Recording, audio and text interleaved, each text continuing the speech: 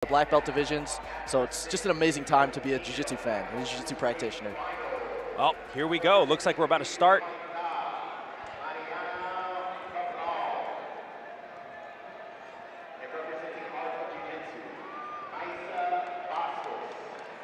And here we go.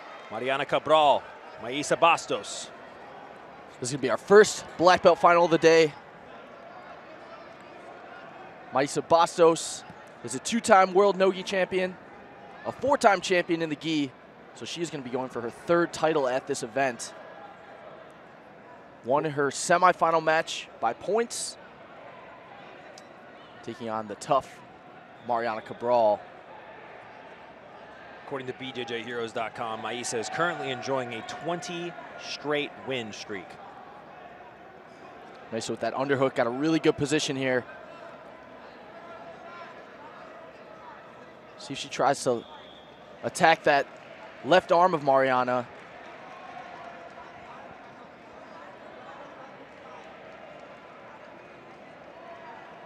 Has the underhook. I'm liking what I'm seeing out of Mariana, though. Beautiful work getting under the leg. We'll see if he tries to she tries to transition this to perhaps a leg entanglement situation, or maybe try to use this to sweep. Good position here. You see Maisa trying to invert. Oh, Maisa. Oh, my goodness. Gets a submission. Maisa Bastos. So quick. 2023 Roosterweight World No-Gi Champion. Gets her 3rd title with a submission in the final. Wow. Absolutely spectacular finish. So fast, I would have to see a replay about it, Danny. Just over a minute into that match. Our first final of the day ends in submission. Maisa Bastos wins her 3rd world no-gi title at the black belt level. Amazing performance from Maisa. What a start to the finals. So here's that replay, Danny. I want to see exactly what this was like. Maisa Bastos, oh my goodness, just catches the heel hook without the leg even caught in a traditional leg reap scenario. Just finds it, twists it, and look at the, oh my goodness, look at the torque on that knee. The grip just looked so tight. What a finish from Maisa. You get to see the replay from every angle there, courtesy of the talented crew down there at FloZone, FloGrappling.com. Now we're going to kick it over.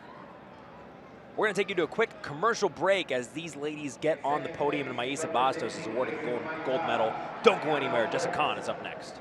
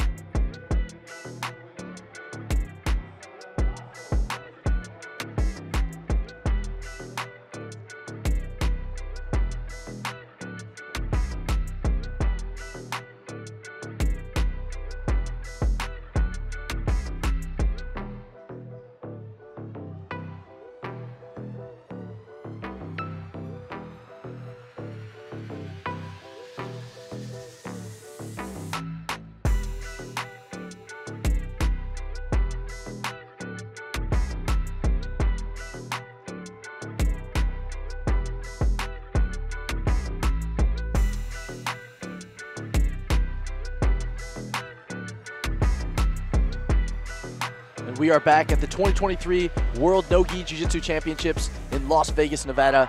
We got the female black belt light featherweight final coming up.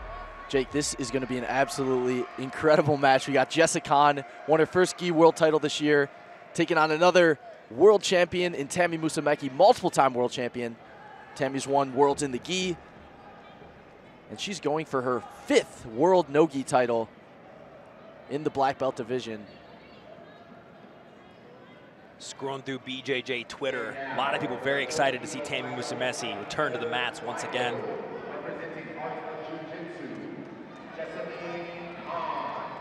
Jessa, as we mentioned, she's a world champion in the gi, also pan champion in the gi, looking for her first major title without the gi.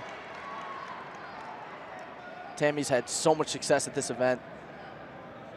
Both athletes looked incredible yesterday. Tammy had 2 fights, 2 submissions. Jessa also coming into this match with 2 fights and 2 submissions.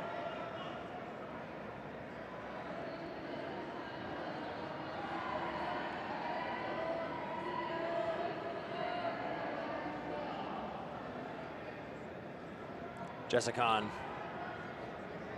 adorning her hair with bows. Perhaps not approved of by our head referee.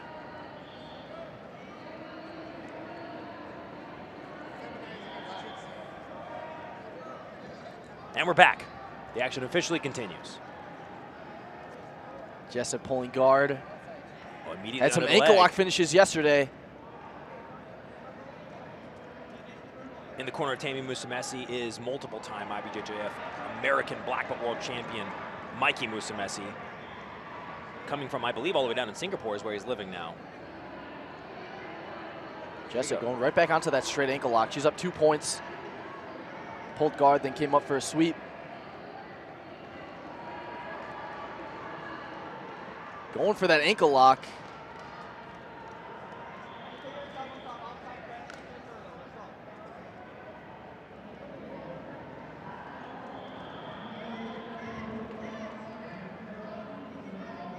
We know how dangerous Tammy Musumeki's guard is. Jessa keeping up this threat of this ankle lock she keeps on sitting back for.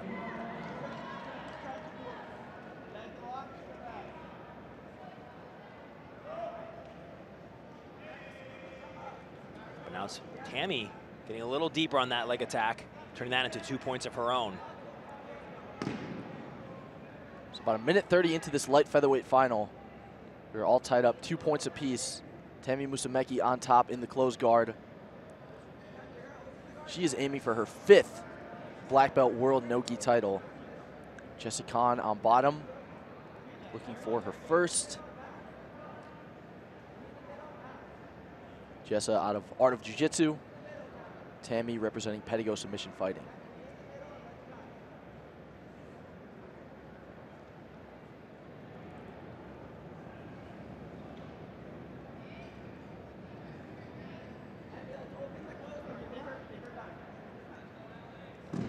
In the corner of Jessa Khan, of course, is Guy Mendez, Art of Jiu-Jitsu. Talked about all the amazing athletes coming out of that academy. They've done really well this weekend. Maisa Bastos won the first world title for AOJ in the first final of the day in the Roosterweight division. Also got Diego Pato in the final.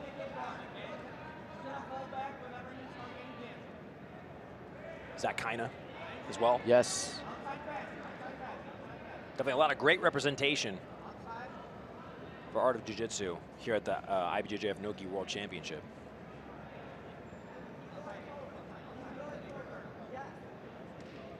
Jessa scores another 2 points with a sweep.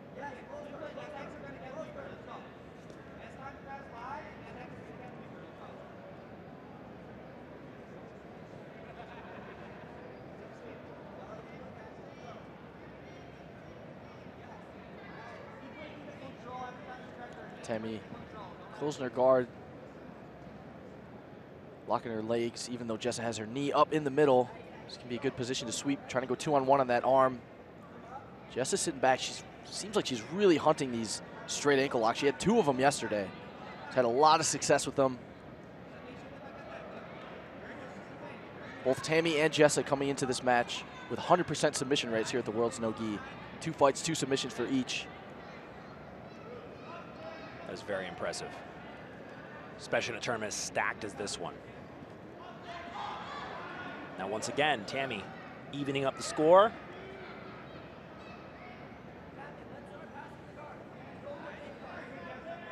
Four points each.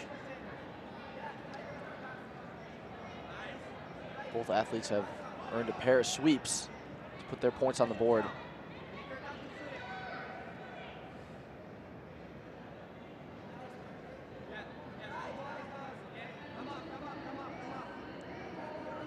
Jess is still looking for this ankle lock. Comes up. She'll use that attack to score another 2 points for a sweep. 5 minutes, 30 seconds left in this one, and it has been a sweet battle, back and forth, just trading points.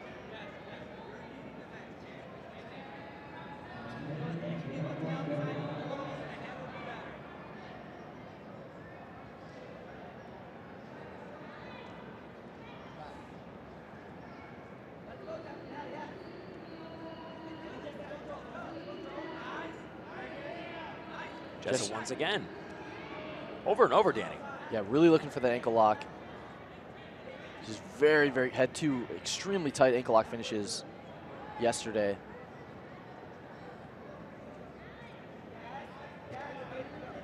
It's become one of her best submission attacks.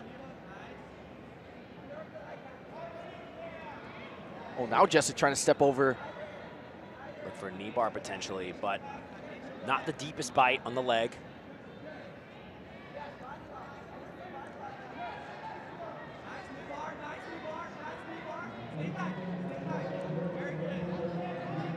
Tammy trying to wrap up the ankle now.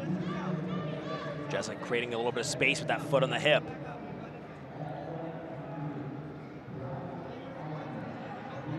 She does get an advantage, Jessica. Right back into that ankle lock again. Falling on her left hip. Grabbing the shin.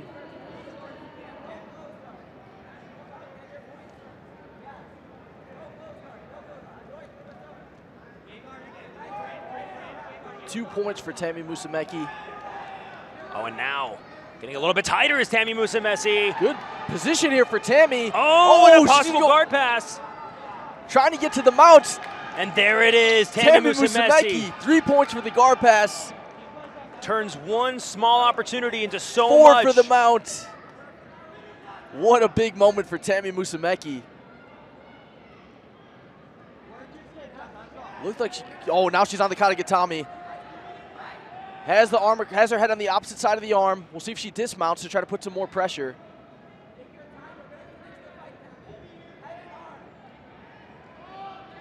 Oh my goodness, this is a lot of pressure from on top. Tammy has quite a bit of time to work, 3 minutes and 20 seconds. She's got a big lead on points, 13-6. Adjusting her head position. Now she grabs her bicep. Will this be it? Tammy trying to squeeze. She's electing to stay in the mount position so far. Jessa still trying to bump as hard as she can to get out of this position, but there's not a lot of space. Staying very resilient here on bottom.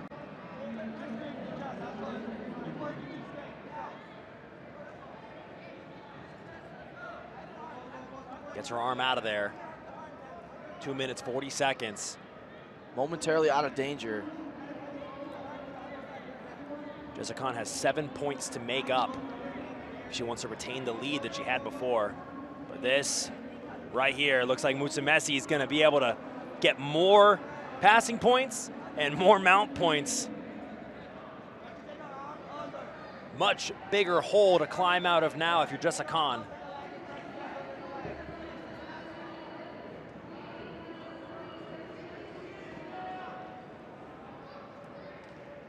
Tammy leading 20-6, up by 14 points.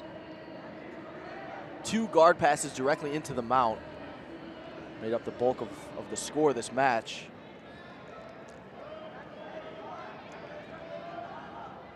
Under 2 minutes left now.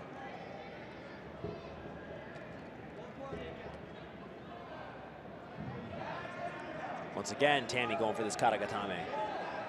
Good position here. Has the arm across. Last time she stayed in the mount. We'll see if she dismounts.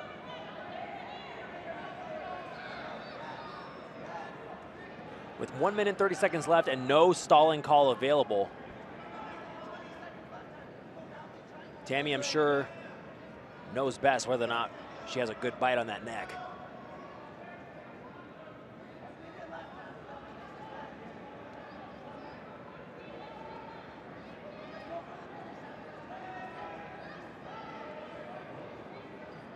Just trying to do anything she can to get out of this position. Tammy walking her legs up. Trying to negate some of that bridging defense that Jess has been using.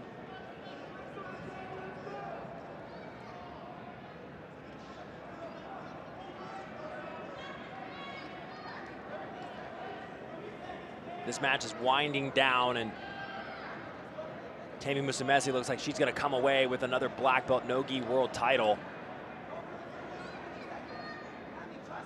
Now trying to switch up her attack.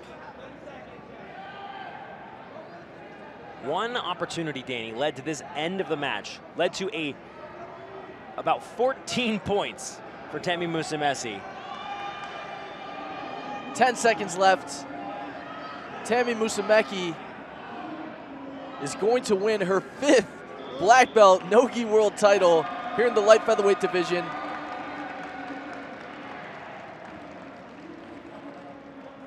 Beautiful performance by Tammy Musumeci. 3 fights this weekend, 2 submissions, and a dominant win in the finals.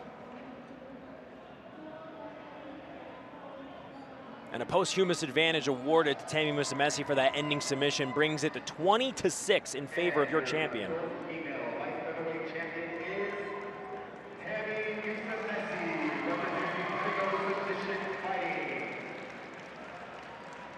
Pedigo Submission's very own Tammy Musumeci will take the top spot here in this division. She's won titles at light featherweight, the division she won today, and featherweight. Once again, beautiful performance. Submitted 2 of her 3 fights at the 2023 World No-Gi. Congratulations to Tammy Musumeci. Now, take a look at some of the action here in this match. I mean, back and forth, they were trading sweeps. Jessica Khan looked so impressive start to finish. It's just one opportunity that Tammy Musumeci had to turn this right here to get tight off this deep underhook and head control, and that was all she wrote. And that's the level of the Musumeci duo that is Mikey and Tammy Musumeci. One mistake can cost you everything. Beautiful performance by both competitors, but Tammy Musumeci takes home the gold.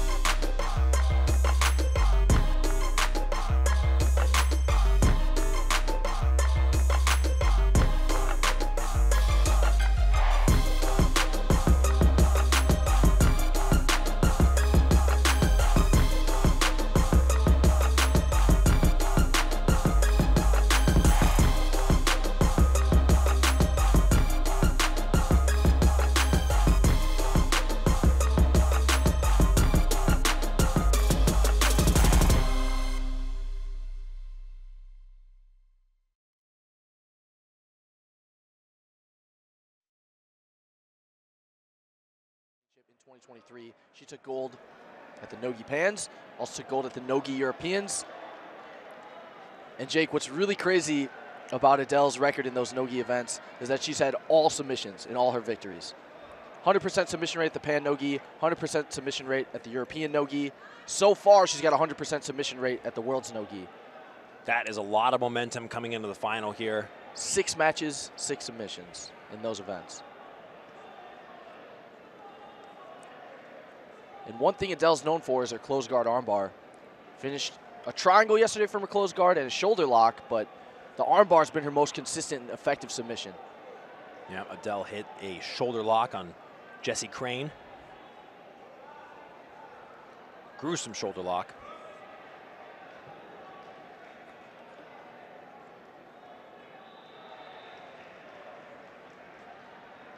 And staying active from this figure forward closed guard. A lot of times people will lock this, and if they're not very active, they'll get called for stalling rather quickly, but she's staying very active from here. It's a difficult way to get out of guard. Got a chance to catch up with Adele a little bit before the event. Talked about how the closed guard armbar is a technique she's been developing since she was a little kid. So she has a lot of experience, a lot of reps doing it in high-level competition.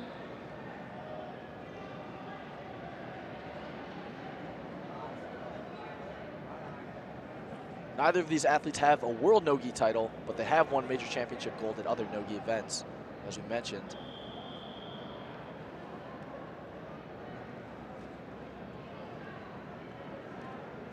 About 2 minutes down so far. Adele's great at the overhook setup from the armbar. Looks like she's trying to get an angle as the overhook on Alex's right arm.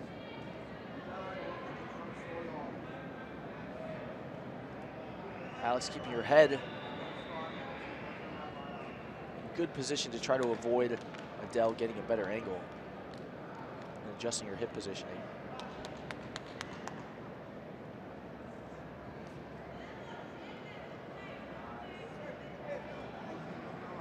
Alex training out of Atos, Atlanta. Adele also representing Atos. Now she's trying to control the wrist. Might go for a triangle. There she goes. Here we go. Locks the triangle. Adele Fornerino has the triangle locked up. She's got a good angle. So far, a 100% submission rate for Adele Fornerino. Will that trend continue? She's trying to push the arm across, Jake, across the hip line, get this position even tighter. Alex throwing her leg over the top. Good defense by Alex. And Alex is going to escape the triangle.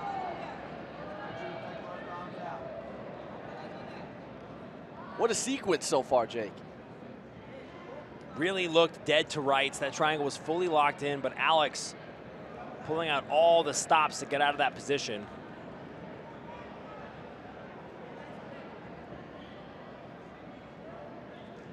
Adele does earn an advantage for that triangle attempt. Looked really tight. Amazing defense by Alex.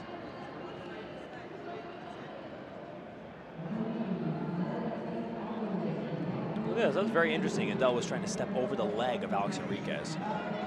Now Alex looks like she might be trying to attack the neck. Oh, Alex look at this. Has her hands connected. Looks like she's trying to go for an anaconda. Maybe trying to throw that right arm all the way through for a Darce now. It's hard to tell. Good position here for Alex Enriquez. Turning the tables on Adele Fornerino, who had what looked like a picture-perfect triangle locked up.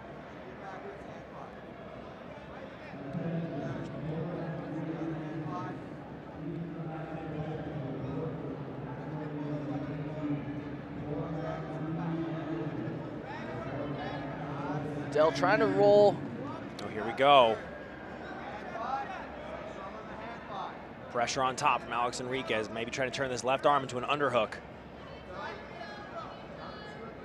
Adele trying to get to a better half guard position, pushing on that knee.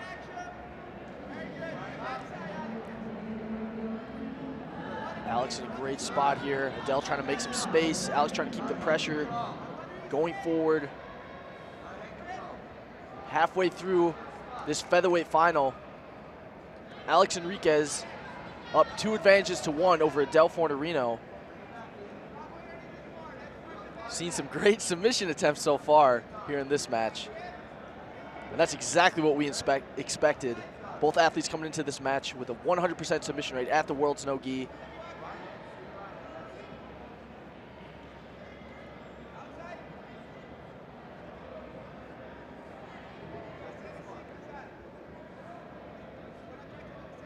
Alex using that left instep to try to free her right leg from the half guard.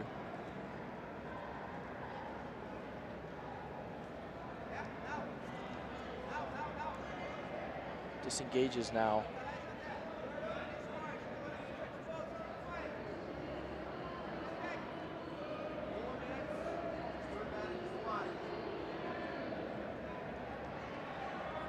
This match has featured some pretty intense moments. A little bit of a lull in the action now. Sure, a little bit more of a measured approach being taken by both. Dell trying to create some space. Now we'll see if she tries to get back to her closed guard. Now trying to sit up. Looks like on a single leg. Oh! Comes up. Alex on the neck. Beautiful come-up sweep by Adele Fornerino. Dell's going to get 2 points after clearing that threat of the guillotine. She's going to take the lead. Now Alex has his wrap over the neck. Oh my goodness! Wow. Alex Enriquez almost on the back, has one hook. She might have the choke fully locked in, Danny. She has her hands connected, hard to see from our angle. Loses the choke, but what a great transition by Alex Enriquez. Wow. 2 points for Alex Enriquez. Also an advantage. 2 advantages. 3 minutes left. What I've loved about this match so far is every time one athlete sets up a great attack, the other athlete counters with another great attack. It's been Adele setting up the attacks in the beginning and Alex countering with some amazing submission attempts of her own. This really has been an incredible back and forth battle. Adele back into the half guard. Alex has the far side underhook. 2 minutes and 30 seconds left. Alex Enriquez leading this featherweight final by 3 advantages.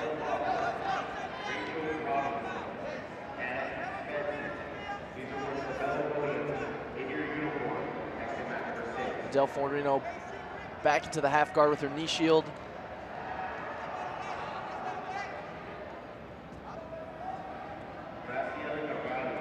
Trying to come up on another sweep. It's going to be difficult on Alex Enriquez to get one too many of those come-up sweeps. But now, down by 3 advantages. The dangerous Adele Fornerino finds herself with her back against the wall.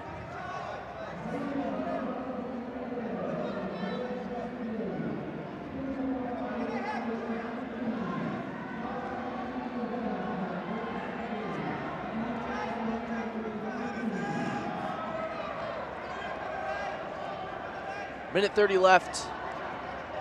Alex Enriquez now trying to do some passing from the outside.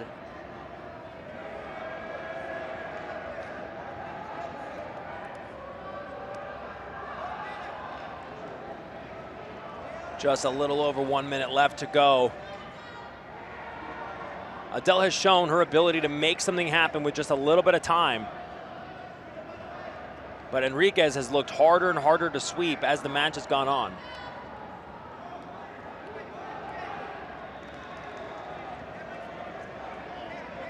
I think we're going to see a sense of urgency from Adele here. Back up to her feet. Beautiful defense by Alex Enriquez into the front headlock position.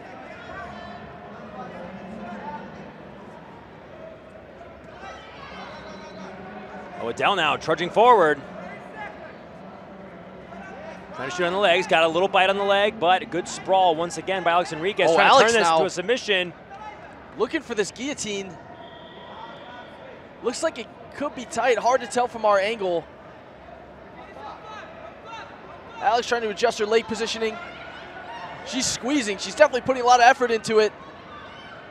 Oh my goodness. 3 seconds. And it is going to be Alex Enriquez who wins her first World No-Gi title at black belt. What a match, Jake. What a final. What a performance from both these athletes this weekend. That was such a back and forth battle, Danny. Really, Adele looked like she could have won that match early on. That tight triangle. Looked like Alex Enriquez was dead to rights. But she does the right maneuver, crosses both legs over the belly, gets out of that situation and turns it into a victory of her own. Talk about resilience. I was so looking forward to that match, as we talked about leading into it. Both athletes coming into it with a 100% submission rate. Adele had finished all of her matches in major Nogi championships in 2023 by submission. What a match.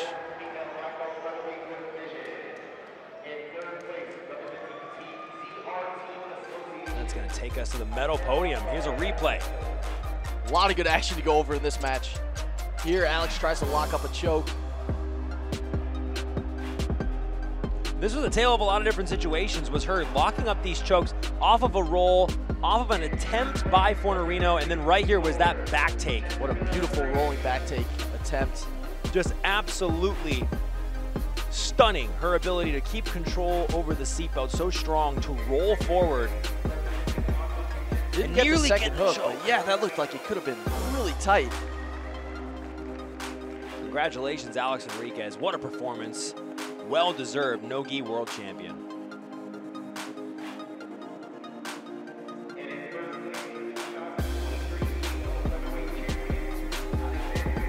Alex Enriquez of Atos Jiu-Jitsu wins her first World Nogi title as a black belt. Beautiful performance.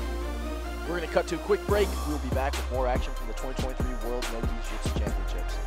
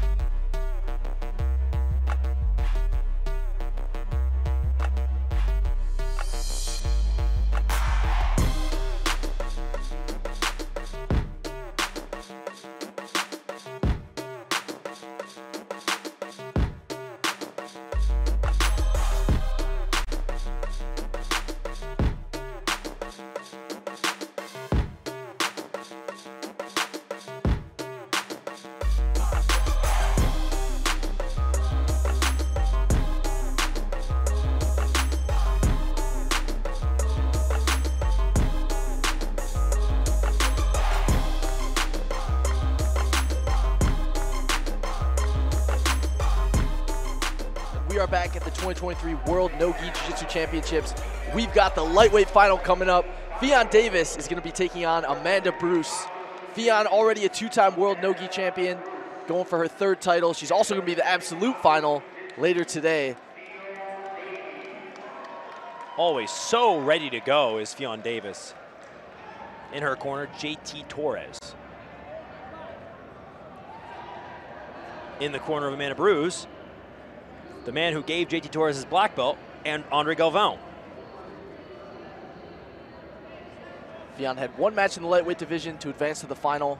Won that match by submission with a head and arm choke. Look at the activity by Amanda Bruce right off the bat. Really pushing the pace in this one so far.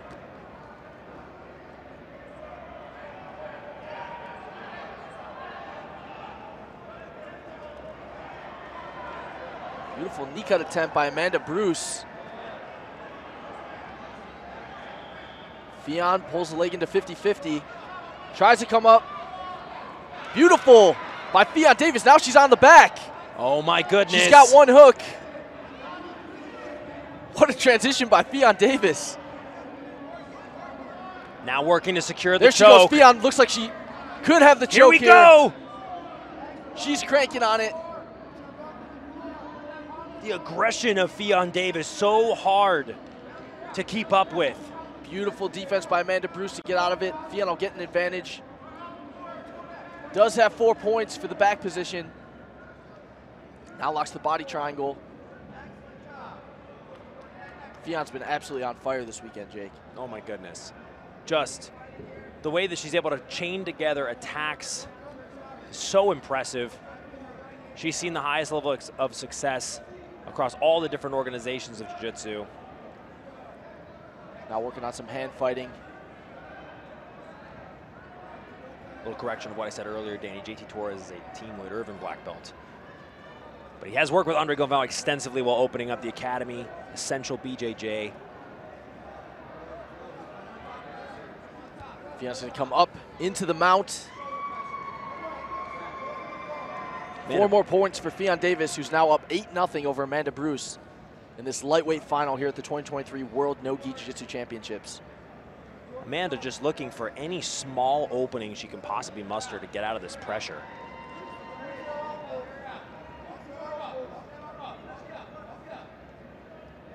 Yeah, now trying to walk that left arm up of Amanda Bruce.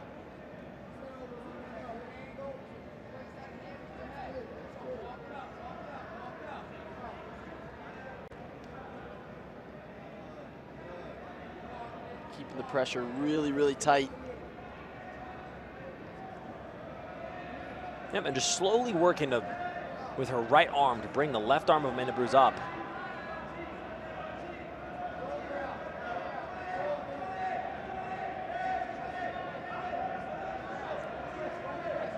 Now exposing her back. Just a second.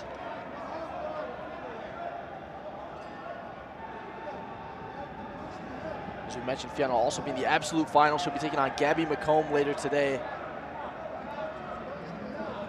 Trying to win double gold here at the World No-Gi. She's already won this event twice as a black belt. Going for her 3rd title in the lightweight division. She'll be going for her 4th, assuming she should win this match and hold on to this lead in the absolute division. Has the potential to go for her 4th, I should say. This is a great spot to be for Fion in regards to energy conservation as well, just being in mount, being able to slowly work from this position. He does have a fight later on today.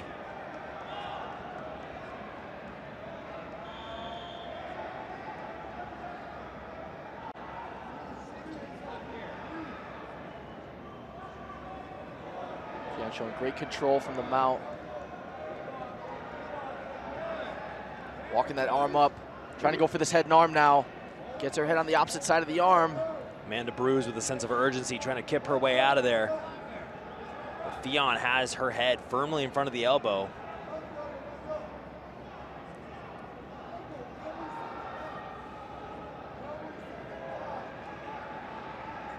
A little over halfway through the match, a little under halfway through the match.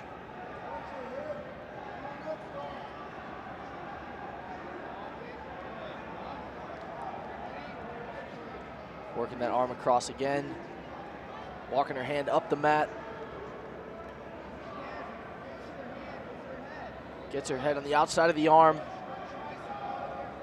Now Fion looks like she has a little bit tighter position to start going for this finish. See if she connects her hands. Amanda Bruce gets her elbow free once again.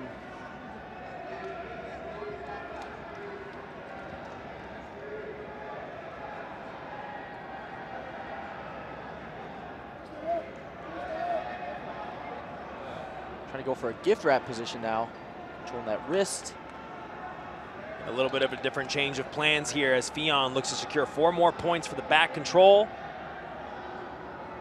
12-0.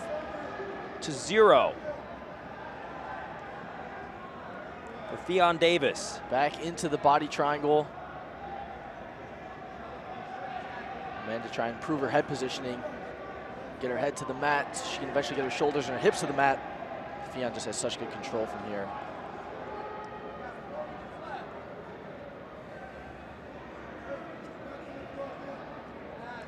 Now Fion looked like she was going to try and go for another rear naked choke finish. And Amanda is going to come up on top in Fion Davis's closed guard.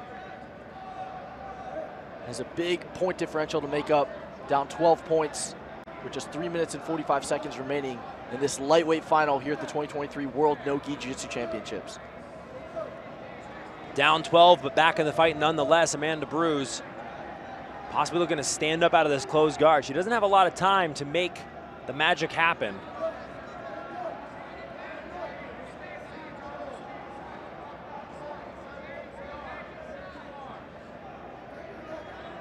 Amanda stands up, trying to break open this closed guard. Here you go, Amanda Bruce trying to sit back.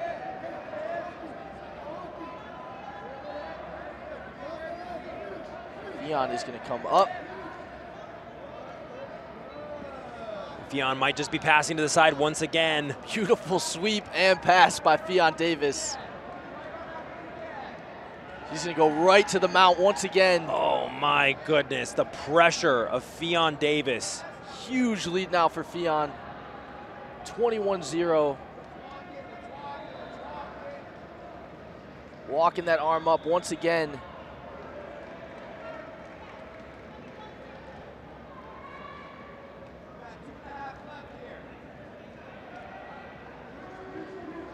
Amanda Bruce trying to get onto her side, do anything she can to relieve some of this pressure from Fionn Davis.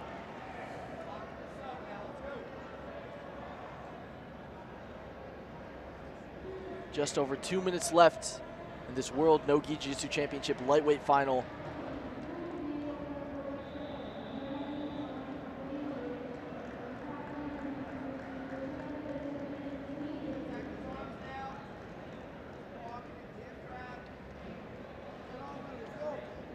Such a tough position to get out of, especially Amanda Bruce's elbows disconnected from her hips. So Fionn is not in a position on her body to where bumping with her hips is going to move Fionn, because Fionn's already on her chest. You see how the bumps barely move Fionn. Because Fionn has done a great job of bringing her knees underneath the elbows of Amanda Bruce.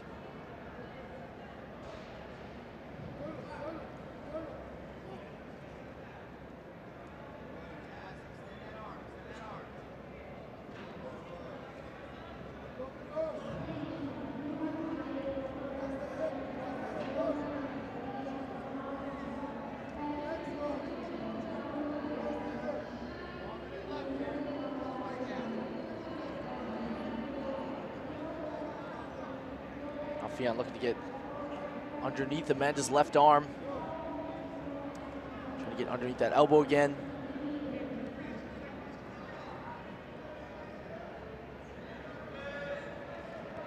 Just about 45 seconds left.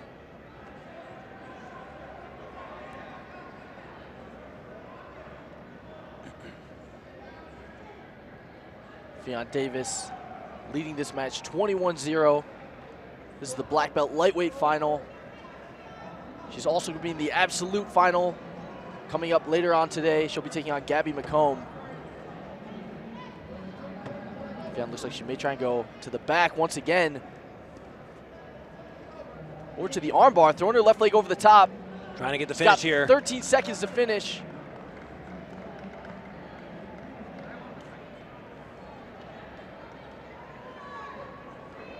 It looks like time is going to expire, and Fionn Davis secures her third black belt world no-gi title. She'll have an opportunity to go for her fourth later on today in the absolute division. Amazing stuff from Fionn Davis. And your 2023 adult female lightweight champion is Fionn Davis, representing Afro Jiu-Jitsu. Not a lot more can be said about that woman right there. Heavy lies the crown. And this division has a queen. I'm interested, like, who is going to stop her? That was an emphatic performance. Fionn Davis now a two-time world champion in the gi and a three-time no-gi world champion. And her day's not even over.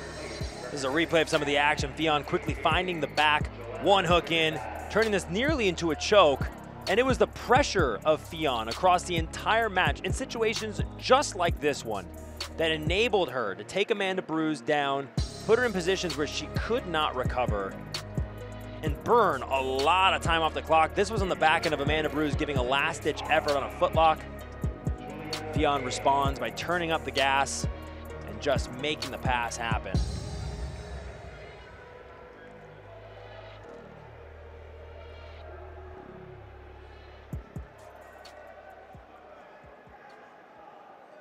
Let's take a look at this lightweight podium here at the 2023 World No-Gi Jiu-Jitsu Championships.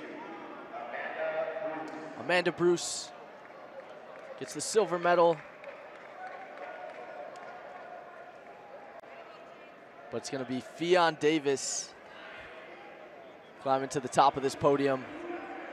And in first place, your 2023 female lightweight champion, Fionn representing Octo. What a year for Fionn. What a career so far at black belt.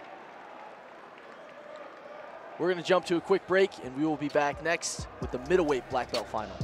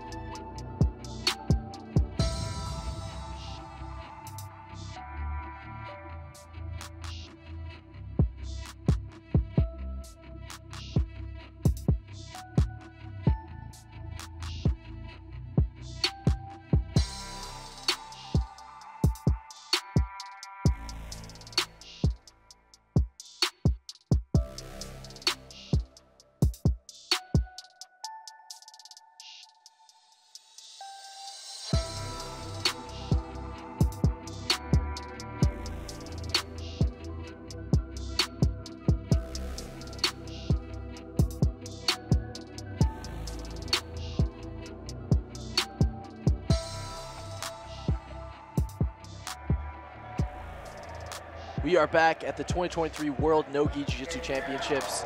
We've got an incredible middleweight final coming up. Tamara Ferreira taking on Gabby McComb.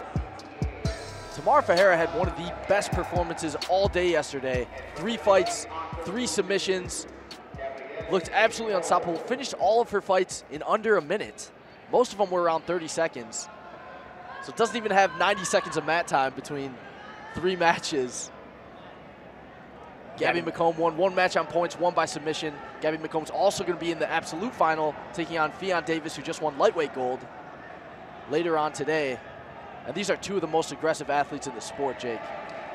Definitely interested to see how this one's going to go down.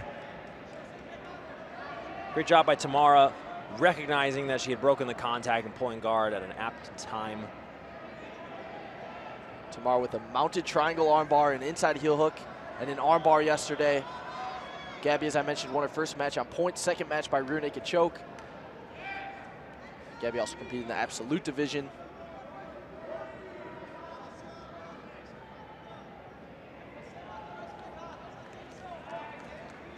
Trying to dive through is Gabby McComb.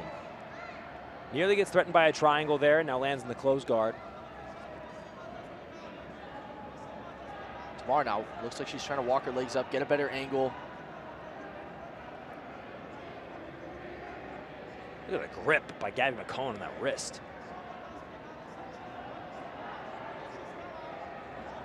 Hooking the arm once again. Definitely looked interested in going for that arm bar on that side. It's been so fun watching Gabby McComb back in high-level competition. Won a world title in the gi in 2021. Took a little hiatus from competition, but definitely has returned in her best form here at the 2023 World No-Gi Jiu-Jitsu Championships.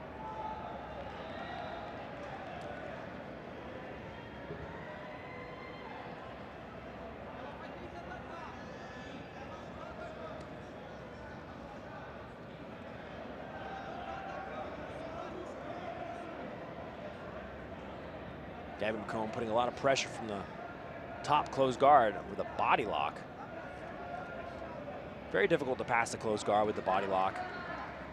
Tamara responds by wrapping a body triangle.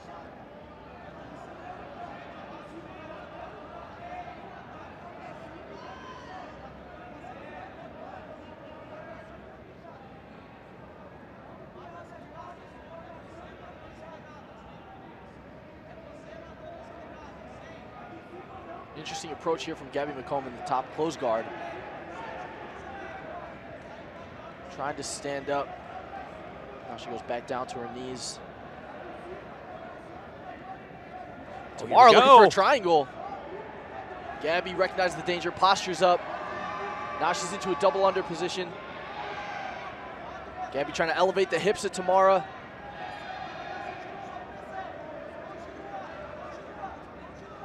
Great job by Tamara getting her hips back down to the mat.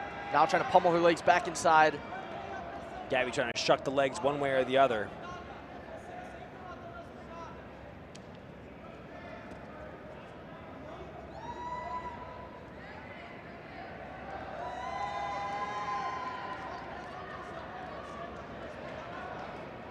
Tamara Ferreira representing Brasa CTA. Gabby McComb representing Atos Jiu-Jitsu.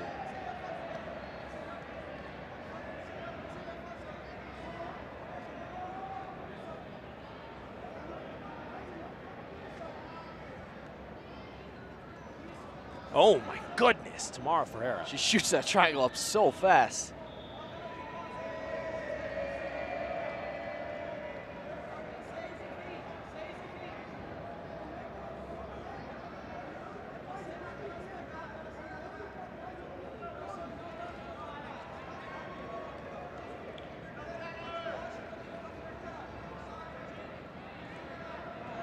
A little bit of a kick in the mouth, it looks like, potentially. Might have happened earlier.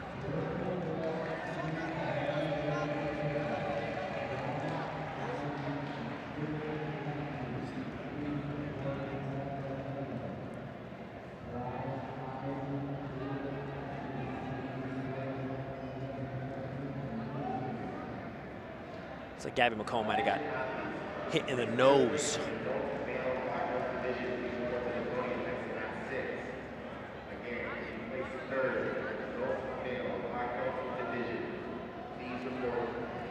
See if I can take a look. Maybe the replay will show us a little bit more of what happened during that exchange.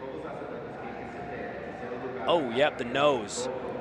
It's right in the way of the foot coming in on the inside.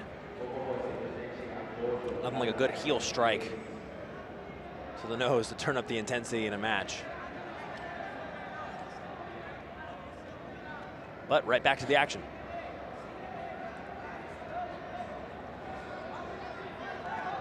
Gabby McComb seems pretty insistent on this double under position. He's gotten to it a few times. Tamara's done a good job defending, but Gabby keeps going back to it.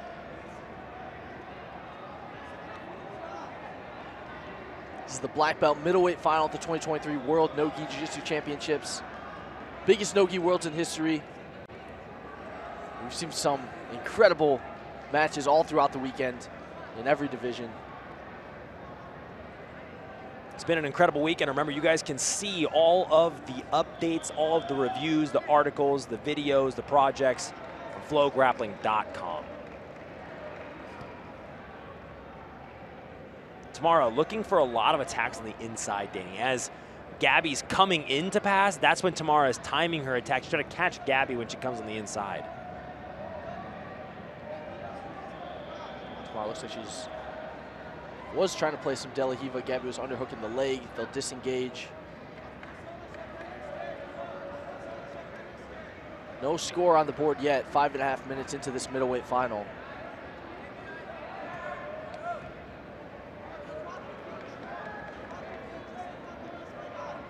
Tamara, as we mentioned, came into this match with a 100% submission rate at this event.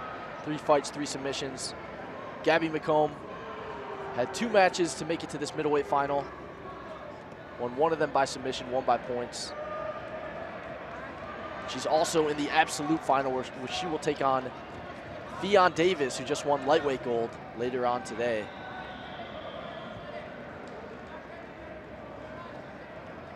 Gabby trying to step through, maybe to try to immediately go to knee on belly there.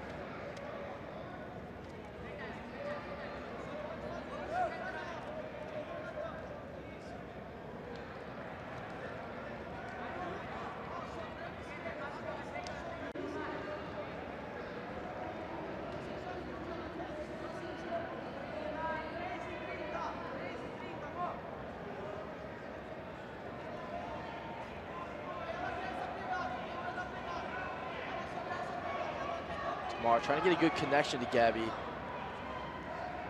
Gabby doing a good job keeping that left knee forward, preventing the closed guard.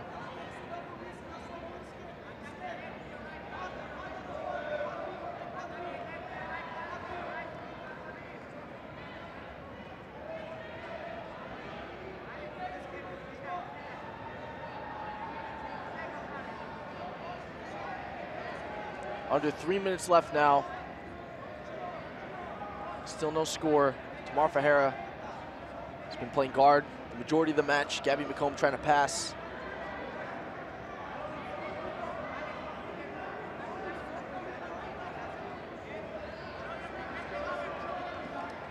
Oh, and look at this! Tamara Ferreira Looks like she has a good bite on the heel hook. Gabby trying to get her knee free.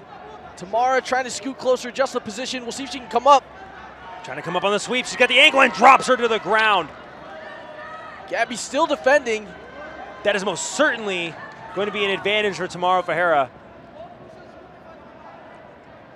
2 advantages on the board for Tamara.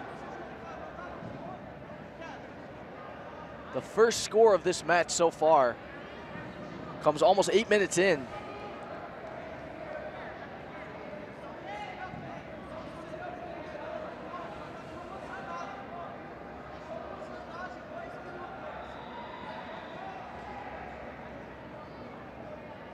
Beautiful come-up sweep by Tamara Ferreira there. Yeah, I loved how she used that heel hook setup to get Gabby to back up a little bit and use that momentum to come up on top.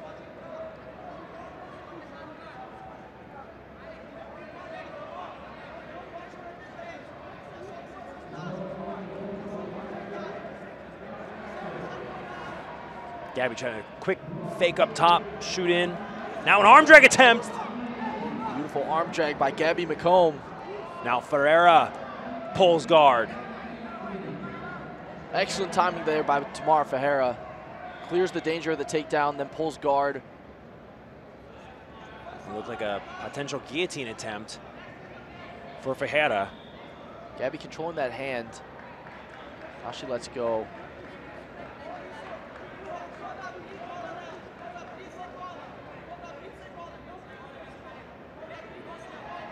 One minute to go here. Only an advantage for Tamara Ferreira. Gabby McComb. Oh my goodness. Almost on the back. Gabby's got her hooks. Both hooks in for Gabby McComb here. Giant opportunity. Huge moment here. This is 4 points for Gabby McComb. Gabby late in this match. McComb's moment, Danny. What a moment for Gabby McComb. Takes it back late in this match, gets her points as Tamara Ferreira flattened out. Wow. Just 20 seconds left now. Gabby's gonna try to finish. Trying to punch this rear naked choke through. In a match that looked like Tamara Ferreira did enough, Gabby McComb turns it up. Gabby's still trying to fight for this rear naked choke. Great defense by Tamara Ferreira, but it's that late back take by Gabby McComb that wins her a 2023 World No-Gi title in the middleweight division. What a performance there at the end by Gabby McComb. She wins 1 gold medal now. She waits for her opportunity to potentially get a double gold. So we got Gabby McComb and Fionn Davis coming up in the absolute division, both No-Gi world champions here in 2023. It's amazing that one of those ladies are going to come home with a double gold. Cannot wait for that matchup later on today. The lightweight No-Gi world champion versus the middleweight No-Gi world champion. Fionn Davis will take on Gabby McComb.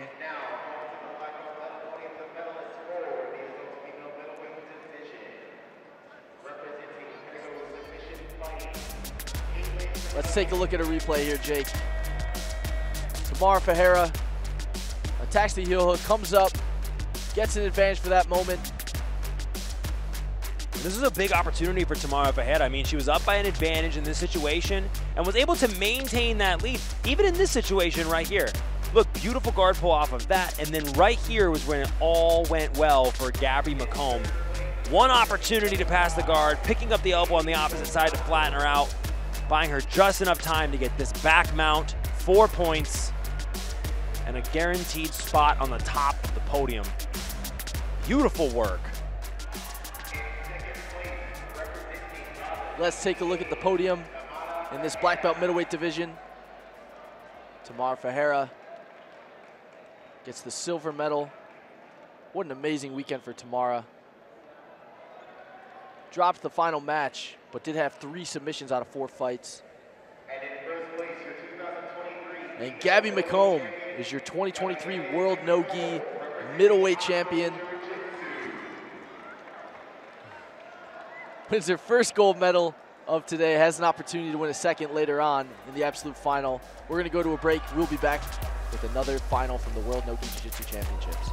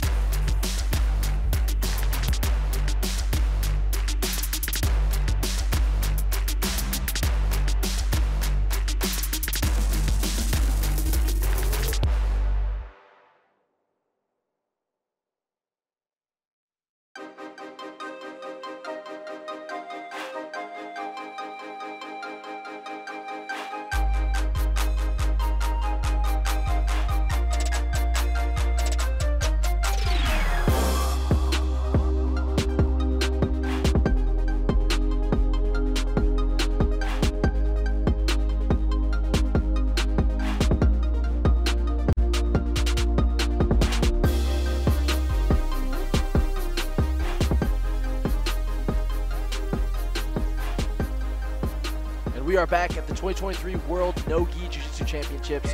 We've got the black belt medium heavyweight final coming up. Sala Samola is going to be taking on Elizabeth Mitrovic. Seen some amazing finals so far here today, and I'm sure we're going to see a lot more, Jake. But there's one thing I've learned as we've been calling the action over the last 2 days, Danny, is that the action is not going to stop. It has only gotten more intense. Sala representing Hilti BJJ, Elizabeth representing Alliance.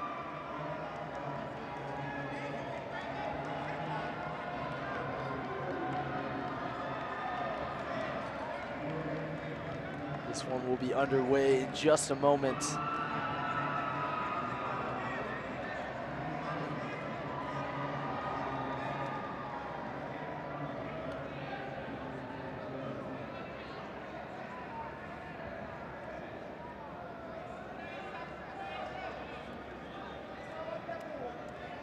And here we go.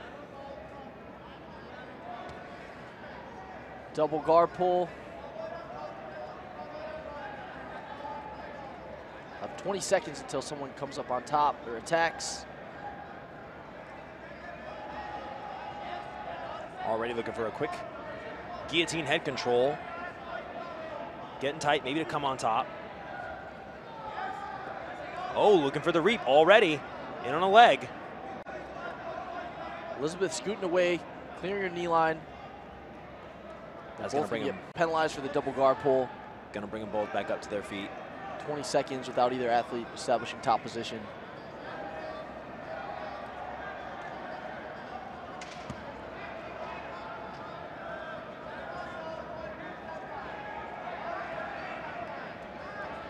Now Sala Samola comes up on top.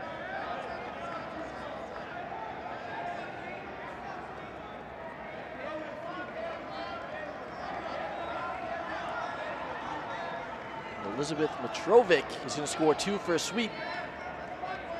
First points of this medium heavyweight black belt final.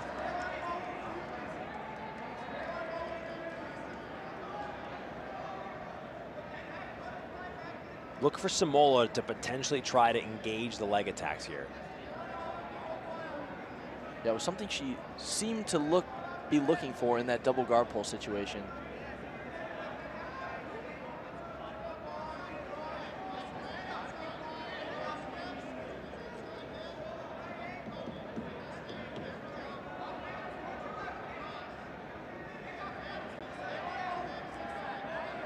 Underhooking that far leg. Now takes her arm out.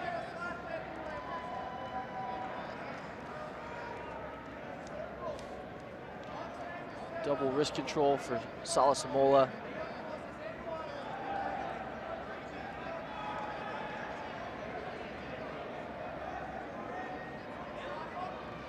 Now Mitrovic may be looking to secure a leg entry of her own.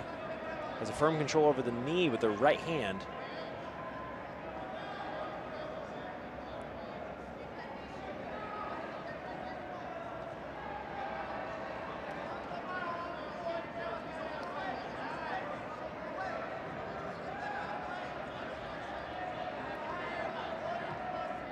Good Delahiva here for Sala. Oh, there we go. Gets to her close guard.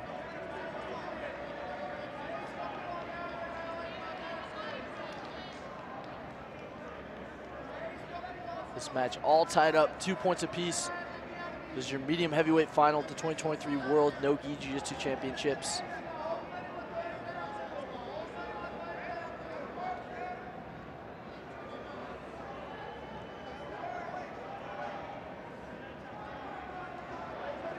Sala's got a good position now with that overhook. Looks like she's trying to create a good angle. We've seen a lot of competitors adopt this figure 4 closed guard today, Danny. Keeping control, keeping a very tight control over the waist of their opponent so that they can initiate these upper body attacks, but it's very difficult to get out of as the person on top.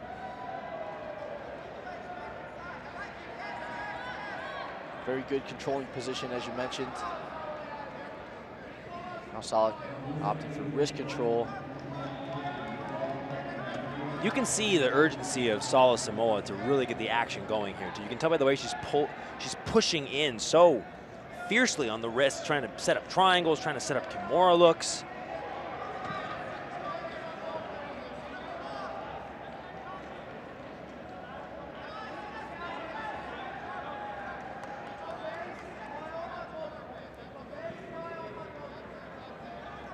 Elizabeth doing a good job staying safe, but hasn't made any real attempts to open the closed guard as of yet. Penalty for Mitrovic.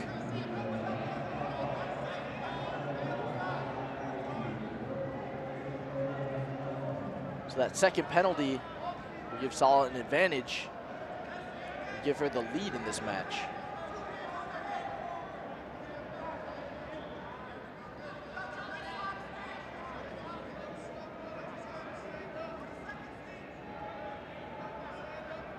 Four minutes and 20 seconds into this heavyweight final. Mitrovic getting creative with these guard passes, putting the pressure down on Sala Simola. Beautiful work by Elizabeth Mitrovic, trying to get around the legs. It's a big opportunity, but Sala Simola turning it around. Counters with the back take. One hook in. Let's see if she can get the second. Oh, it looked like she went to go for that arm lock. Man. Falls off the back. Very interesting sequence there. That was something, Danny. Steps over to break open the guard, nearly passes, and then almost gets her back taken.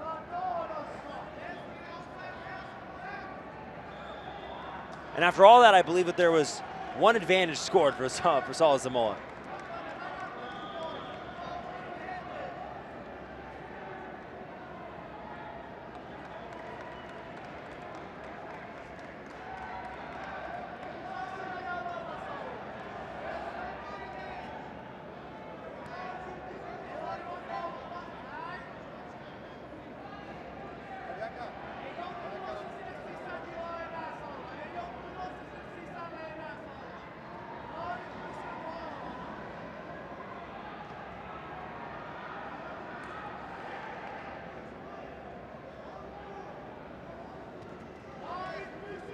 Mitrovic trying better to put position a little here more now. pressure. Yeah, good position for Elizabeth Mitrovic. She's trying to drive that left knee all the way to the mat. Sala using her left knee to manage the distance, doing a great job with that knee shield.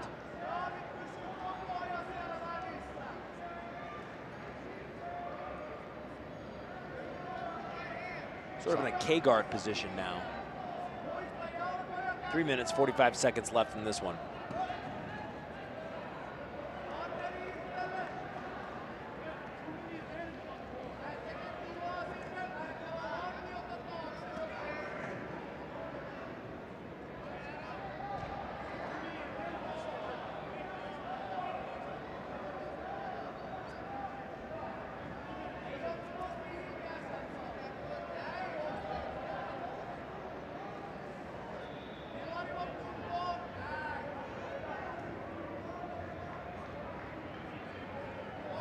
Sala Simola on bottom, up by one advantage over Elizabeth Mitrovic. This is the medium heavyweight final.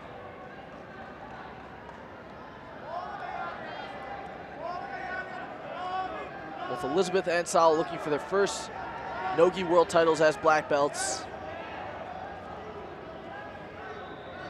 Mitrovic perhaps sensing that the time is drawing near, down by 1 advantage. Technically down even more than that because of the penalty that she has. So she'll need to really get things moving here if she wants to win this match. This is a good way to start. Elizabeth Mitrovic gets solid to turtle. That's going to get her an advantage. Still down by that penalty, but now she has a good opportunity to make the most of the situation, create another score. This is a very important situation for Mitrovic here. She has to be very calculated in what she does. She can't afford to lose this position this late in the match. Keep on fighting for this choke. Look for her seatbelt. Salasamoa is doing a great job of keeping her left knee so tight to her body that she cannot give up. She's not going to give up the hook very easy. Elizabeth trying to open up some space.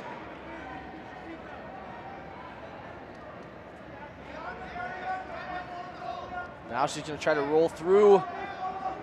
Elizabeth trying to put her back down flat on the mat. Here we go. Great work by Elizabeth Mitrovic to maintain this position.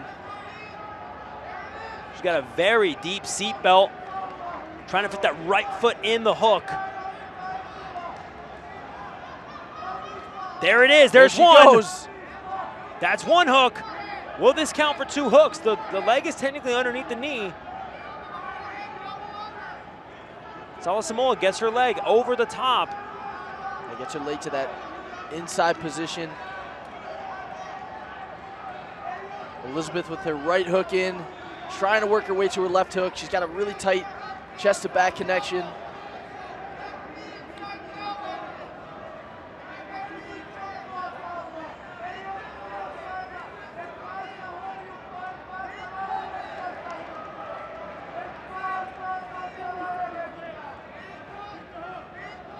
Now it looks like she almost has her left hook in. Her foot's inside. Oh, there it is, but now it's on the hip. Let's see if she can maintain this position. Sala doing a great job defending. Both hooks are in. That looks like enough to give the points for Elizabeth Mitrovic.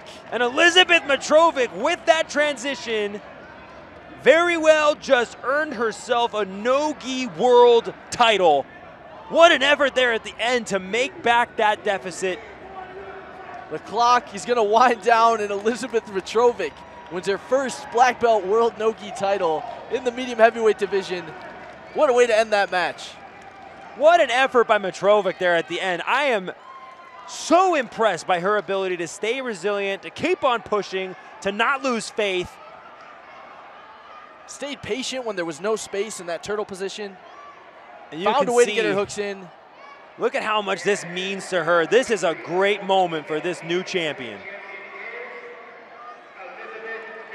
Elizabeth Mitrovic, medium heavyweight champion here at the 2023 World No-Gi Jiu-Jitsu Championships, with a late rally to get the back, score 4 points, and seal the victory.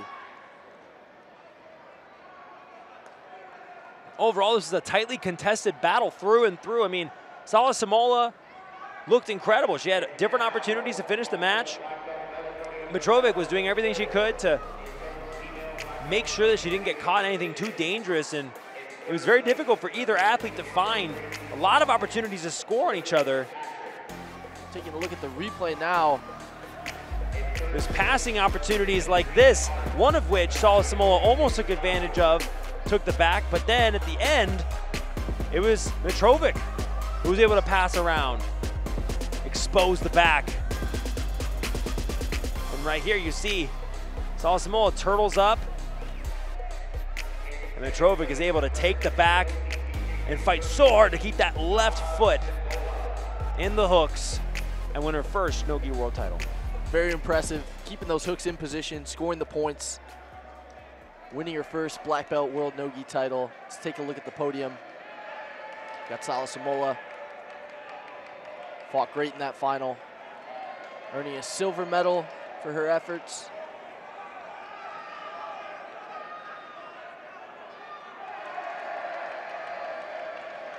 but it was Elizabeth Mitrovic who came out on top. The Alliance Jiu-Jitsu black belt makes her way to the top of the podium. Beautiful performance. We're gonna go to a quick break. We will be back with the heavyweight final here at the 2023 World No-Gi Jiu-Jitsu Championships.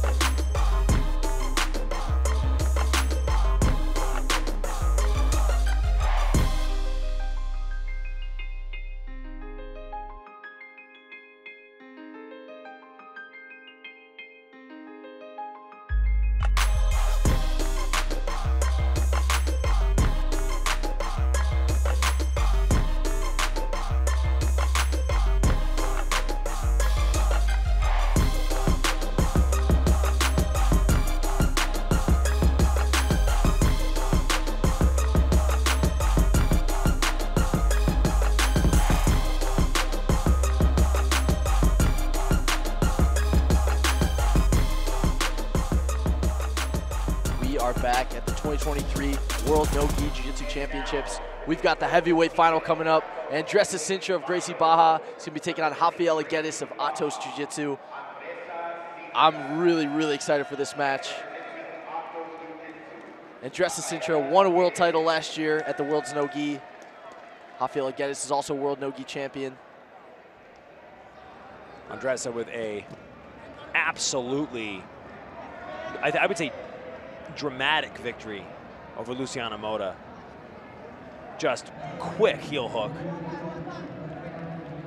Already trying to get the action started versus Rafaela Geddes. In the corner of Andressa Sintra, her husband, Lucas Valente. Rafaela Geddes has Andre Galvão. You mentioned that inside heel hook that Andressa Sintra got to advance to this final. Rafaela Geddes also scored an inside heel hook to advance to the final. She was down, I believe she was down 6 points against Maria Maliacek, an amazing competitor. Came back, got the inside heel hook finish. Great comeback victory for Rafaela. And now she is on top in Andressa Sintra's close guard. Andressa trying to climb her legs up.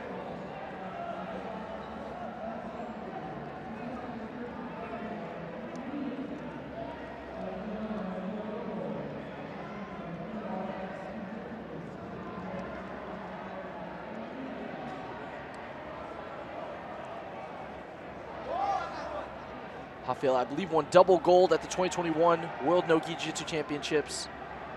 Andressa won her first World No-Gi title last year, 2022.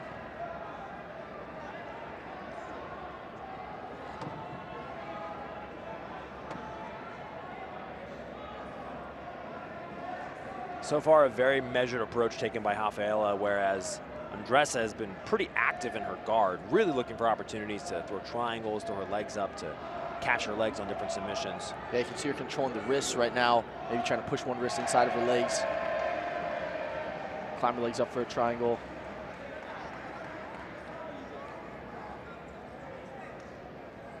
Andressa won her final last year in 2022. I believe it was by knee bar. Capping off a great performance at that event.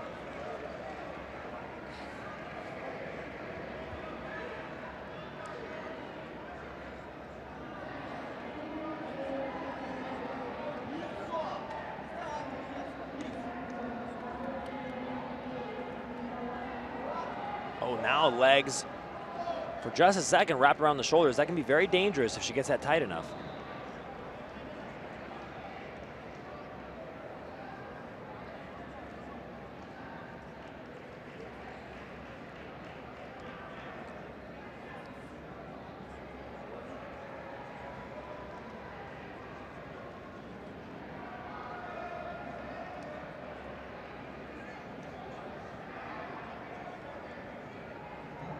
About 7 minutes to go in this one.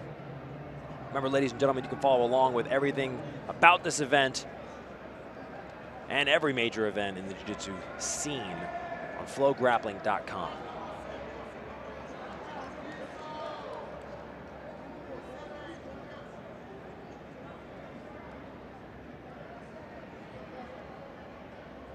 Following this match will be the return of Kendall Rusing versus Michaela Barros. Then we'll move into the ultra heavy men's final, where Roosevelt Souza, we'll also see in the absolute division today, Danny, taking on Heki Jusila. That'll be one of Roosevelt's finals of the day. His second will be against Roberto Jimenez in the absolute division. Now Rafaela standing up, trying to open his closed guard, and dress out. Looks like she's going for the arm bar. Throws her leg over the top. This is a big opportunity. Andressa does have both of her legs pinched firmly around the body and one around the head. Rafaela grabbing her bicep, trying to protect her arm. Andressa's hips way off the mat. She's gonna try to put Rafaela down. This is huge. Rafaela doing a good job with that left leg. Oh, this could be it. Andressa breaks, looks like she's almost broken the grip. Oh my goodness! Gets the finish. Andressa Sintra of Gracie Barra wins another World No-Gi title. Wow, that was incredible, Jake. What a finish from Andressa Sintra. In a position that a lot of people might let go of the armbar to transition to a leg attack, or let go just to recover the guard. She stays true to it, underhooks the closest leg, and once she got Rafaela to the ground, it was the beginning of the end. And it is Andressa Sintra of Gracie Barra who wins the heavyweight division here at the 2023 World No-Gi Jiu-Jitsu Championships. Incredible armbar finish, set it up from her closed guard against a world-class opponent in Rafaela Guedes.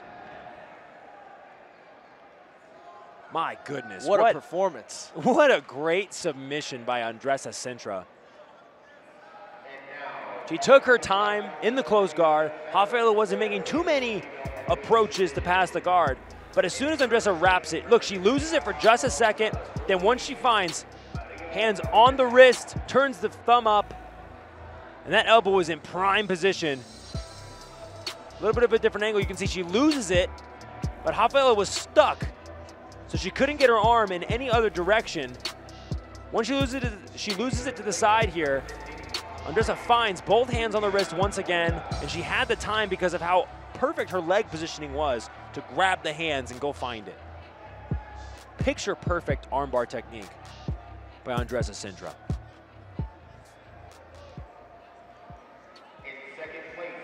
Let's take a look at the podium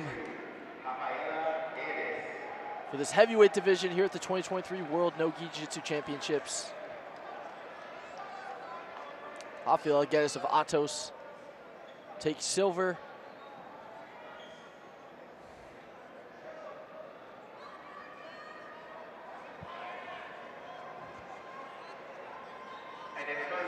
It was Andressa Sintra of Gracie Barra winning a World No-Gi title, second year in a row. Second year in a row, finishing the final by submission. She'll get her gold medal.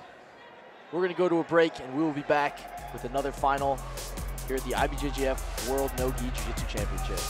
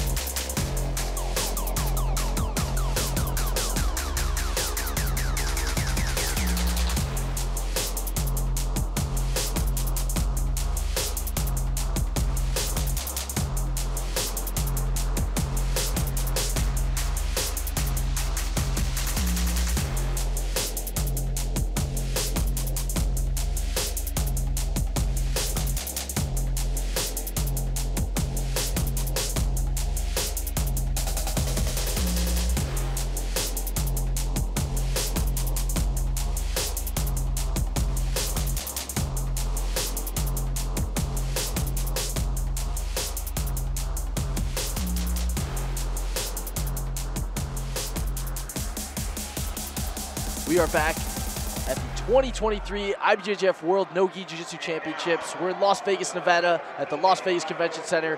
We've got the super heavyweight final coming up. Kendall Rusing taking on Michaela Barros. Kendall representing Gracie Baja, Michaela representing GF Team.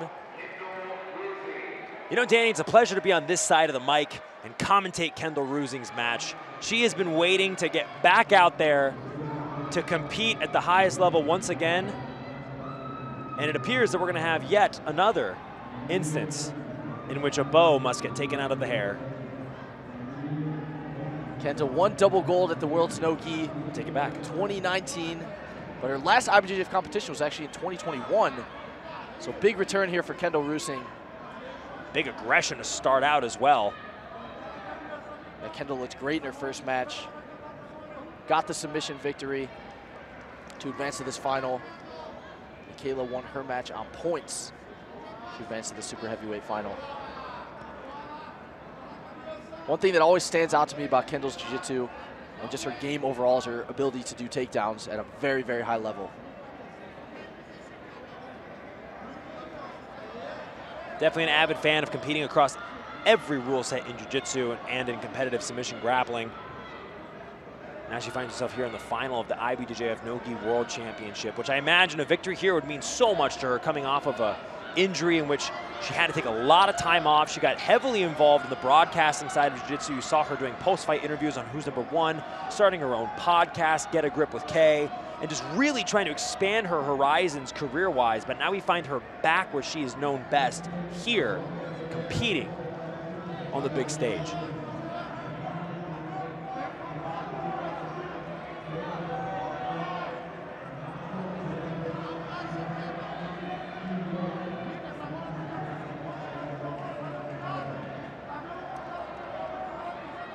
Kendall now taking a little bit more of a measured approach. She opened up very boldly, very aggressively, I would say, to start out this match. And now just looking to pick her opportunities and find however she can get this match to the ground. Had a really nice inside trip in her semifinal match. Now has a beautiful knee pick by Kendall Rusing. On the edge of the mat, though. See what adjustments Barros makes. Use that underhook. Put Michaela's weight on one leg. And nearly secured that takedown.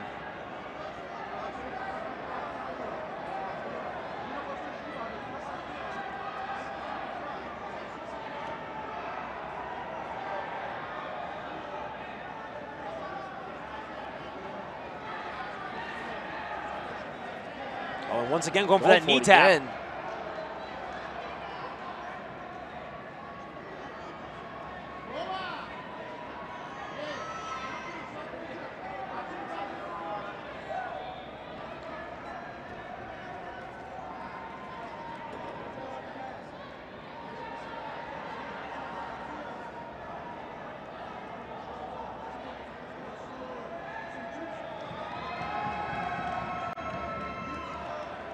Throwing the arms off is Barros.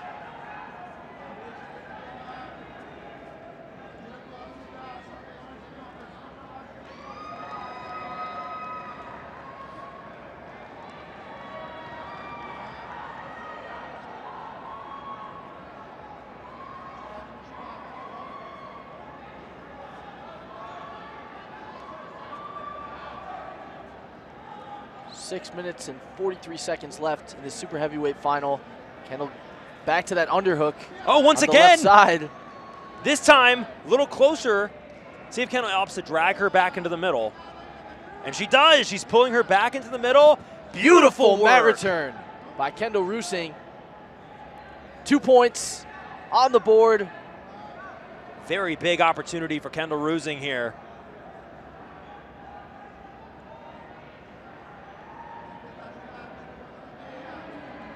Now she's going to try to get her hooks. Flattens Michaela out. 4 points for Kendall Rusing.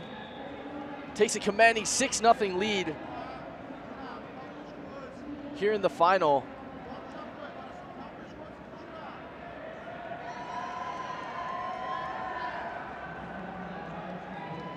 Trying to look for the hand under the chin, put this one away. Michaela Barros needs to find an opportunity to potentially roll to one side. Both of Kendall's legs, both of her feet are underneath the quads of Michaela Barros. Michaela needs to bring her legs together in between that space and try to roll one way or the other.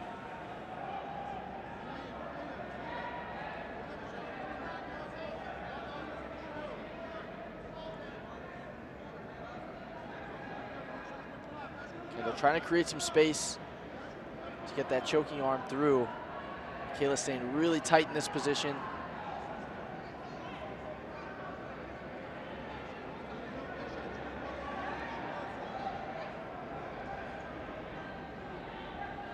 Really working to get her arm under the chin is Kendall Rusing.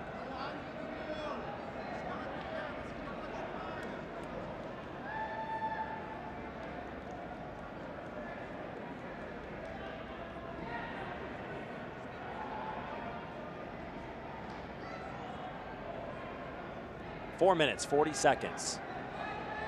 6-0. Scored her first 2 points with an amazing takedown. Then took the back. Now looks like she's trying to open up space, really getting aggressive with this submission attempt. Hard to tell from our angle or how close she is to getting under the chin. But transitioning one way or the other.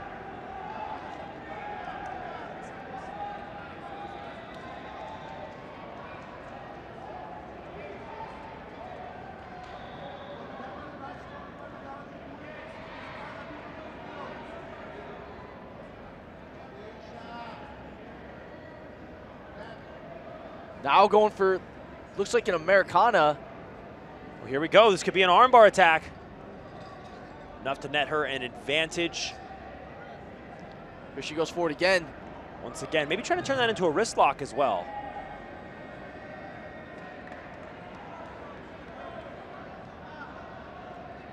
Right back to it. We'll see if she tries to straighten the arm out now, it looks like.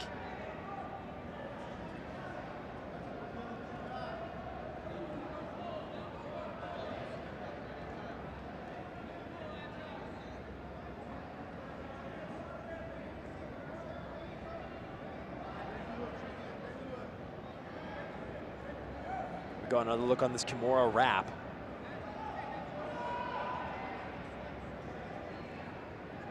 Looks like these attempts have been pretty tight. One of them earned Kendall an advantage. Time's winding down though in favor of Kendall Rusing. 2 minutes, 45 seconds left.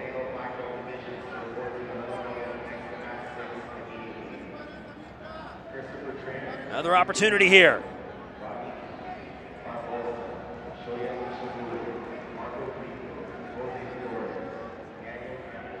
Using, looks like a half Nelson, trying to open up some space, create a different attack. A little bit of movement out of Barros now from on bottom. Trying to roll and get on top maybe. Kendall throwing the arm bar. She's on the arm. Looked like she had a Kimura grip. Trying to break the grip now of Michaela Barros. Oh, could this be it? There she goes. And that's and Kendall it. Gets the submission. Back again and about time too. Kendall Rusing, IBJJF No-Gi World Champion. 2 fights this weekend, 2 submissions, 100% submission rate for Kendall Rusing here at the World No-Gi 2023. What a return and what a performance in the final. Secures a takedown, gets to the back, finishes with a beautiful armbar.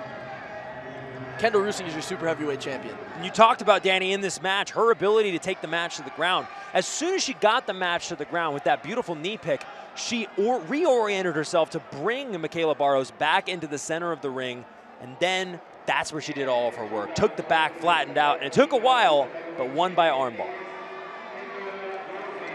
Kendall Rusing is your champion, 100% submission rate here at the 2023 World No-Gi Jiu-Jitsu Championships. Incredible performance. Amazing return to competition for the IBJJF for Kendall Rusing. Whether she's commentating or she's fighting, she happens to find herself on the main stage. Let's take a look at the replay. This beautiful knee tap you talked about earlier, that was the precursor to what would eventually happen later on in the match, Danny. That was one look, and then right here off that other knee tap brings her back into the center. Beautiful mat return, and from there it was the beginning of the end. She was able to put both hooks in, and it was actually off of Michaela Barros nearly escaping the position that Kendall was able to secure the armbar, straighten it, and get her IBJJF No-Gi World Championship gold medal. Third World No-Gi title as a black belt for Kendall Rusing. Gets her hand raised. And now we're going to take a look at the podium in the super heavyweight division.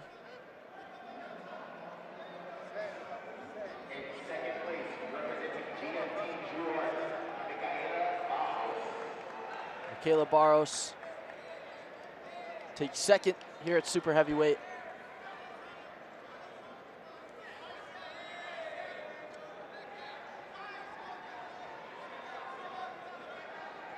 And Kendall Rusing, once again, is your super heavyweight champion. 100% submission rate. Awesome performance. So happy to see her back at the World's No-Gi. We're going to go to a break. We'll be back with another final here at the World No-Gi Jiu-Jitsu Championships.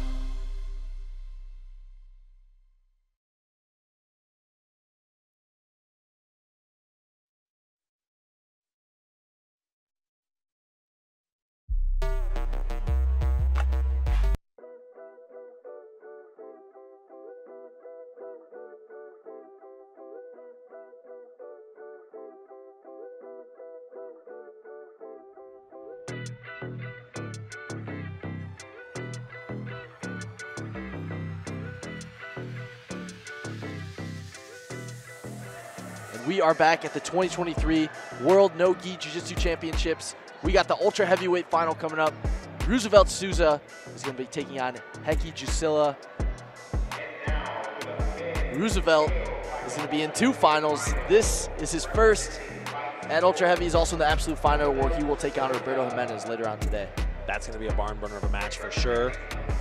Roberto Jimenez losing in the semifinal to Elder Cruz in his own division, but looking for a chance to win that absolute gold medal. Roosevelt Souza trying to win this match so he can get his gold medal in his division and then put a bid in for a double gold performance later on in the day.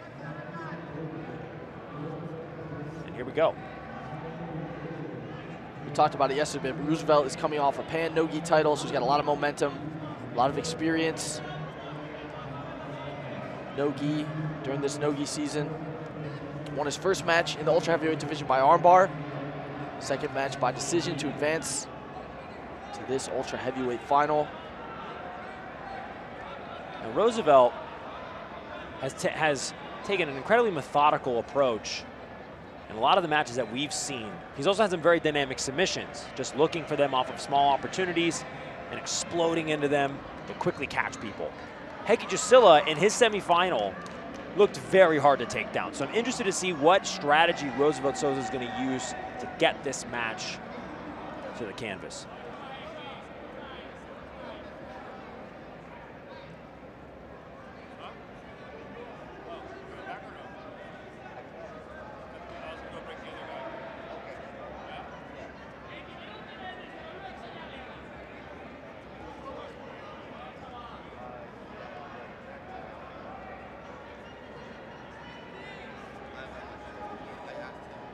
Go Roosevelt Souza with a shallow underhook underneath that right arm, with his right arm rather. With some close semifinal matches earlier today, Roosevelt got the decision win over Daniel Ribeiro. Hecky had a close win over Gabriel Oliveira to advance to this final.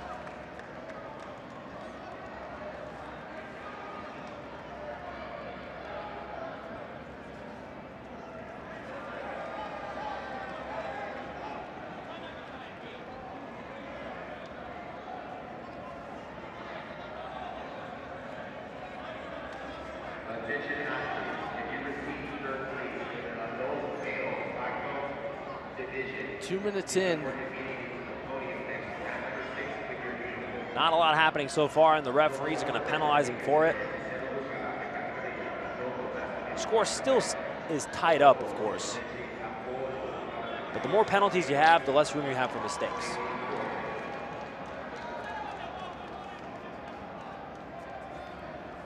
Roosevelt Souza, your 2023 Pan No-Gi Jiu-Jitsu champion.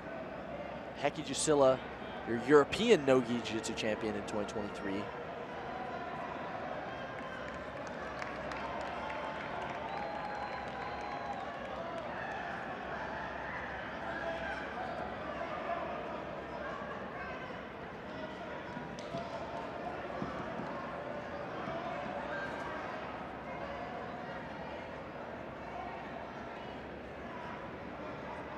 More hand fighting going on, trying to get an advantageous position or angle, try and go for some takedowns.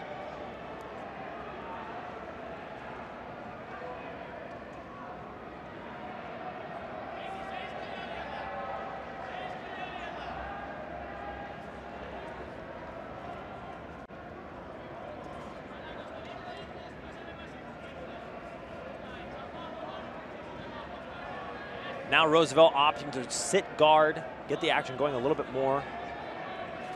He's had a lot of success in this position today. Yeah, we talked about Roosevelt's guard yesterday as well. Has some really nice heel hooks. Got one yesterday in the open class. Great guard retention, great movement. Now he's on an arm drag. Roosevelt comes up to the back. Immediately on the back is Roosevelt Souza. Look Wow, at the choke. right into the choke. Gets the choke. Roosevelt Souza, ultra heavyweight world no-gi champion. That was fast, Jake. He makes it happen so fast, Danny. That was an arm drag from the guard. As soon as he takes the back, it was the squeeze over the mouth of Hecky Jusila that made that happen. Wow. From the arm drag to the back, right into the choke. Roosevelt Souza wins his first gold medal of the day in the ultra heavyweight division. He's your champion. He's going to be back in the absolute final later today, where he'll take on Roberto Jimenez. Roosevelt Souza gets the submission in this final. You can tell the victory means a lot to him, Danny. Goes out there, makes it happen. Wow. Very quick victory for Roosevelt First world no-gi title for Roosevelt.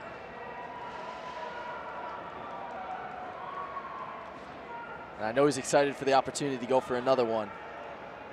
Coming up pretty soon here in Vegas. And a great performance by Hecky Jusila nonetheless. Let's take it to the medal podium, Danny.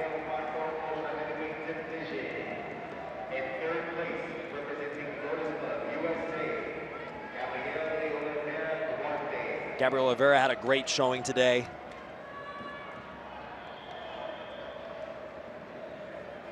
Taking out Felipe Trovo earlier on in the bracket. Stopped by Hecky Jusila in the semifinal, and then Roosevelt Souza would make it to the top of the mountain.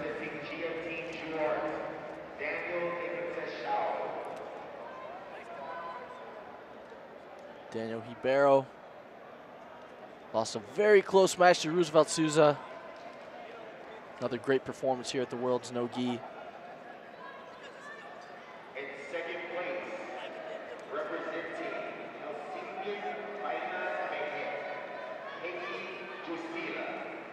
Hecky Jusila talked about his performance all throughout the weekend. Won the Europeans No-Gi this year. Now gets the silver medal at the World's No-Gi. What a giant human being, too. My gosh.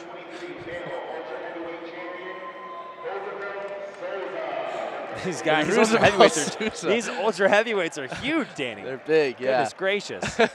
Roosevelt Souza jumps on top of the podium, wins his first gold medal of the day. We're going to take a look at a replay of that arm drag to the rear naked choke. It was such a fast thing, Danny. He just pulls, and as soon as he goes and he gets both hooks in, he just squeezes as hard as he can. It really is that intense. Look, from this angle, arm around the neck, squeeze, tap. Beautiful That's simple. finish from Roosevelt Souza.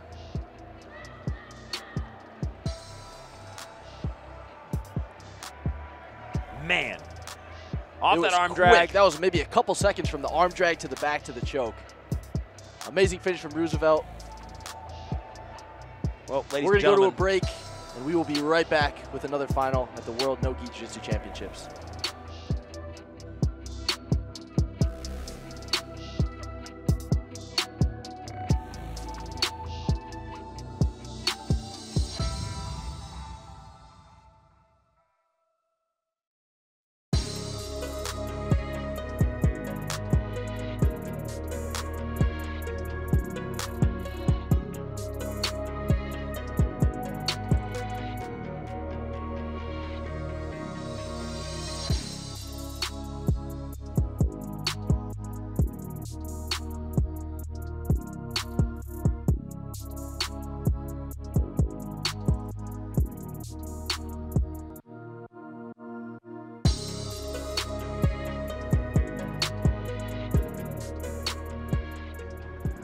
all right, ladies and gentlemen, we are back. The IBJJF No-Gi World Jiu-Jitsu Championship for this, the Roosterweight final. Excited for this one, Danny. Yes. Everton Souza taking on Ricky Yoshinaga. It's been a very competitive division. Both these athletes going for their first black belt world no-gi title.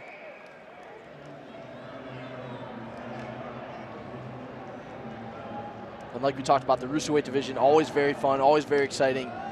Some of the most technical guards with best guard retention, and now we're seeing a lot more passing in this division as well.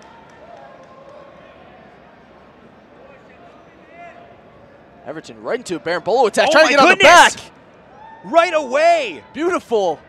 Comes up.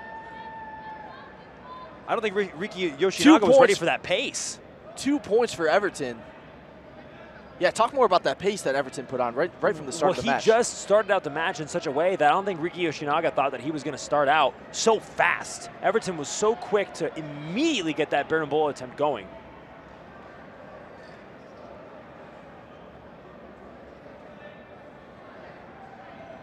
Now back to neutral.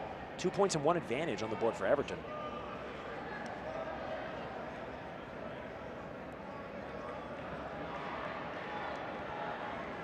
Everton winning 2 matches to advance to this final in the Roosterweight division at the 2023 World's No-Gi. Ricky Yoshinaga won his first match by inside heel hook. Second match had a late back take to seal the victory to advance to the semis.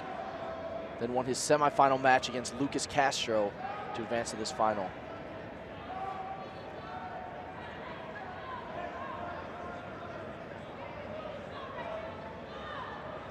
Remember, each black belt match at the adult level is 10 minutes long in regulation.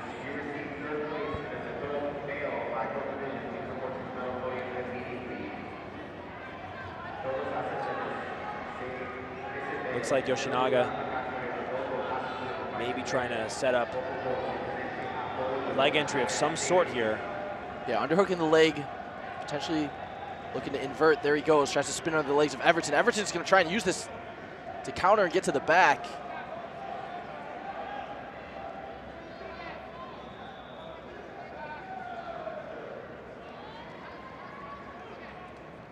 Everton trying to keep his knee free, scoot his hips back, clear himself of any danger.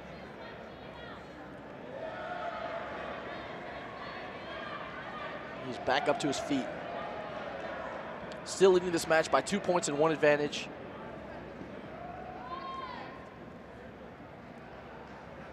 Everton's trying to blitz through the upside down guard of Ricky Yoshinaga there. Oh, he diving right into the pass. Nearly successful with it this time. Ricky trying to keep his knees really tight to his chest. Beautiful guard retention. We talked about that quite a bit in this Roosterweight division, but that'll earn Everton another advantage. 2 points, 2 advantages on the scoreboard for Everton Souza.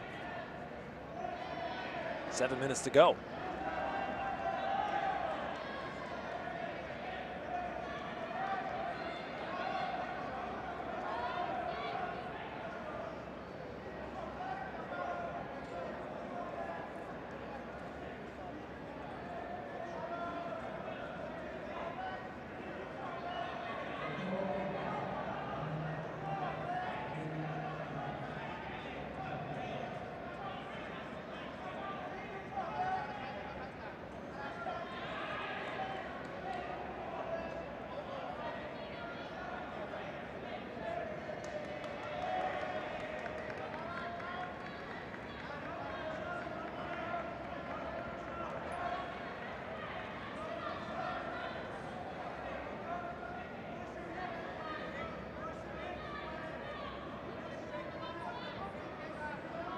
A little bit of an interesting position here as Everton looks to secure a heel hook over the side.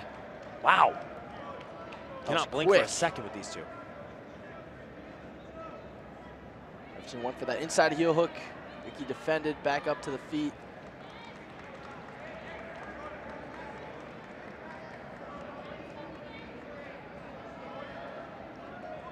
Very interesting lock by Yoshinaga there on the leg. Now Everton once again right back diving onto the through, legs, but not staying very committed to it, Denny. He's rolling through, and if he doesn't have a good bite on the heel hook, then he usually lets go right away.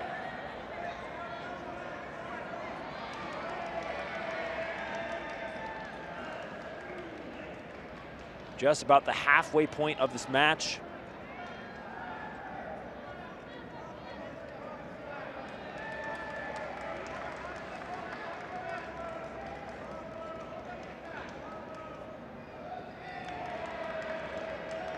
Everton starting out the match very quickly.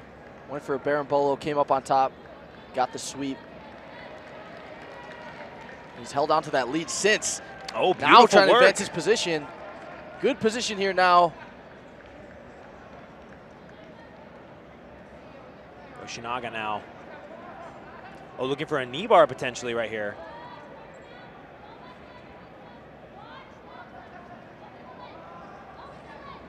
It's been so difficult to wrap up any sort of leg entanglement on Everton. This is about the deepest it's been for Ricky Yoshinaga.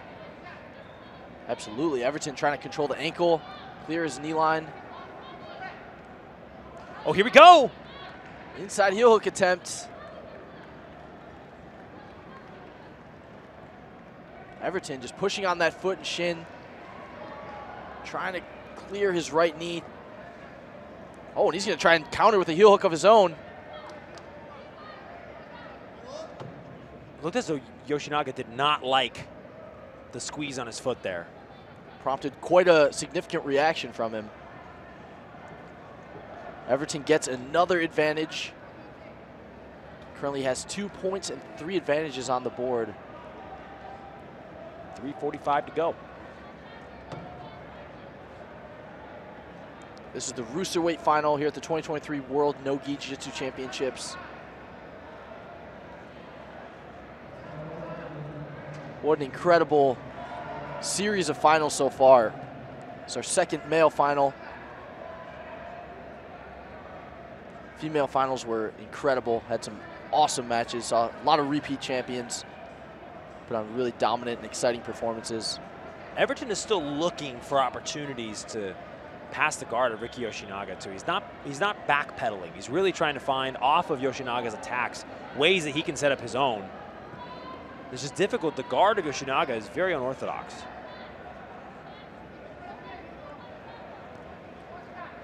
Once again, sitting back. It's almost like he's sitting back for the heel hook just to break open the position. We've seen some really interesting positions from Ricky Yoshinaga on bottom. Some unorthodox stuff that's kept him from getting his guard pass. Some of these better attempts from Everton Souza. Now Everton backstepping, could drop back for, there he looks like he's gonna try and go for that inside heel hook. This is one of those bites that looks a lot deeper, Danny. It looks like if you were to really want to try to dip back for this, that he could, and it might actually yield something, but he disengages the attack before it's really had an opportunity to see like a deeper connection.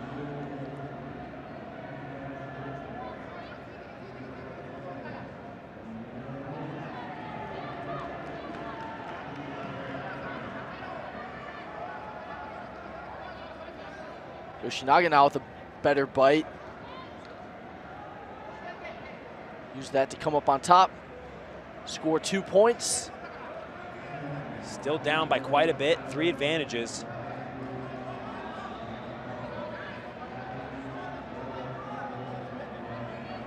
Yoshinaga's gonna have to turn this into something big.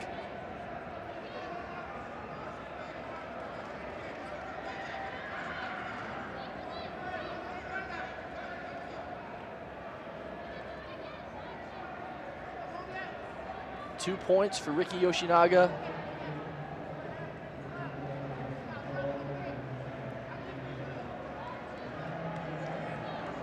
Trading sweeps now. Oh, opting to go, try to go for the false reap, but.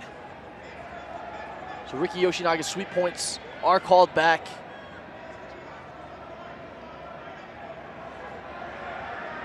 Six to 2 now for Everton Souza, who drops back into another one of these positions where he could go for the heel hook.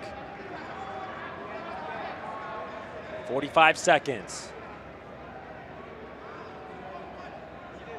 Official IBJJF scoreboard showing 6 to 4 in favor of Everton Souza. Scoreboard's just been adjusted. Everton also has 4 advantages. 30 seconds left. That was a potentially dangerous situation for Everton Souza for a second. Great adjustment by him, but 20 seconds left.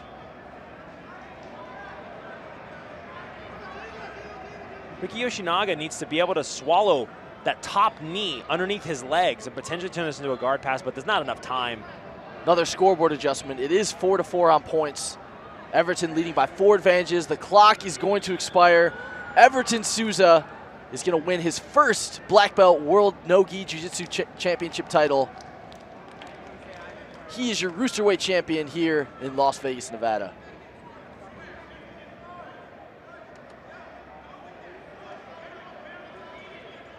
Definitely a back and forth battle, Danny. A lot of technical stuff happening on either end.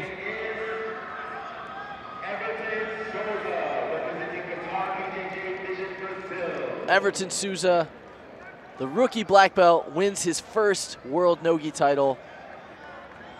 Awesome performance, some great guard work. Saw some pretty cool leg entanglements and potential heel hook setups. Yeah, it was interesting that Everton so many times would drop back for that heel hook and not really care how it panned out. At the very beginning of the match, he was able to employ a beautiful berimbolo attack off the bat. That was very close, and I almost thought he was going to take the back of Riki Yoshinaga within the opening seconds. But it was a very, very measured, very calculated game plan through and through. The rookie black belt looking more like a veteran out there.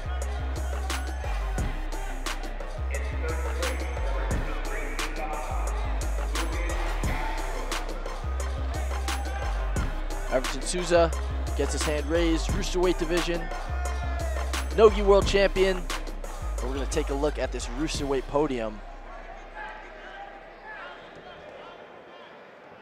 Chris Tran, Lucas Castro in third place.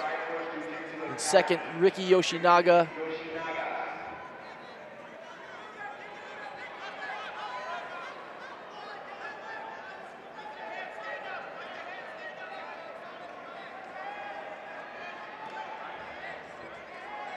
And Everton Souza, once again, is your 2023 Roosterweight World No-Gi Champion. Congratulations to Everton. We're going to go to a quick break, and we will be back with the light featherweight final.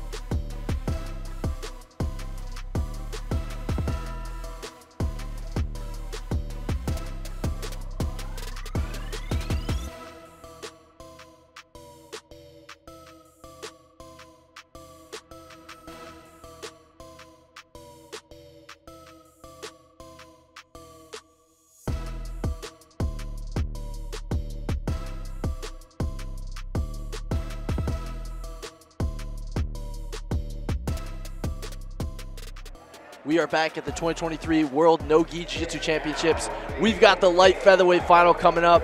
Edwin Juni Ocasio is going to be taking on Zach Kina.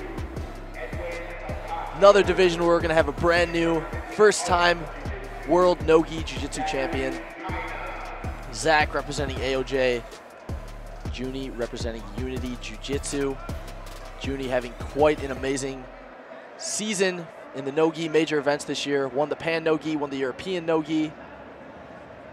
Zach, as we mentioned, won this event a year ago as a brown belt, got his black belt on the podium. Now he's back 1 year later.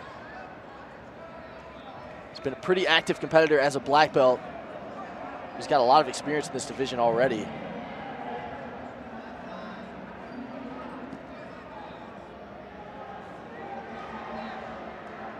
Interested to see. Looks like the referee had judged that Juni actually pulled guard first. Is that kind of coming up? No advantage for him. Juni, a very dangerous competitor from his guard, able to set up so many unique, creative leg entries.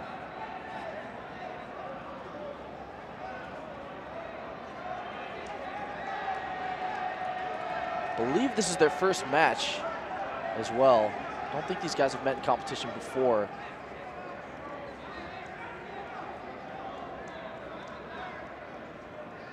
Both these guys have really good heel hooks. Good passing, very well-rounded. We talked about all the athletes we've seen in the finals from AOJ. Zach is yet another of that amazing group of athletes training out of Costa Mesa, California. Juni using this position a lot in this tournament. De La Riva with the underhook, controlling the heel with his right arm.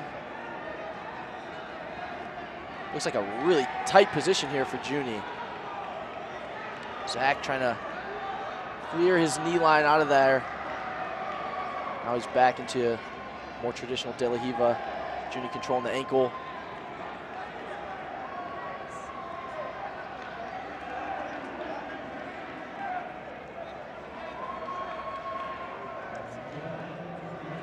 Now Juni underhooking the far leg, trying to invert.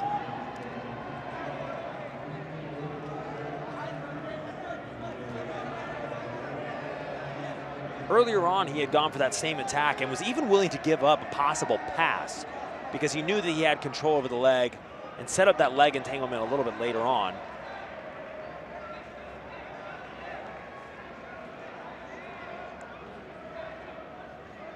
Zach kind of won his first match of the event by leg lock.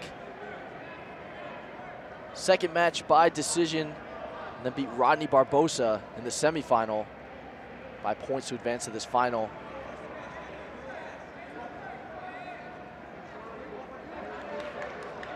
Juni Ocasio also won 3 matches. Quick inversion by Juni Ocasio.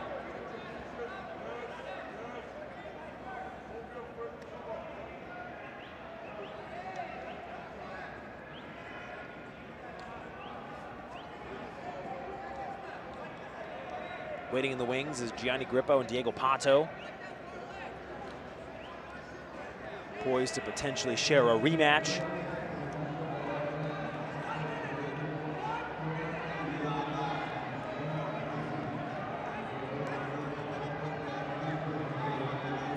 Three minutes into this light featherweight final here at the World No-Gi Jiu-Jitsu Championships. Juni Ocasio on bottom, looking to add another major no-gi title to his collection in 2023. Already has 2, one at the Pan no-gi, one at the European no-gi.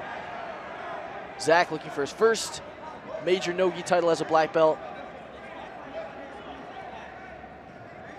Either way you slice, it's a big opportunity for either of these gentlemen.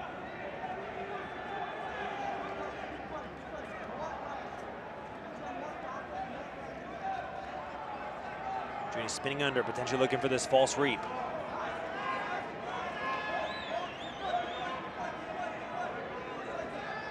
Got that knee shield in there. Zach's putting the pressure.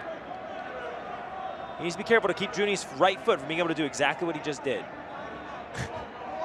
Which is to push and create space and get out of the situation. Sometimes things happen faster than you can commentate them, Danny. oftentimes. Once again, Junie inverting all the way underneath. Zach responding to each of the inversions. Directly in step.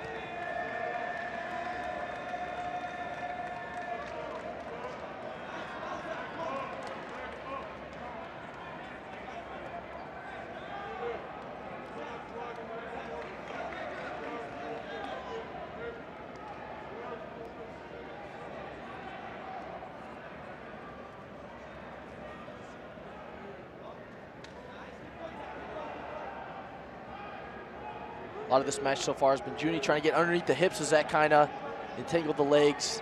And Zach just done a great job avoiding those attacks, re-engaging in a more advantageous position for him. There's a good entry from Junie, and he's going to come up. Maybe turn this into a sweep, 5 minutes. Sits back down. About halfway through this match.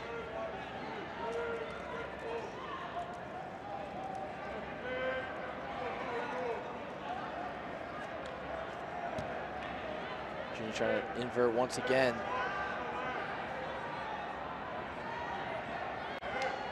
That's going to be a vantage point for Junie Ocasio for nearly coming up on that sweep. That's going to give him, albeit a narrow lead, the first lead of the match. About 4 minutes and 30 seconds left to go.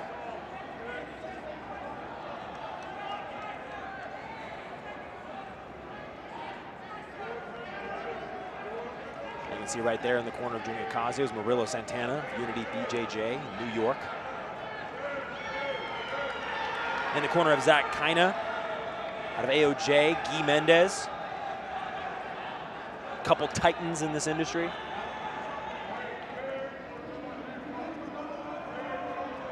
Junie underhooking that leg again from the De La Riva. You talked about this position earlier, Jake, and that Junie's been trying to do it a lot. Switches his grip now back to the ankle control.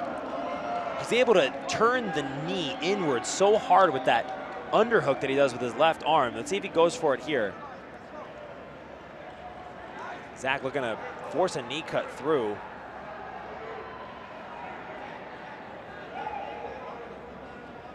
Junie has really good guard retention. He's been able to shut down all these pass attempts for the first 6.5 minutes in this match. Now Junie trying to enter in on the legs one more time.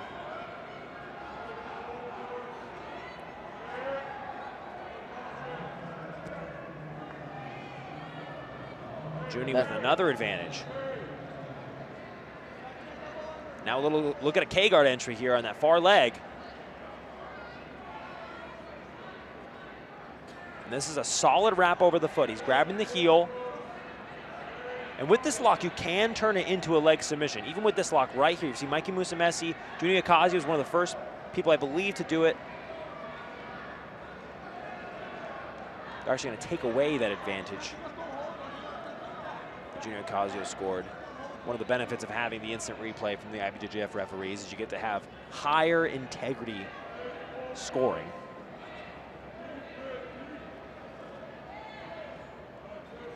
Zach gets out of the position.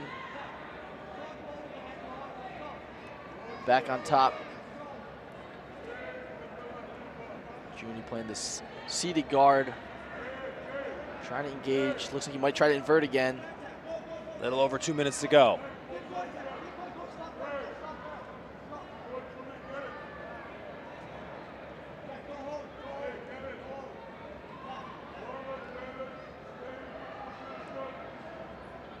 This is the light featherweight final here at the 2023 World No-Gi Jiu-Jitsu Championships. The biggest ever edition of this event, 4,000 competitors. Right there, you see that lock. That's exactly what I was talking about earlier, Danny, from the De La Riva that you had brought up. See how he's underhooking and he has just such a firm wrap over it with that De La Riva. Very awkward position to defend and to try to initiate a pass from. It gives Junie a great deal of control over the leg.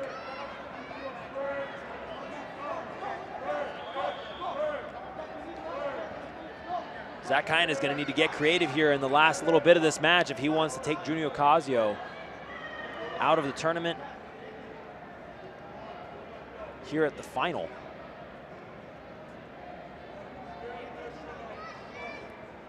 A reset back to the center. Junior Ocasio still up 1 advantage.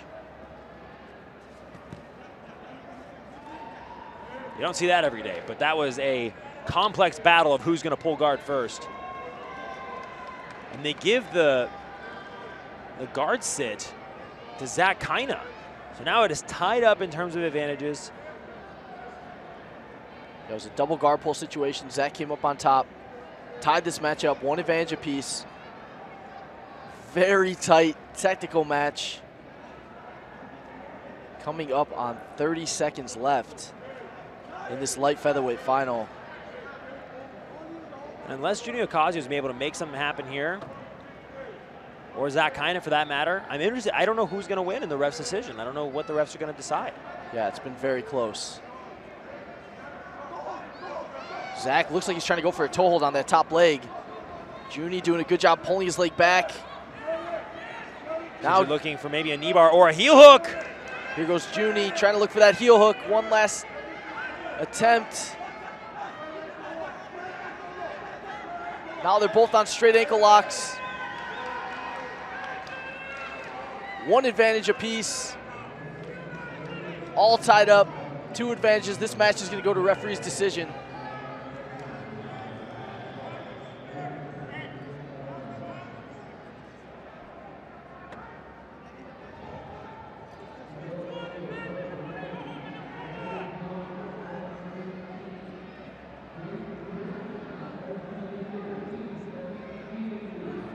Referees appear to be reviewing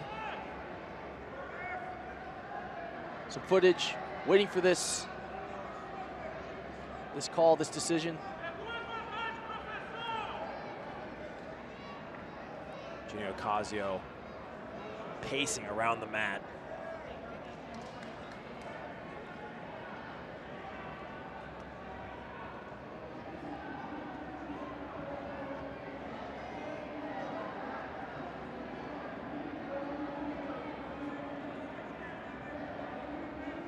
Professors Guy Mendez and Murillo Santana awaiting the call.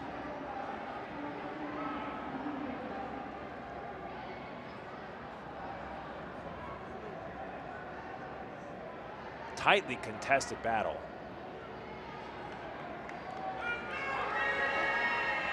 And Junior Ocasio is going to be your 2023 light featherweight world no-gi champion. His 3rd major no-gi title of 2023. What a year for Junior Ocasio. Gets his first world no-gi title. You can see how much it means to him, Danny. It is, I mean, look at the emotion on his face. Great performance. I'm sure no one has ever seen, or no one has ever been happier to see a referee take away an advantage from the other competitor than Junior Ocasio right now. Let's take a look at a replay of that match. Jake, we had some interesting exchanges. Junie trying to go for some leg attacks. Some great counters by Zach Kaina. You know, Danny, there was a lot in this match. I think that they really canceled each other out pretty much the whole match. Zach Kaina's leg defense was so on point. Junie didn't have a lot of avenues to get his game going. Zach Kaina really likes to pass side to side, but Junie has a very tight, airtight guard. Just, you were really seeing a battle of inches the entire time they were on the mat together. But it's that man right there, Junior Ocasio, who is the winningest light featherweight of the year, I would say, in no-gi. Yes, won 3 major no-gi titles. Let's take a look at this podium. Zach Kaina, incredible performance this weekend. And in first place, your 2023 male featherweight champion, light featherweight champion, Edwin Ocasio, representing Junior Ocasio takes the gold in this division. Very emotional, an amazing moment for him. We're going to go to a break. We'll be back with the featherweight final.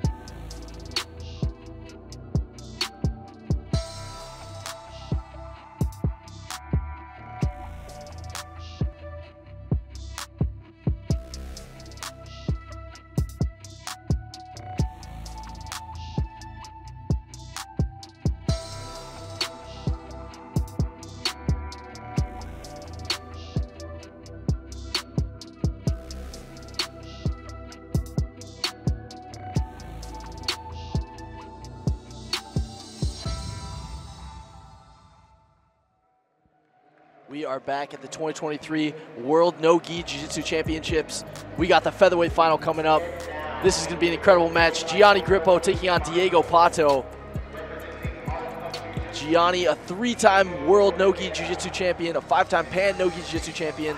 Pato, a 2021 World No-Gi featherweight champion. Gianni coming into this match with 3 fights, 3 submissions. Got a beautiful Katagatami in the semifinal against the always tough Marco Mendez. Double pull to start this match. Gianni realizing that he sat a little bit later than Diego. In the event that 2 people double guard pulled, the referee will look at his watch. It'll start a countdown of 20 seconds. But in this instance, Diego Pato pulled first, so it is just considered a normal guard pull. Talked a lot about Pato's leg locks, his leg attacks.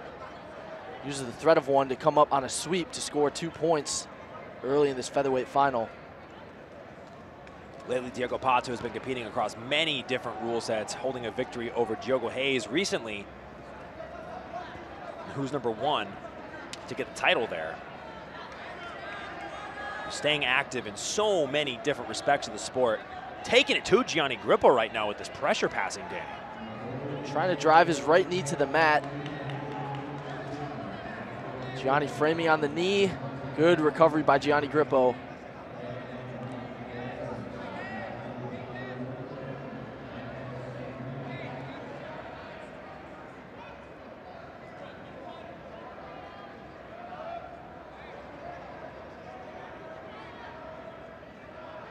I believe this is the 4th Art of Jiu-Jitsu athlete in the final of the World's No-Gi. Now look at the pressure of Diego Pato. Now trying to work for a body lock pass. But Gianni Grippo has that left hook in as a butterfly hook.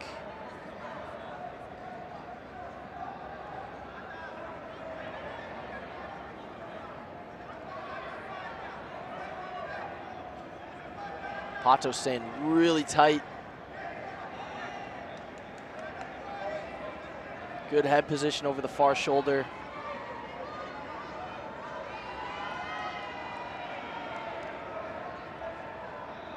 Body lock, less of a body lock now. Gianni has his arm sort of in the underhook position here.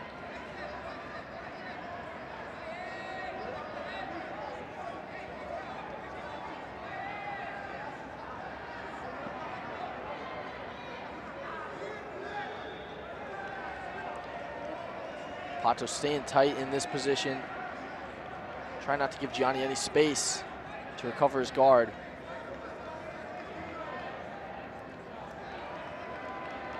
Gianni won this featherweight division last year, 2022. He's also won the World's No-Gi in the lightweight division.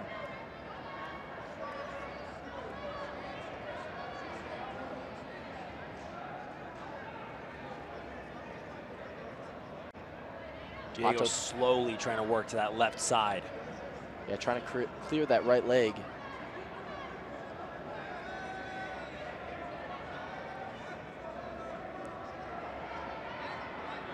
Another thing Gianni talked to us about yesterday was that he's oftentimes a slow starter in his matches. Gianni Grippo potentially looking to set up a buggy choke here. This is interesting, Danny.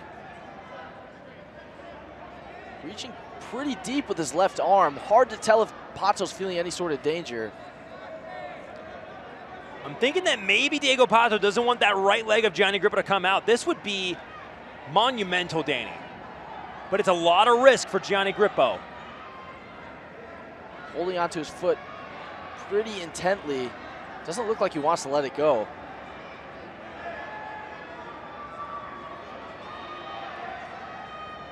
Gianni really trying to get that right arm out of there. Yeah, Pato trying to step on Gianni's right arm to try to prevent him from using it to clear that right leg.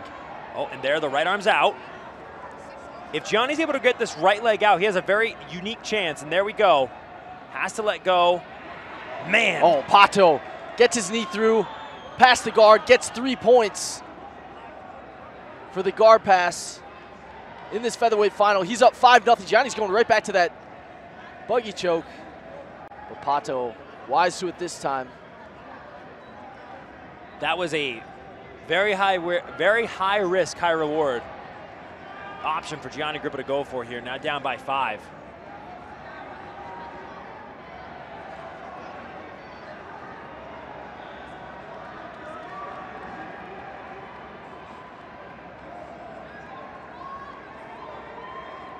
Pato staying so tight in this position. Notice Pato has completely taken his head to the other side of the body versus Gianni Grippo now in response to that buggy choke attack. Now trying to go to the knee on belly. 2 more points for Diego Pato. Right back into the side control. Gianni recovers his guard. Now Gianni Grippo is going to have to turn up the heat here to make back this large deficit he finds himself in.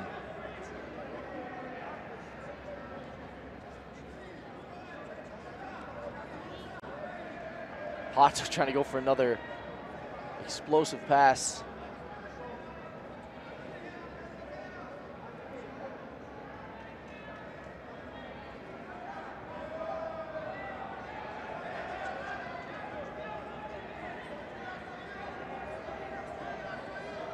Gianni doing a good job with that left knee shield. Inserting a butterfly hook.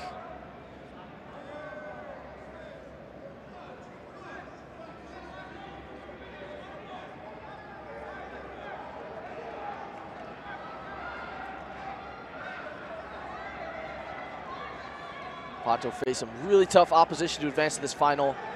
Beat Camille Wilk, Kennedy Maciel, and Julian Espinosa. Grippo now underneath the leg, trying to create some space. Pato's putting so much pressure down.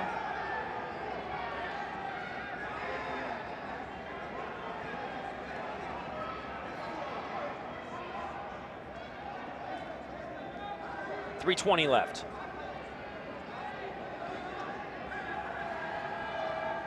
Gianni back to his De La Riva. Pato steps over the leg.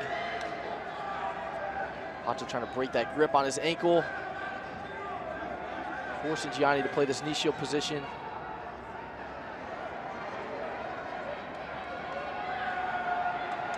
Three minutes left. Diego Pato leading Gianni Grippo in this featherweight final by a score of 7-0. Got a sweep guard pass, knee on belly. Gianni in a good position to potentially sweep now.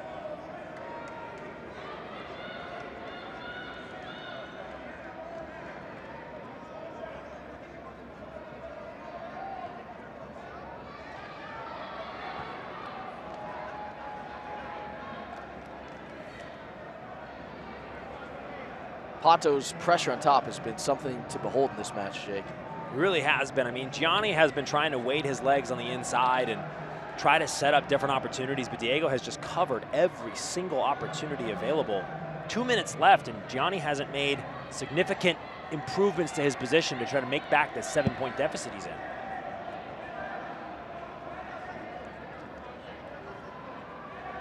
Now spinning underneath.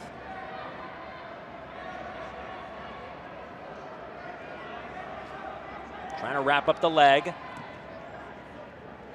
Look at Diego Pato able to step out. Just 1 minute and 40 seconds left. Diego Pato on top, maintaining his 7-point lead. He won the world's no-gi in 2021 in the featherweight division, aiming for his 2nd title.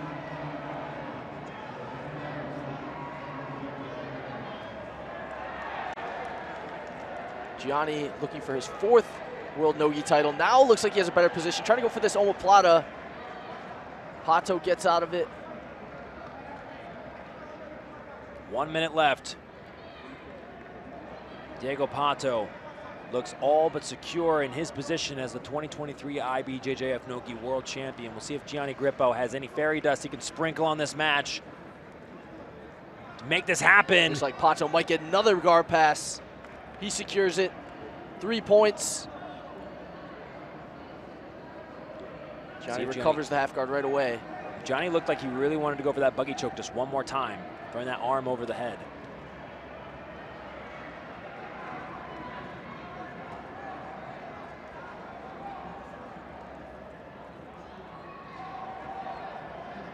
Now Gianni spinning, trying to go into a Berimbolo, potentially attack the back.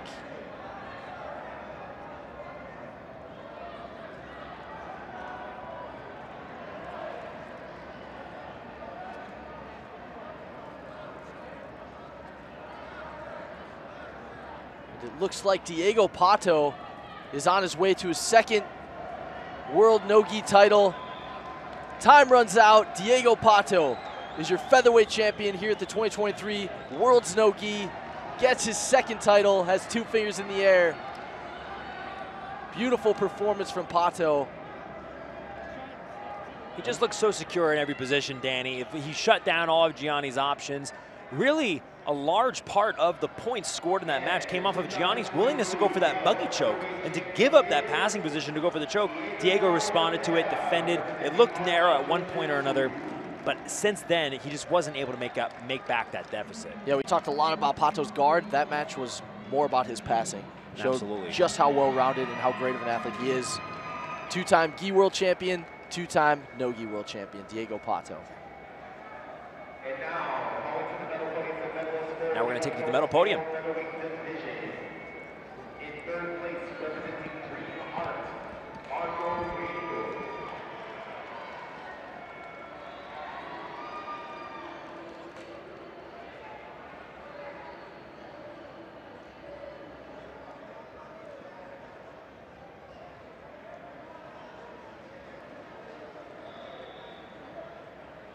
In third place, representing Kenzo Gracie International, Jose Espinoza.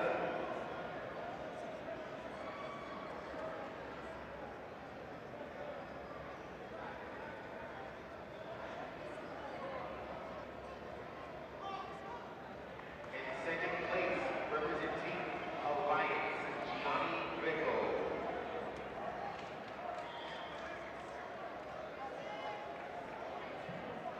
What a great podium you see up there. I mean, such amazing competitors all across the board. And that man right there, Diego Pato Oliveira, just so impressive in his guard and in his passing.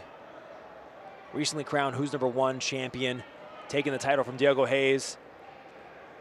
Now I'm going to take a look at that replay. There's a lot of great action in this match. Diego Pato so dangerous with the threat, turns that false reap situation into a sweep. Right there, you see, as soon as Gianni Grippo responds to it, comes up.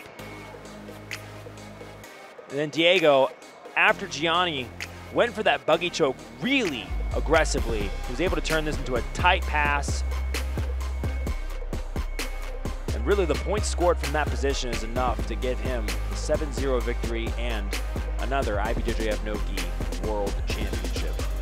Ladies and gentlemen, do not go anywhere. We will be right back with more here in Las Vegas, Nevada.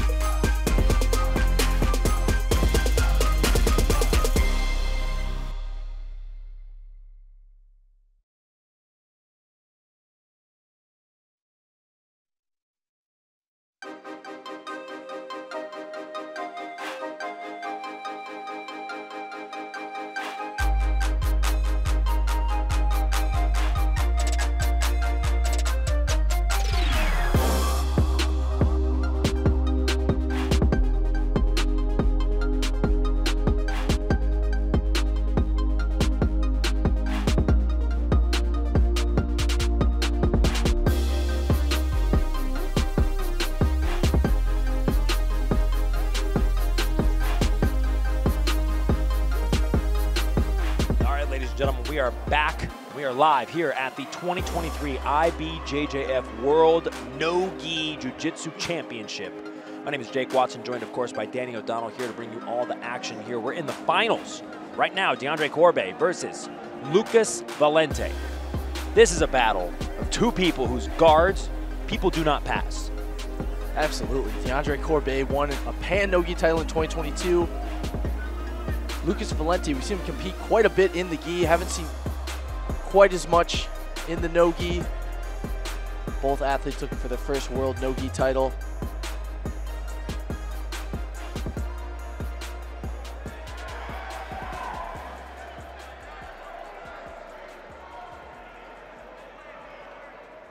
Waiting for some referees to get on the mat.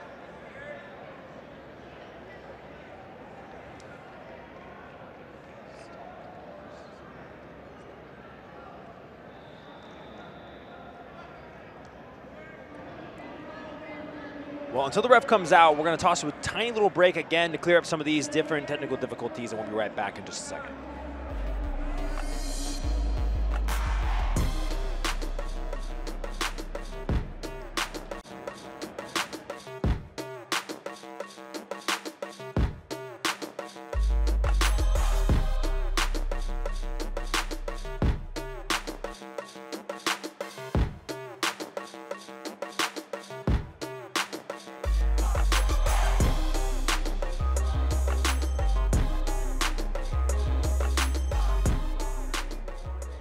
And like we mentioned before, we're back. Lucas Valente, DeAndre Corbe. Corbe coming out of Standard Jiu-Jitsu. Lucas Valente coming out of Gracie Baja. In his corner, the recently crowned IBJJF No-Gi World Champion, the dangerous Andressa Sintra, his wife. That's a power couple right there. Absolutely. Andressa Sintra winning her second world no-gi title. DeAndre Corbe coming into this match. 3 wins, all by submission. Lucas Valente also submitting his first 3 opponents, won his semifinal by points over Daniel Sattler. Lucas on bottom in the closed guard position. Lucas, a very dangerous competitor, has such a great submission rate across the weekend, wouldn't you say, Danny? Absolutely. Lucas has been really aggressive. It's been really fun to watch him. Very up his submission attacks. Oh my goodness! Here he is on a straight arm lock. That was fully extended. Gets an advantage for it. That looked tight, Jake. Yeah, that looked like it was fully extended. Definitely something DeAndre Corbe had to respect, and that nets Lucas Valente an advantage.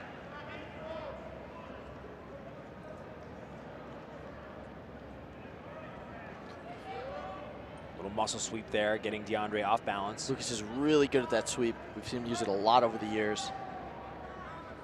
Has an amazing closed guard. We already saw him set up one attack that earned him an advantage, that straight arm lock.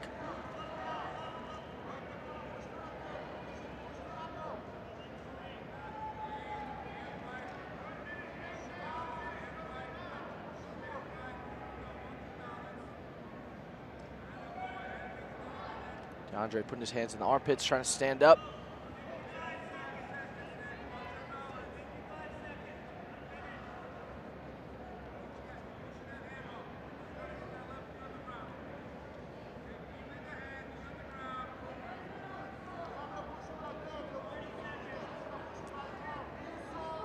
Back to the double underhooks is Lucas Valente.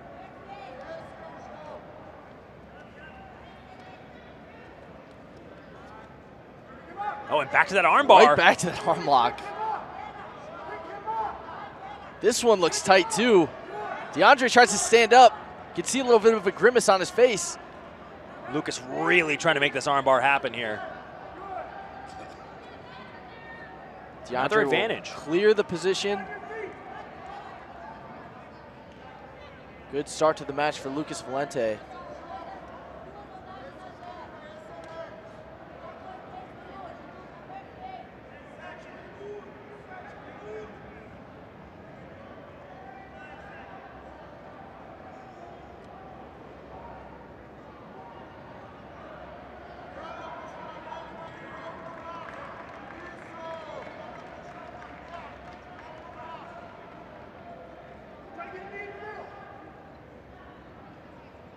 Good spot here for Lucas.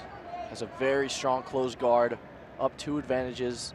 DeAndre trying to open the legs. DeAndre, as we mentioned, 3 fights, 3 submissions leading into this lightweight final. Continually going for that muscle sweep, and it's working every time to get DeAndre off balance when he tries to stand up. It's great consistency out of Lucas Valente in his guard so far. Keeping the threat of the armbar very much alive.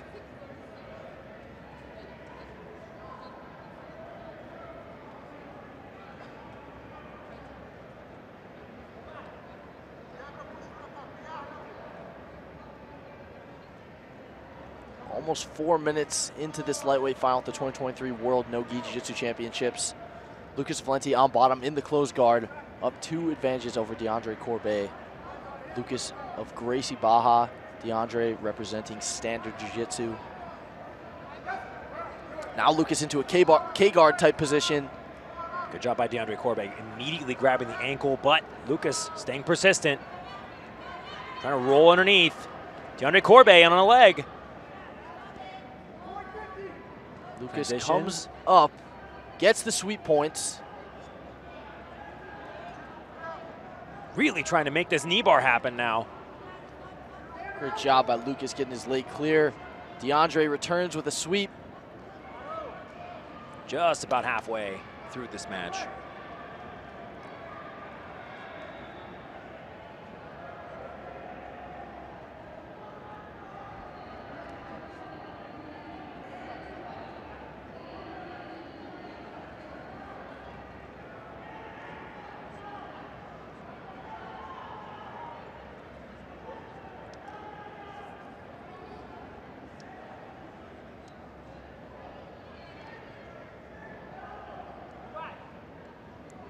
Back to the action.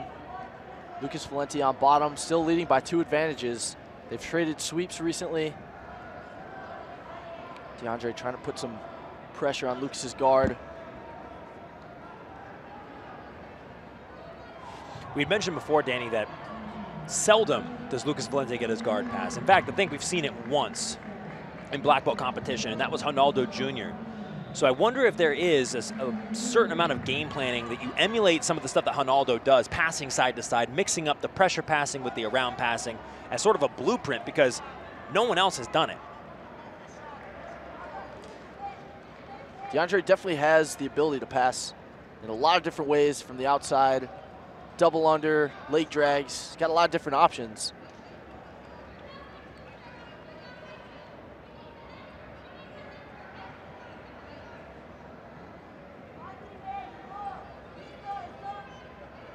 Lucas so far has done an amazing job dealing with all of DeAndre's pass attempts.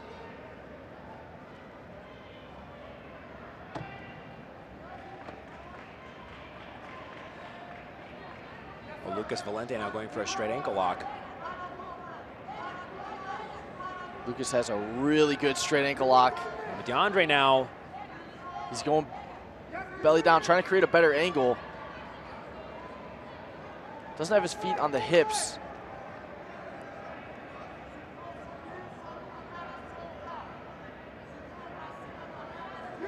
DeAndre trying to turn this into a heel hook.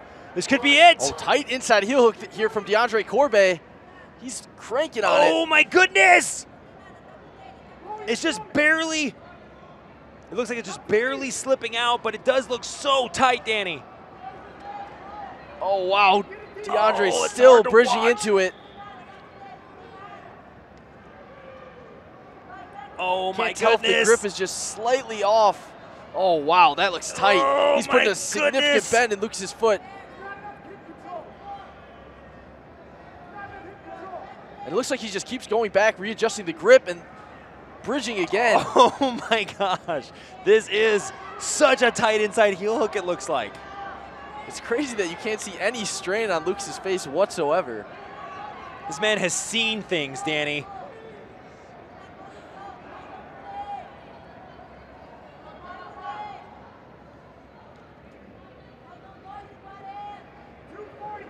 Lucas on a straight ankle lock of his own. Not nearly as menacing to look at as a fully locked in heel hook. Wow. And we can't even tell if the heel hook is still on or not. He might still be in it. It's hard to tell from this angle.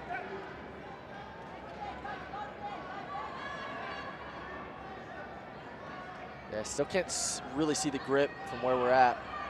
It does look like it's still on. You can see the toes in the armpit. Yeah, you're absolutely right, Danny. But hard to tell just how deep it is now. Lucas's heel looks like it gets free. DeAndre's going to get an advantage.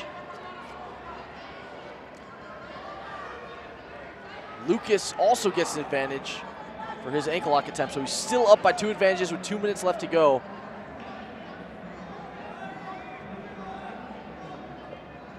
I think a little bit of blood under the nose of Lucas Valente. He's going to call the medic out.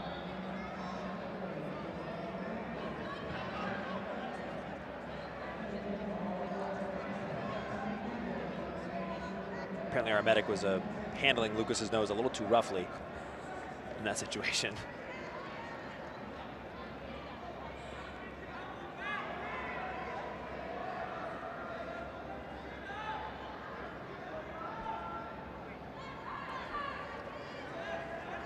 Remember, ladies and gentlemen, during this break, all the action is brought to you by FloGrappling.com. You can keep up with everything happening in this event and every event that they have in the jiu-jitsu community covered under the FloGrappling banner at FloGrappling.com and on Instagram at FloGrappling. Make sure you also head over to IBJJF.com and at IBJJF on Instagram. Keep up with all of it. Everything we got going on here at the IBJJF No-Gi World Championship, Danny O'Donnell. We got a lot going on, a lot to follow. Lots of amazing matches, not just in these black belt finals, but all throughout the weekend here in Las Vegas, Nevada. This lightweight final has been very close. Both DeAndre Corbet and Lucas Valente looking for their first IBJJF black belt world no-gi title.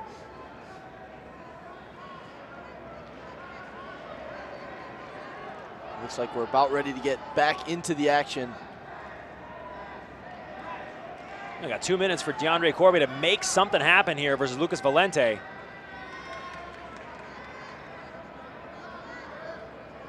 Another K-guard entry from Lucas, throwing his left leg over the top of the hip.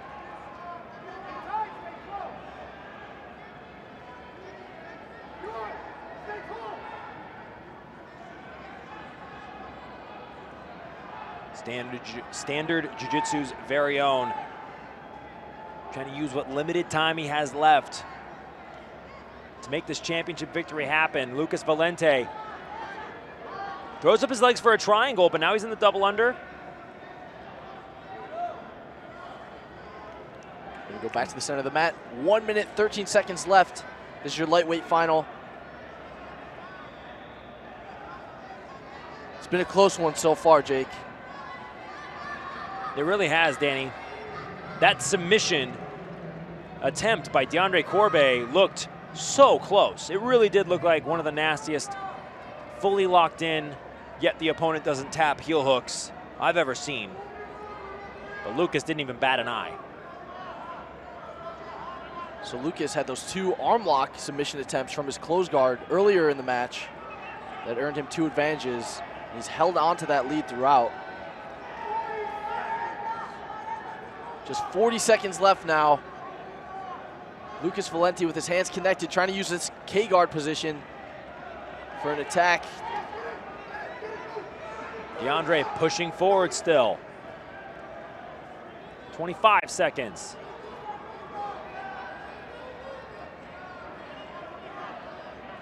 Looking to go for maybe one more attempt on a footlock as DeAndre Corbet.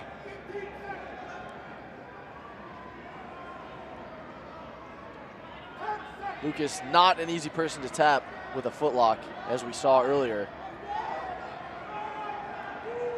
Time is going to expire, and Lucas Valente wins his first world no-gi title. Andres Sintra and Lucas Valente both going home with a no-gi world title. Incredible performance this weekend from Lucas Valente.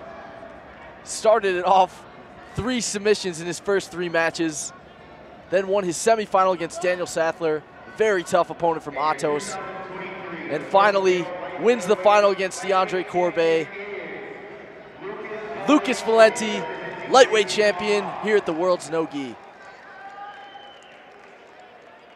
Really incredible stuff out of Lucas Valenti. So airtight in his game. Guard is so difficult to pass. Nearly knocks over Andressa Sintra. Good thing she is strong and fierce and world champion. Let's take a look at the replay, Jake.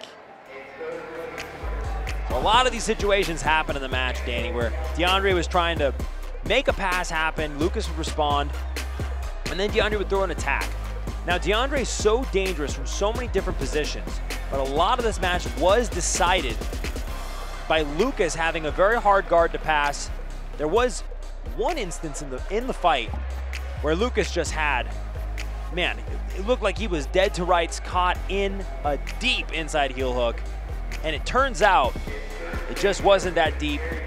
He staves off the aggressive DeAndre Corbet to maintain his 2-advantage lead. Takes home the no-gi world title. Let's take a look at the podium. We got Daniel Sadler and Danilo Moreira in third place. In second place, representing Standard Jiu-Jitsu, DeAndre Corbet. DeAndre Corbet earns a silver medal with a great performance.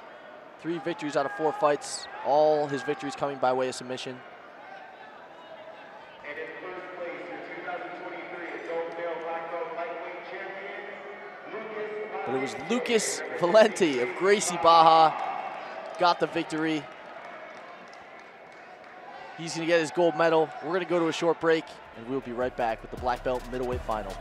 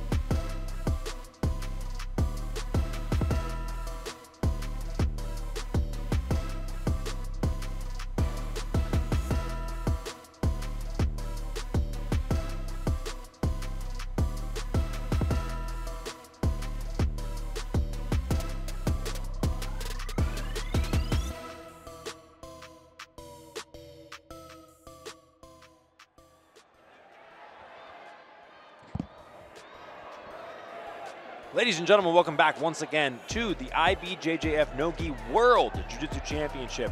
Tommy Langacker, Mike Perez, both going against each other for a shot at another gold medal.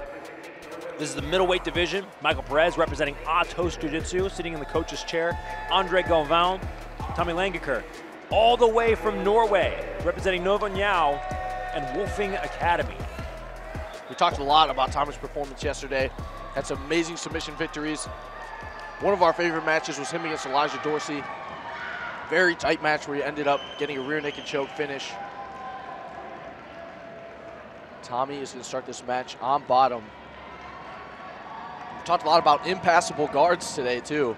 Lucas Valenti has one of them, and Tommy Langacker is another person who has a nearly impossible guard to pass. Another thing that Tommy Langacker has at his disposal is incredible back attacks. He was grappling Elijah Dorsey yesterday. Elijah was up for 7 of the 10 minutes. At the 3-minute mark, 1 mistake, and Tommy Langacker's on his back, making up 4 points and winning the match. Tommy now looking for an ankle lock in a single leg X position. Trying to put Mike Perez's hips to the mat. Mike Perez utilizing a very loose heel hook to get himself out of that situation. Tommy with 4 victories to advance to this middleweight final. Started his campaign with 2 rear naked chokes, then had 2 points victories in the quarter and semifinals respectively. Mike Perez started his campaign with a guillotine, then got a wrist lock, and won his semifinal on points to get to this middleweight final. You don't hear about a lot of people catching wrist locks at the highest level of competition, Danny. Yeah, it was amazing, amazing wrist lock finish over a high-level opponent. Go back and check it out if you guys didn't get a chance to watch that one live. Mike Perez, sort of an entrepreneur as well, has his own business, Teddy's Trousers. Figurehead plug it.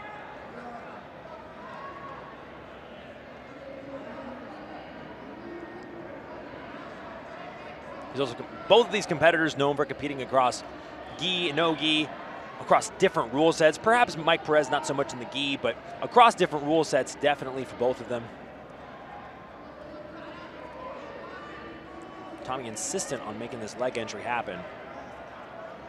Now turning this into a Berimbolo attack of his own, possibly getting up on it. That's how we saw him start with Elijah Dorsey.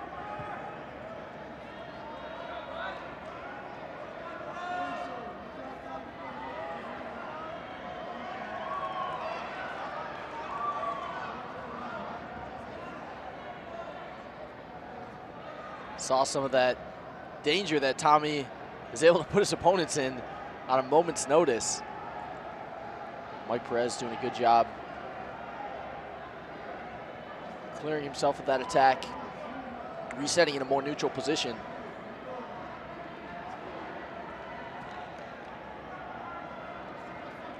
So far, Tommy presenting a lot of aggressive options from the bottom. It's been difficult for Perez to find a big opening for a pass.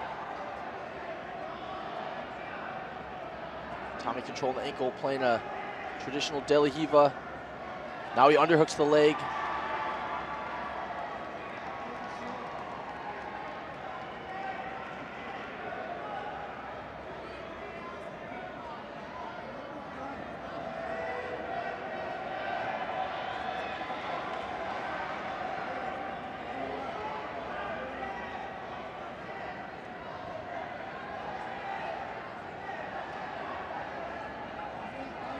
Just one advantage so far on the scoreboard for Mike Perez.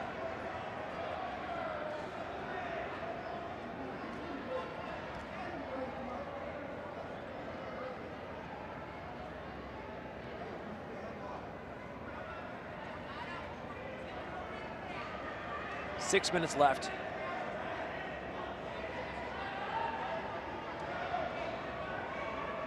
Perez very methodical in his approach.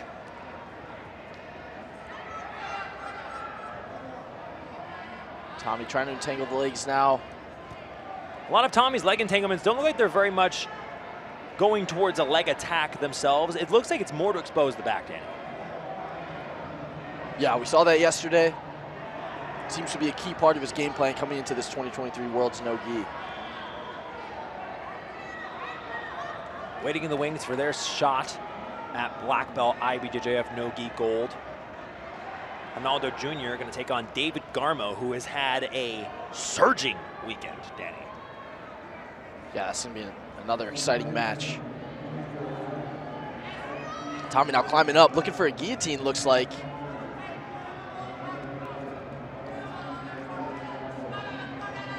Perez gets his head out.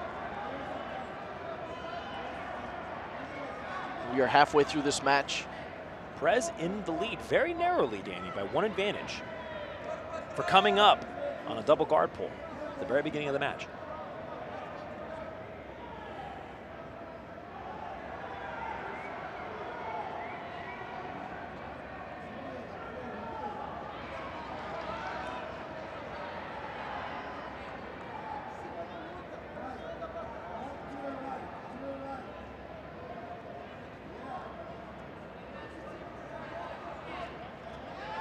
Tommy in on a leg. I love the way Tommy uses that inside hand to peel the knee to assist with the strength of his De La Riva as well.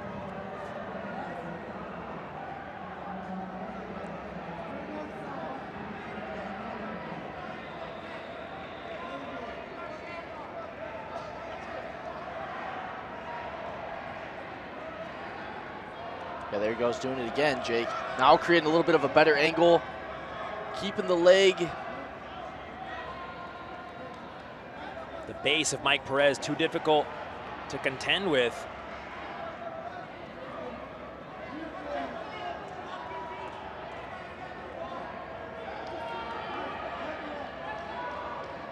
Penalty for Mike Perez.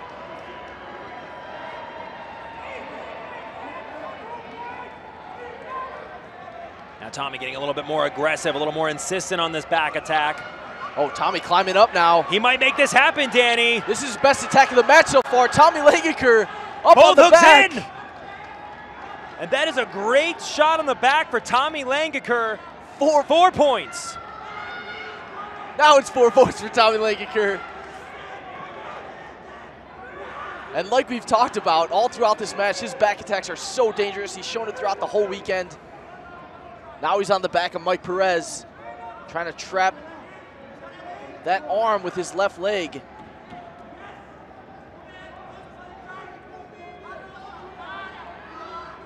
Now he's got the body triangle. 2 minutes and 40 seconds to work. Plenty of time for Tommy Langaker.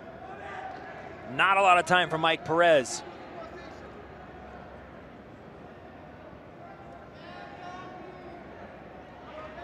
Seemed like that back take happened in an instant, Jake.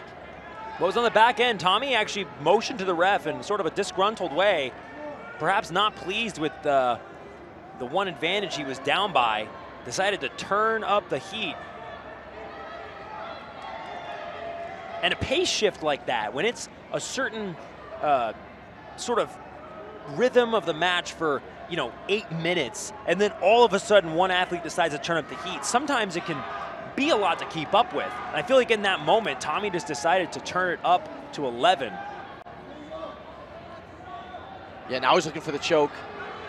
Hard to see from our angle if he's got it. It's not under the chin, but he is trying to connect his hands. Tommy Langaker not concerned about whether it's under the chin, just putting the squeeze.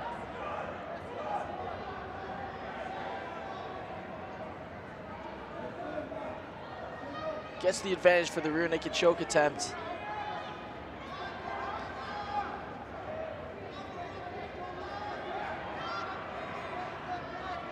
And he goes for it again. Violently throwing that arm in there for the choke.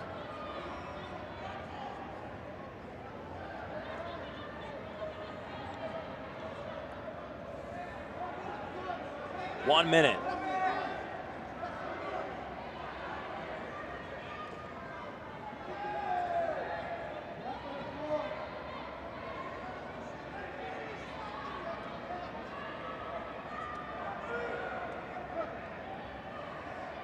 Now referee going to reset them back in the middle with just 46 seconds on the clock.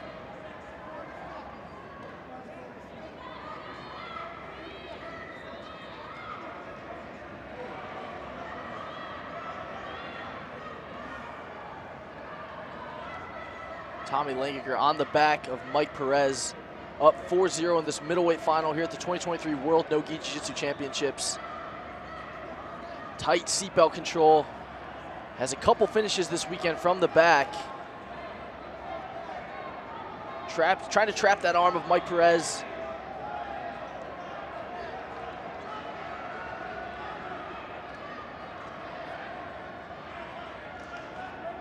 Mike Perez doing everything he can to shake that hook off. Try to make his way out of this position for some Hail Mary.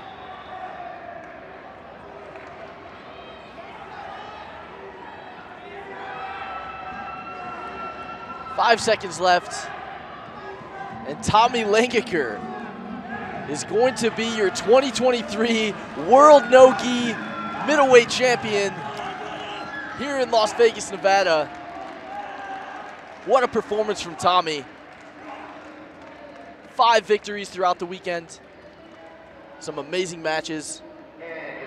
And he is your black belt middleweight champion here at the World's No-Gi. All the way from Norway, Wolfing Academies, Tommy Langaker. Every single match that he had, I think he ended up on the back, Danny. His back attack in gi and no-gi is so potent, it's so powerful, that it is a game changer. Take a look at a replay. Yeah, we talked about his back attacks all match. Finally got to one. And look, That he one came in spins an underneath. instant. Look, he spins underneath, Danny. Once he finds that left hook over the body, look, he reorients, transitions, throws that right hook on the back of the knee to keep his back connected to his hip. And then once he was there, he was able to work this choke. Didn't get the finish, but did get the advantage for that rear naked choke attempt. And like you said, the story of this tournament for Tommy Langeker were his back attacks. Very, very impressive for the Norwegian. Let's take a look at the black belt middleweight podium here at the 2023 World's No-Gi. We've got Luis Paulo and Fabio Caloi in third place.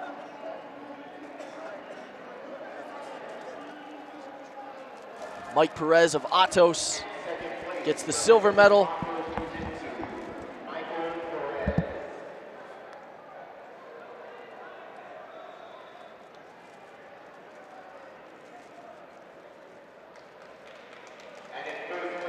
And in first place, your middleweight champion is Tommy Langeker. Beautiful performance. We're going to go to a break. We will be back with another black belt final.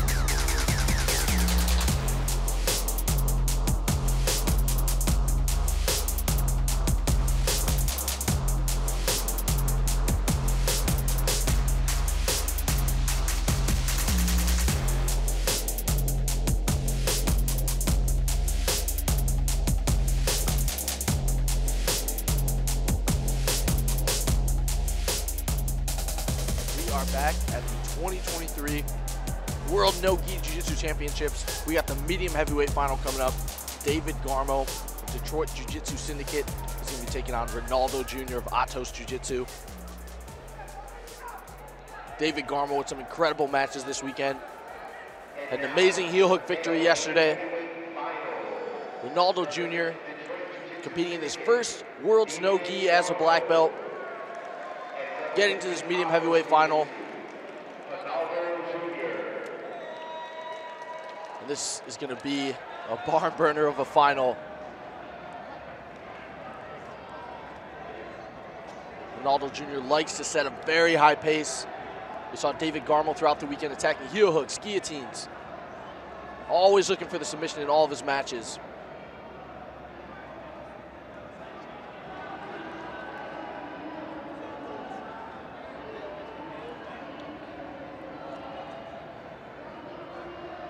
Doing some hand fighting now. We talked about Ronaldo Jr.'s takedowns throughout the weekend as well. I think David Garmo is going to want to look for a takedown too.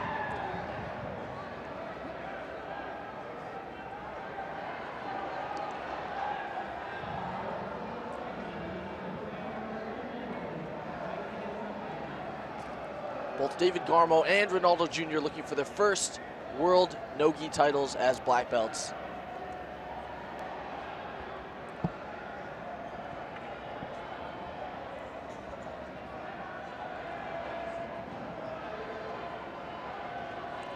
We're 1 minute into this match, no score so far.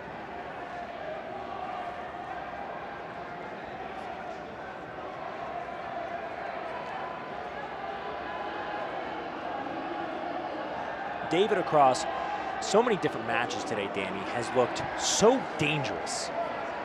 Submitting Rafael Paganini, submitting Francisco Lowe. Whereas Ronaldo has not seen as much submission victories this tournament. Has looked very impressive to make it to the final here. but not as many submissions.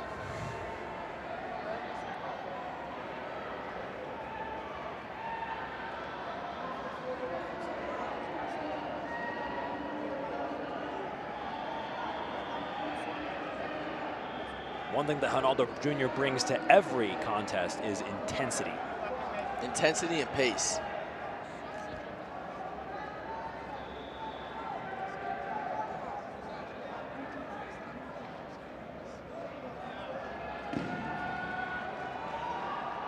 Ronaldo won the World's No-Gi in 2018 as a brown belt. Focused more on the gi since then, since his black belt promotion. It's been fun to watch him take on the no-gi competitions. Yeah, both athletes are going to incur a penalty there.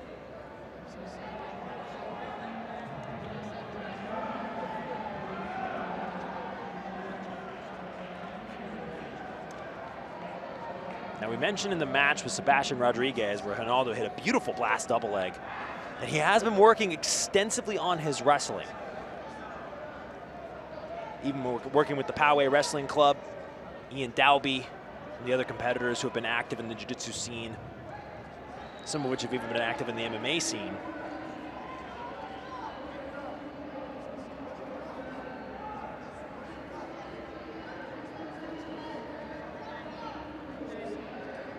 Garmo, another athlete who's always working on his takedowns. You can see with some of the hand fighting here and the positioning. Both these guys are very good defensively from the feet.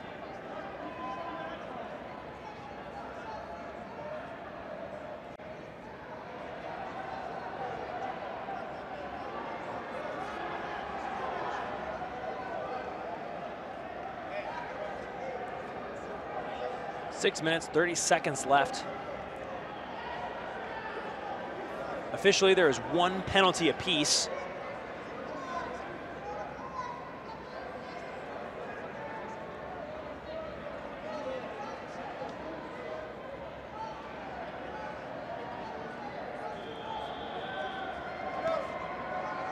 Getting dangerously close to the commentary booth here.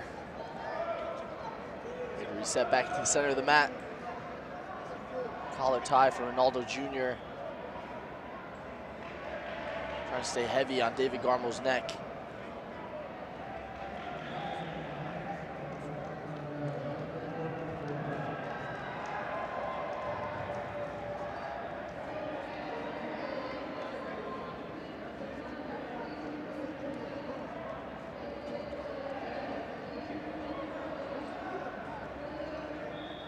Just about 35 seconds away from our halfway point here.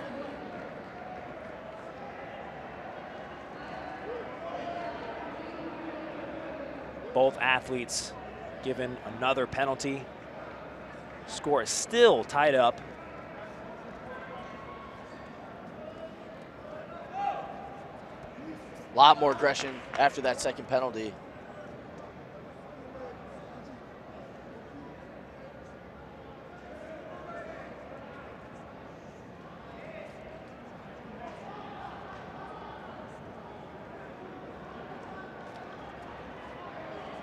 Garmo charging in.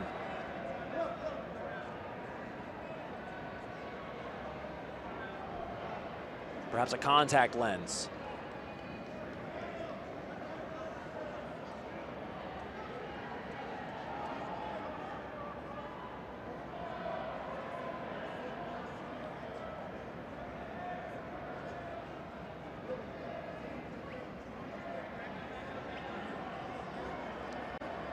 Looks like David is fine. They're going to reset back in the center. David trying to walk forward. Garmo mixing it up a little bit out there. As Ronaldo rushes in for another blast double attempt.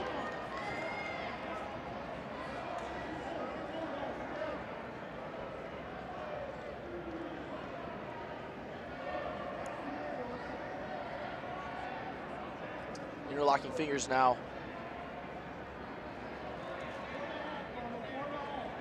Still all tied up. One advantage apiece and two penalties apiece.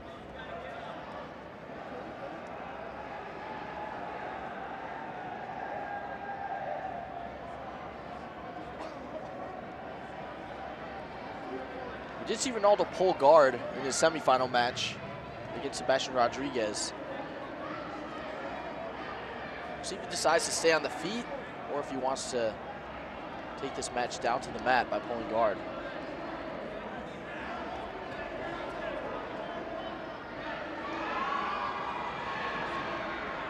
Garmo coming out of Assembly Jiu-Jitsu in Detroit, Michigan.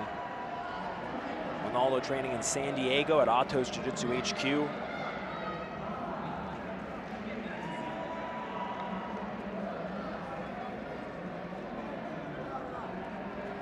Looking for a duck under is David Garmo.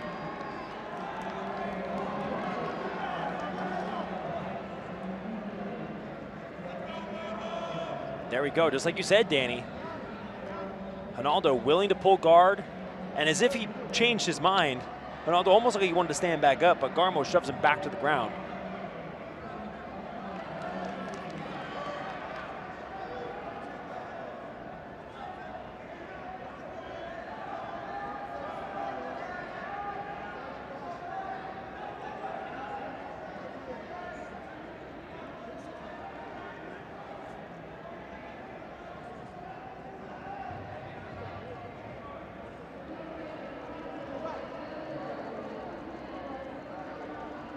Back to the action.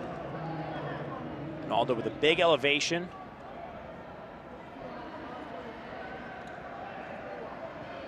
Garmo trying to weave his left arm through the legs of Ronaldo Jr. Control that bottom leg. Good evasions by David Garmo. Now a little tight on the legs. Ronaldo's trying to get his legs back in front of him. Garmo trying to drag the leg across.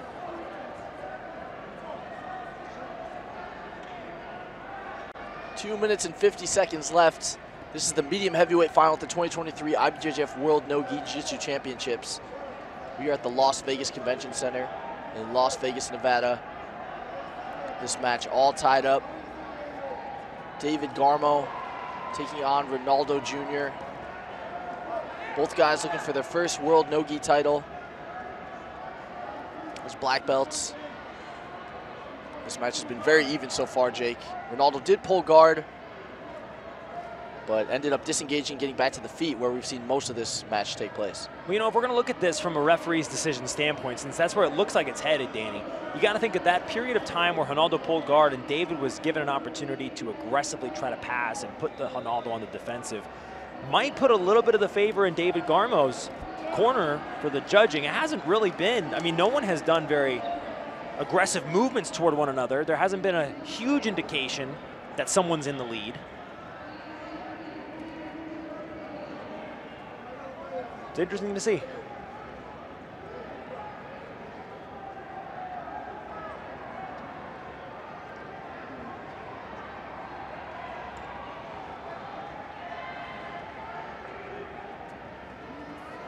Ronaldo trying to snap down for chin strap. Whenever David shoots in for this outside shot, Ronaldo meets him with a sprawl and then slaps him on the back of his head very hard 3 times.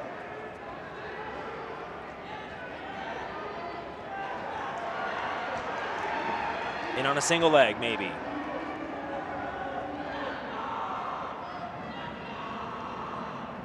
Ronaldo trying to stay heavy on the collar tie. Maybe trying to wear David out over time as part of his strategy. Just 1 minute left now. David looks like he has a little more energy. Ronaldo needs to be careful when he shoots in. The David Garmo guillotine, something he's very well known for.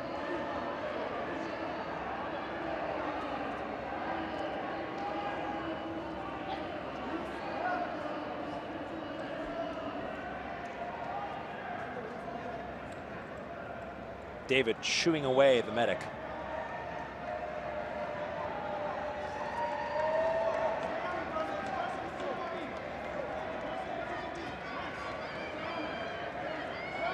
David with a shallow underhook.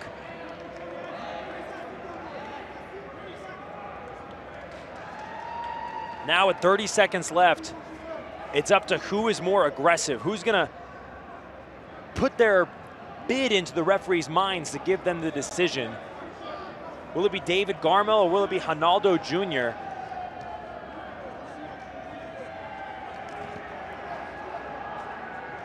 David more committal. Oh, Ronaldo Jr. Oh my goodness! Ronaldo breaking everything with that double leg.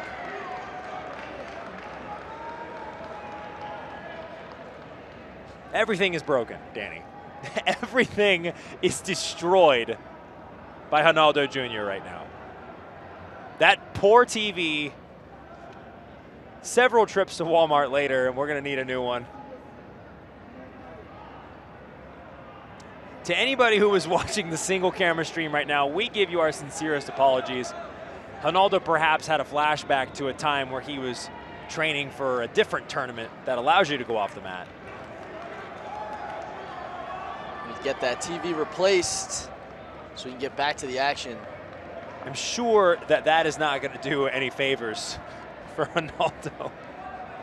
Big explosive shot by Ronaldo Jr. there. With a limited amount of time remaining.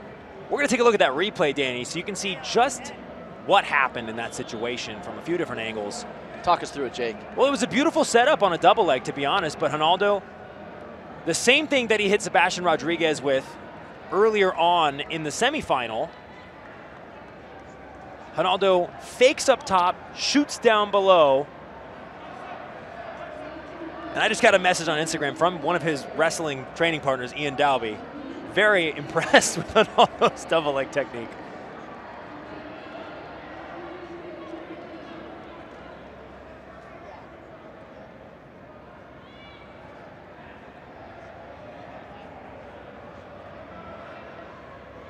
Well, there's definitely a certain intensity in the air now. David Garmo and Ronaldo have been staring each other down for the past 2 minutes.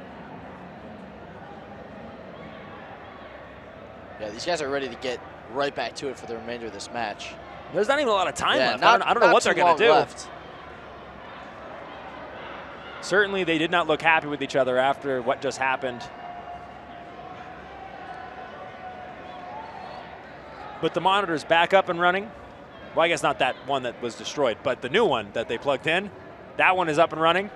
The scoreboard is back. 11 seconds left officially. And here we go.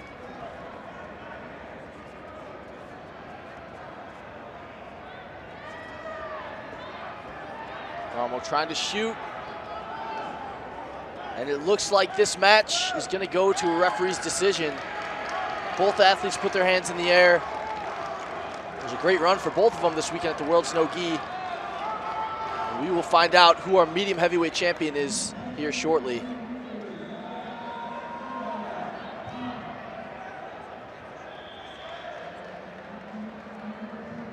And the decision is going to go to Ronaldo Jr. He's going to win his first IBJJF Black Belt World No-Gi title. Amazing performance from Ronaldo. And he gets his first No-Gi World title. David Garmo, of course, disappointed with the decision. It could have gone either way. But let's see a replay.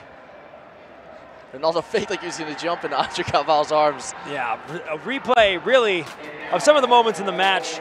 A lot of wrestling exchanges back and forth, not anything too concrete. A lot of it was David Garmo trying to come on the inside, Ronaldo trying to find opportunities to counter. And this right here was really the biggest moment of the match, was the destruction double leg by Ronaldo Jr. And that right there, ladies and gentlemen, is the result of good wrestling practice. Let's take a look at the podium, Danny. We got Sebastian Rodriguez in third place. Rafael Paganini, your other bronze medalist here at the World's No-Gi. In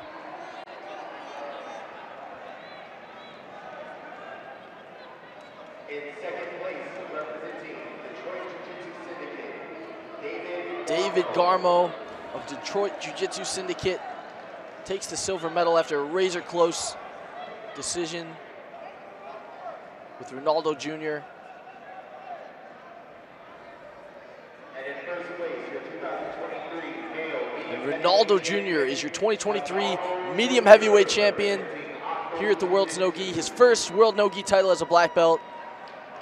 We're going to go to a break. We'll be right back with another final in the black belt division.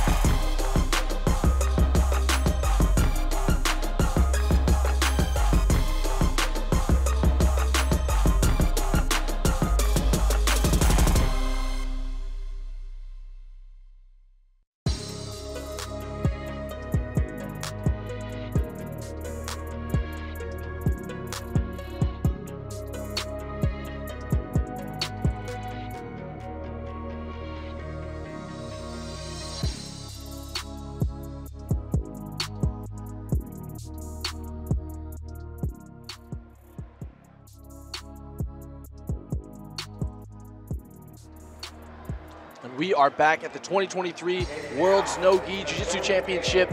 We've got the heavyweight final coming up. Elder Cruz, El Monstro, is going to be taking on Adam Wardzinski. Adam won his first World No-Gi title back in 2019. Elder going for his first title here in 2023.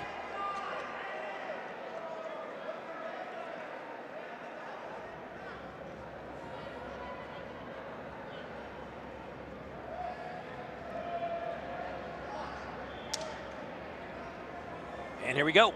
Elder Cruz, fresh off of a great victory versus Roberto Jimenez. Adam Wardzinski looking dominant in his semifinal match.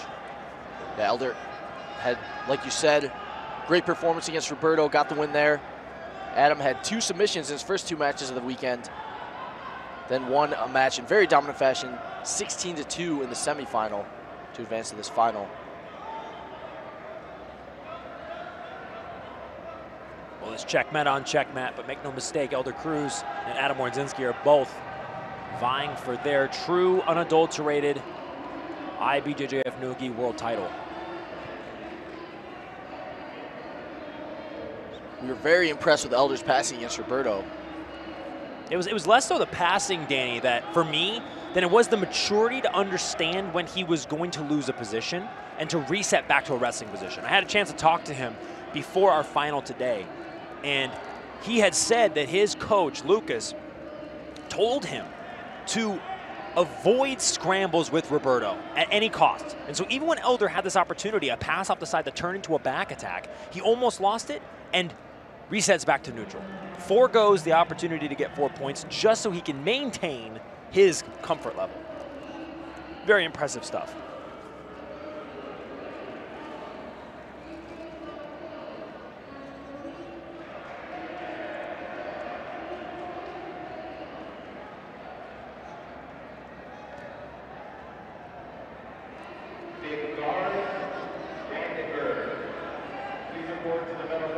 Talked a lot about Adam's butterfly guard. Hard not to talk about it because it's such a huge part of his game. He's been so successful with it in competition. Well, it's going to be one of the things that Elder Cruz is going to need to look out for when he tries to engage these side-to-side passes. He's going to need to get tight eventually, and when you get tight is when you're most, of course, susceptible to the butterfly guard. Yeah, you can see Elder managing the distance, trying to hide his legs, maybe with the strategy of trying to avoid the hooks of Adam Wardzinski.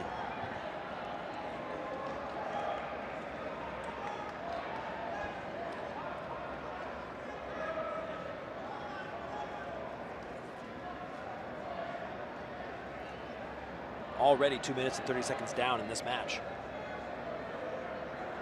Moving right along here at the IBJJF No-Gi World Championship. Only have about 3 matches after this one. On here, finals day. Now Elder looking for a front headlock.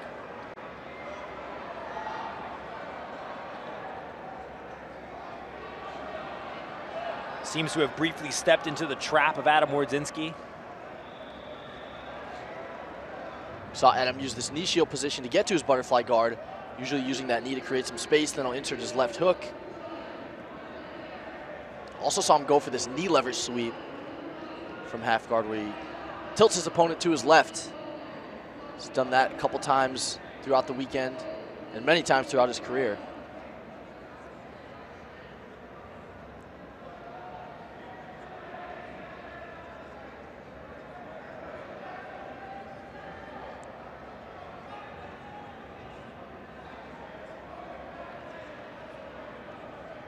Elder takes his knee off the mat, gets in the center. Adam puts it back down with that butterfly hook, shin to shin.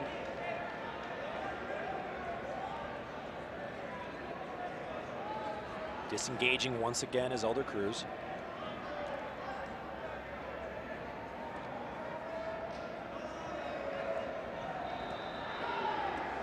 Very similar to his fight with Roberto Jimenez. You see Elder trying to time when people reach their legs toward him to pass to the side. Now he's trying to take that opportunity to make that happen.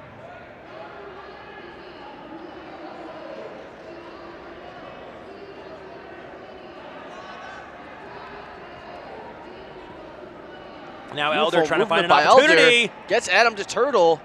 That's going to earn him an advantage in a front headlock position. Adam sits back down. Clears his neck of any danger. We are back to neutral.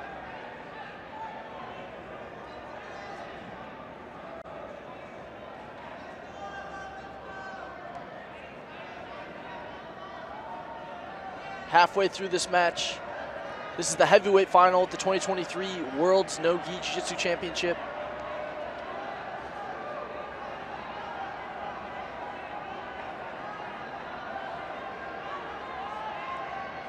Elder Cruz up by 1 advantage. Got Adam to turtle on a guard pass. And now Adam trying to create some opportunities with his butterfly guard with these hooks on the inside of Elder's legs.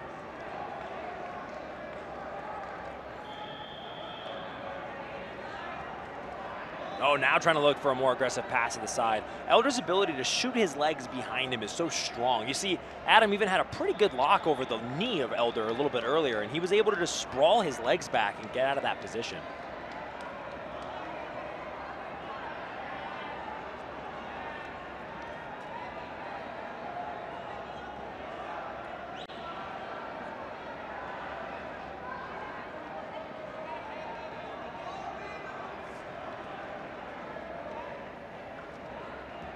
Elder utilizing a lot of movement side to side. Now, if you remember Adam in his semifinal match, he spent a long time on his back. He actually gave up 2 points at the very start of it. But then, around the 3-minute mark, he was able to find that butterfly sweep and rack up the points to about 20, I want to say 20-2, I think was the score. Huge point discrepancy that he was able to create in just a little bit of time. Yeah, once he got on top, we talked about how once he sweeps from the butterfly guard, ends in a good passing position. He was in the 3/4 mount, cleared his foot, got guard pass points, mount points. Ended up getting that sequence twice from the pass to the mount.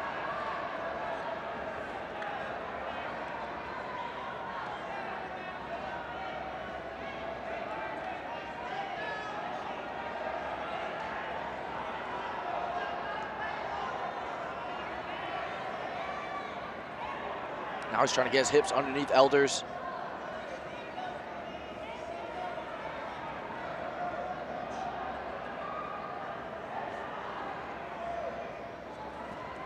Elder Cruz incurring a penalty. Talked about it all weekend, but it's been a big year for Adam. Won the pans in the gi, won no-gi pans. Now he's going for his 2nd world no-gi title.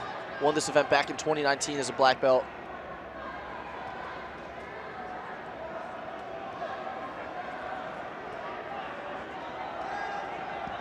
Adam Wardzinski, a veteran in this division, and yet has continued to improve year after year.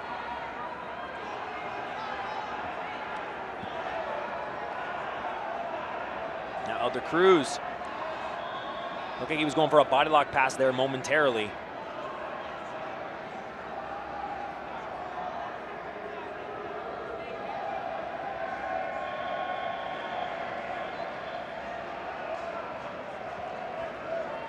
Oh, Elder moving around to the backside. Beautiful movement by Elder. Gets nearly to the back of Adam Wardzinski. We'll see if he can pass. Trying to keep Adam flat. Beautiful work by Elder Cruz so far. Adam turning back to his knees.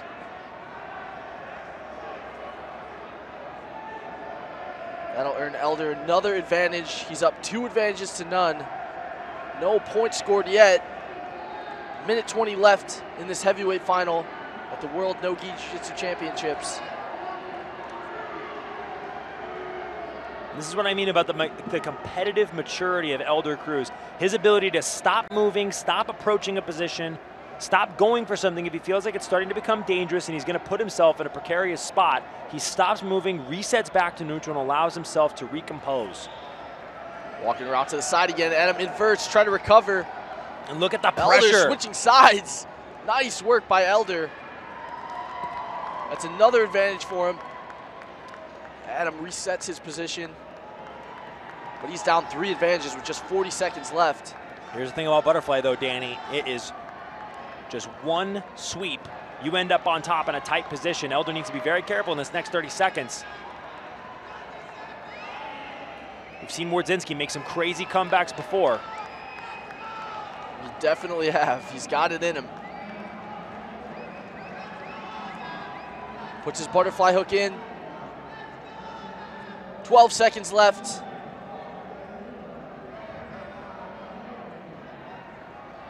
And Elder Cruz is going to stay on top, ride out that victory. Up by 3 advantages. He is going to be your 2023 World No-Gi Heavyweight Champion. El Monstro makes it happen.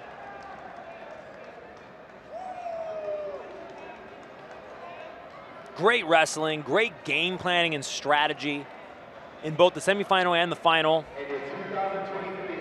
Elder Cruz makes it happen. Elder Cruz, your heavyweight champion here at the World's No-Gi.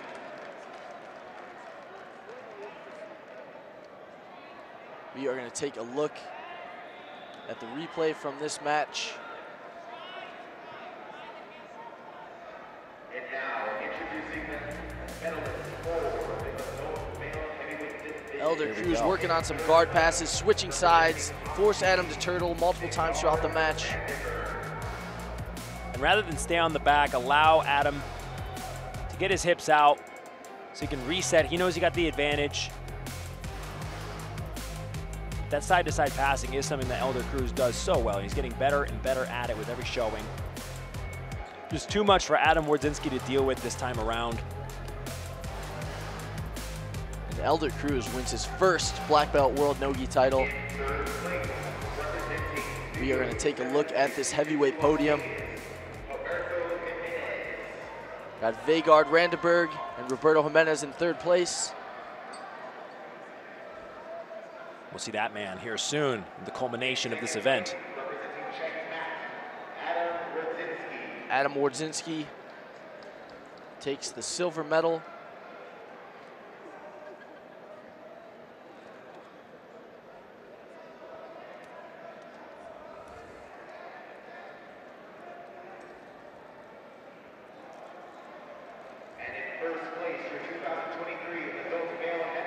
And it's Elder Cruz who takes home the title in the heavyweight division here at the World's No-Gi. We are going to go to a break, and we will be back shortly with our next black belt final.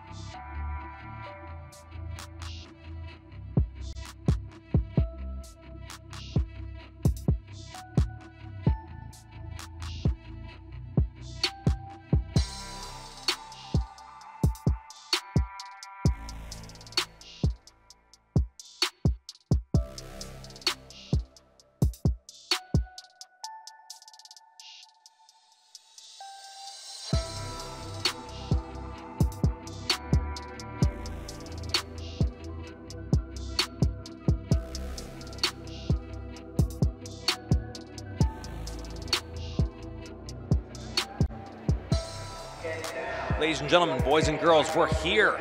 Vinicius Ferreira Gasola got to take on Javier Zaruski. In Zaruski's corner, Andre Galvão.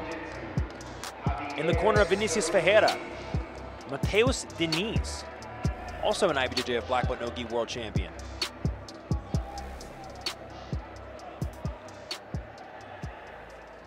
My name is Jake Watson, joined by Danny O'Donnell. Let's go. This is your super heavyweight final. Oh, looks like an eye poke. Right off the bat. Zaruski hit with the Captain Insano. Right off the bat.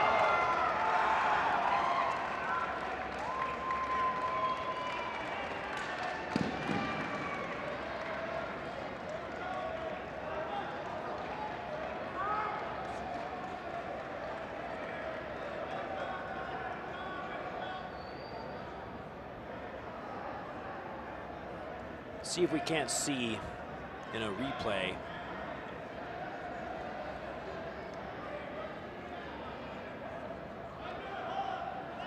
Oh, yep, right up top. Looked to be very accidental, of course. By Trator.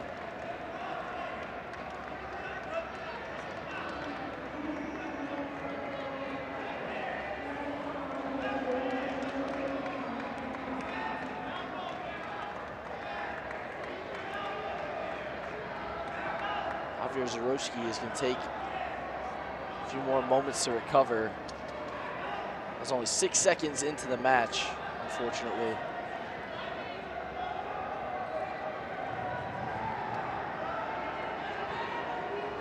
Javier with 4 victories to advance to this super heavyweight final. Vinicius Trator had 3 victories in the super heavyweight division to advance to this final against Javier Zaruski.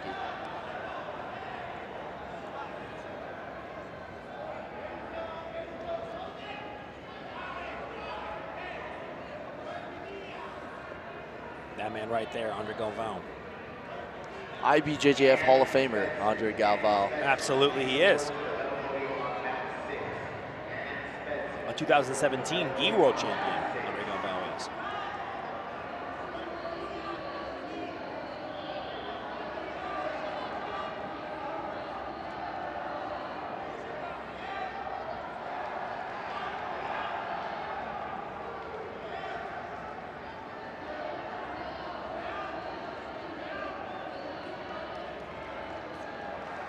Javier back to his feet.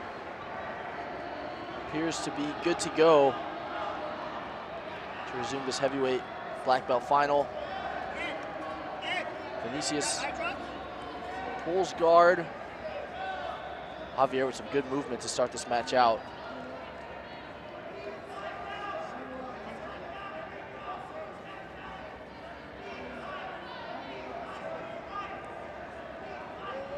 Vinicius with the butterfly hook inverting. Very interesting.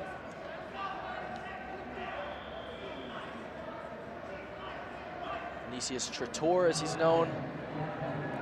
Mini tractor. A lot of pressure being put on top by Zaruski. Vinicius controlling that left wrist with both arms. Trying to make sure he's not flattened in his half guard.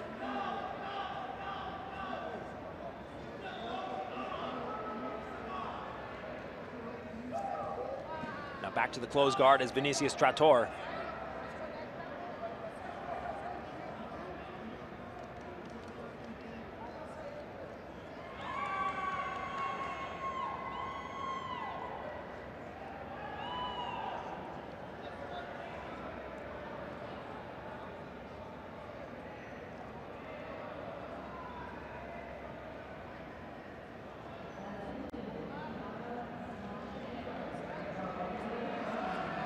Vinicius underhooking the leg.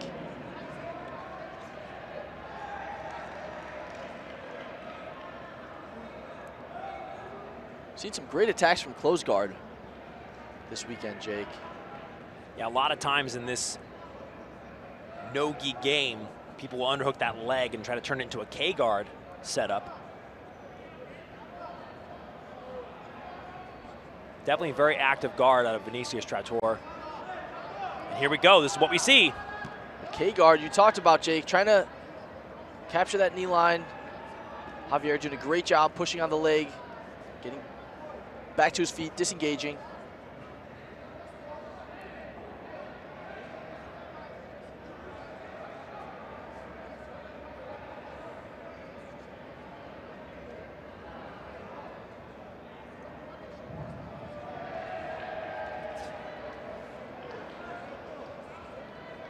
Javier lunging in, trying to close the distance. Vinicius Trattor doing a good job with his frames, pushing away.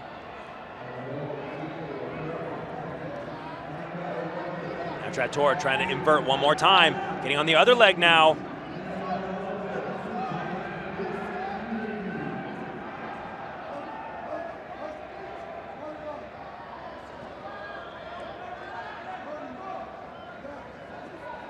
Now Zaruski trying to turn this into a pass attempt of his own. Putting a lot of pressure on Trattor now. Looks like he has a front headlock position. Trying to turn into a Darce choke maybe.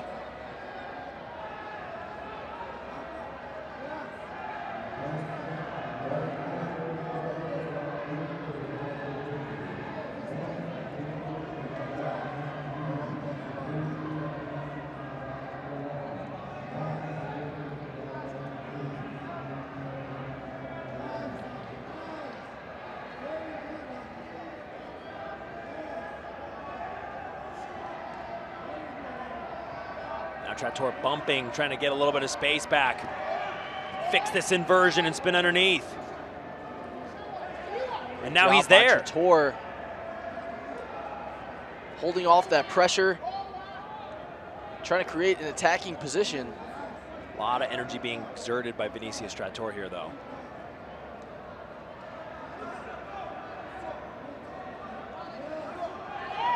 Tornado sweep out of Vinicius Trattor. Gets the 2 points. That's not a sweep you often see in the no-gi scene, Danny. What a beautiful sweep by Vinicius Trattor. Lifted Javier Zaruski.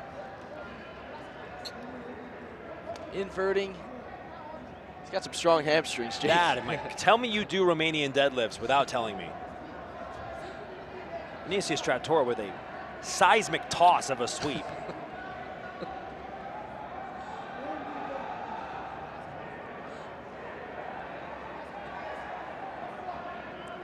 Swept right into the side control. So up by 2 points for that sweep.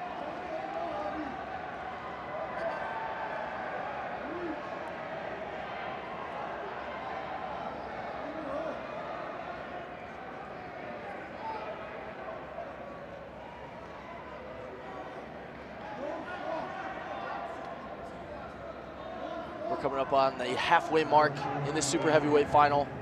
This is the last weight class final of the day. Next up, we're going to have the female adult black belt open class final. Oh my goodness! Javier Zaruski! Triangle! Has a triangle locked up with Vinicius Trattor!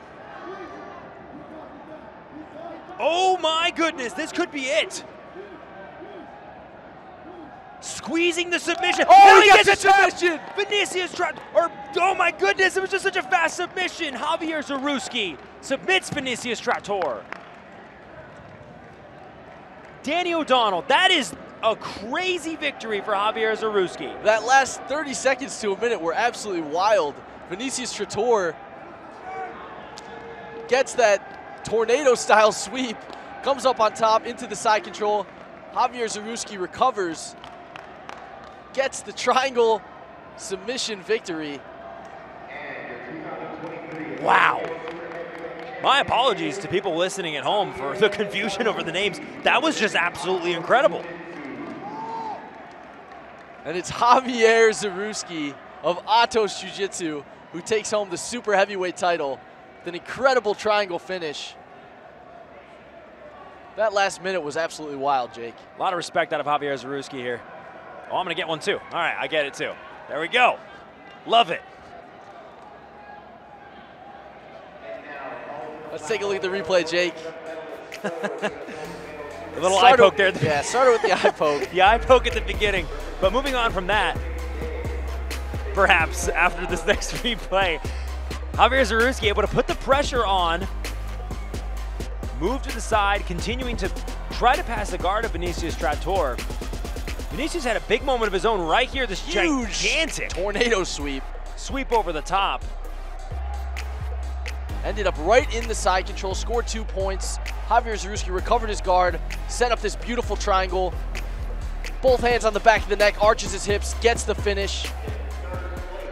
Amazing performance from Javier Zaruski. And the Atos Jiu-Jitsu black belt wins his first world no-gi title. Let's take a look at this podium. We got Helton Jr., Vinicius Lessa. In second place, representing Alliance, Vinicius Trattor Ferreira takes second place.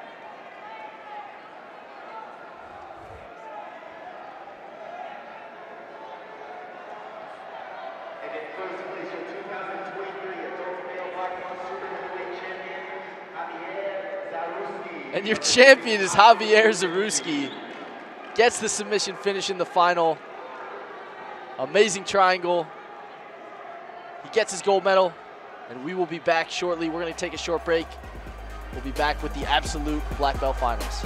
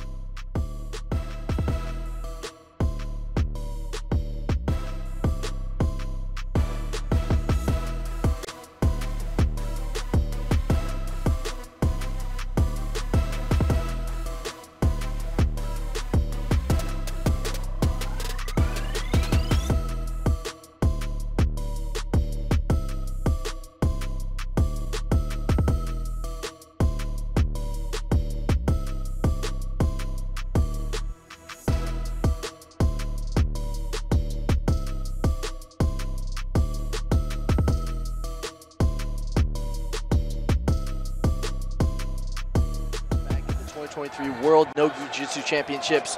We got 2 matches left here, Jake, and they are the black belt absolute finals. First up, we've got lightweight champion of 2023, Fionn Davis, taking on middleweight champion of 2023, Gabby McComb. That lady right there has looked absolutely unstoppable this weekend, Dan. Absolutely. Fionn has 3 world no-gi titles now.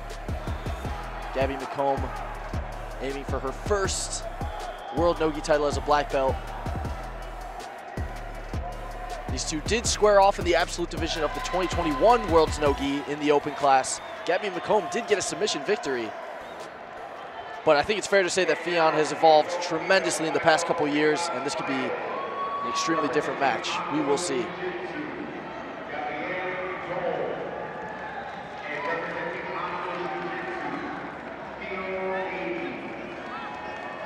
Fionn had 3 matches in the absolute division yesterday to advance to this final. Had an armbar in her first match, 2 points victories. And Gabby McComb had a points victory and a decision victory. Excited to watch this one with Jake Watson, Danny O'Donnell on commentary right now at the IBJJF World Championship no-gi.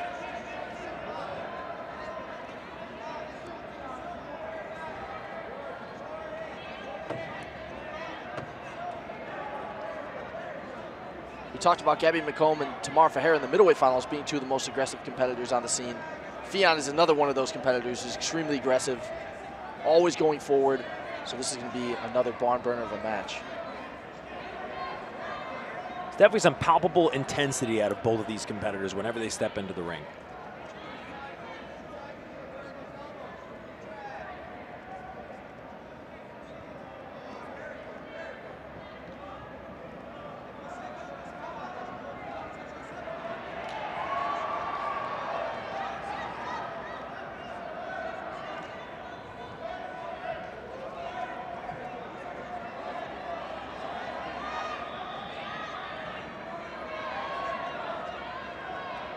We're looking for the underhook as Fionn.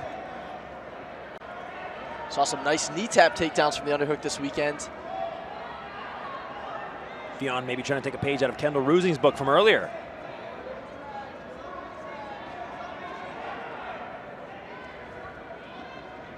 Gabby McComb looking for an arm drag.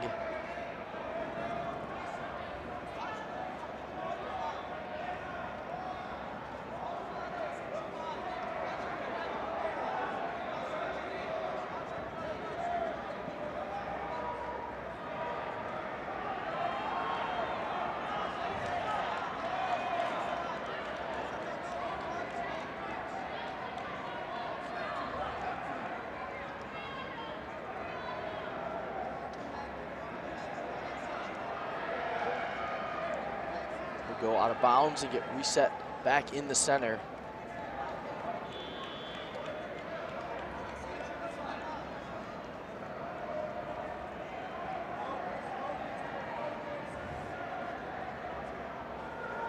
Gabby McComb looking for her first absolute title.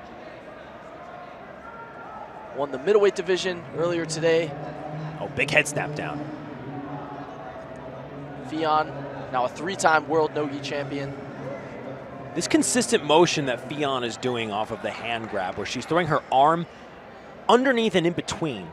You'll notice she throws her right elbow over the arm of Gabby McComb and turns it into an underhook. She might do it again here. Every time that the hands connect, look for her to do that.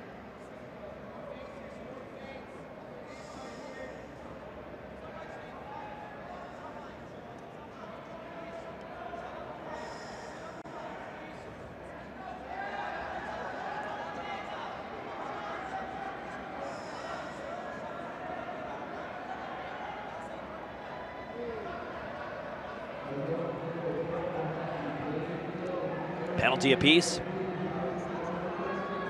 We're right back at it. Fionn sits to guard.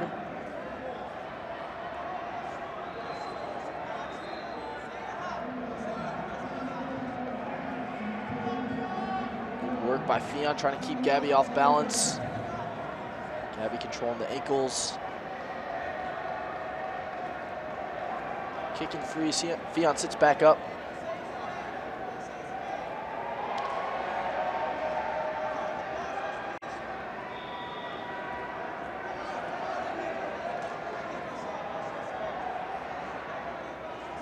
Six minutes, 15 seconds left to go in this, the women's absolute final. Gabby McComb diving for that front headlock. Look at this, great head control position for Gabby McComb. Trying to step her leg out. Fionn turns to her knees. This is a tight bite on the head, Danny. Now Gabby trying to spin to the back. Gabby might have an opportunity for a triangle here. Triangle! Throws her left leg over the top. She's gonna try to adjust the position and lock it. This is a big opportunity for Gabby McComb.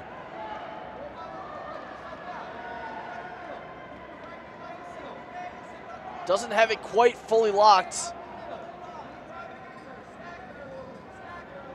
Now she's adjusting it inch by inch, trying to get her right foot behind her knee. This is a tough position to get the finish from. She could use this as a leverage point to bring her right elbow and connect her hands together and pry open that left arm. Like you see right there, she looked like she was about to go for it. Yeah, the triangle locked currently on the non-traditional side, where you'll normally see the finish.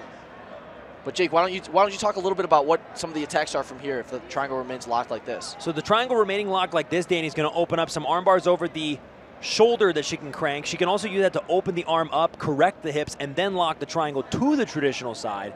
But right now, submitting with a straight-up choked triangle, you're right, it's going to be very difficult. You need the leg over that side of the neck so you can apply the proper squeeze. Right here is a great control position. So we'll see if Gabby's able to correct her hips just a little bit and get that right arm snug around the elbow of Fionn Davis and pull that arm out.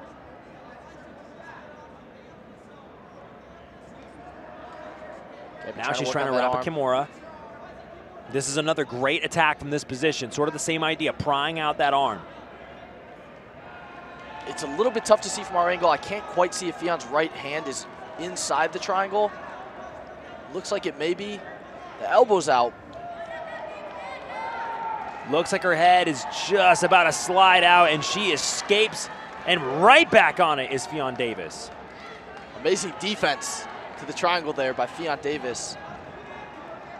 Well, Danny, 4 minutes to work and 2 advantages to Gabby McComb's name puts her in the lead. One of these ladies are going to get double gold here today. Will it be Fionn Davis making a comeback or Gabby McComb keeping this lead?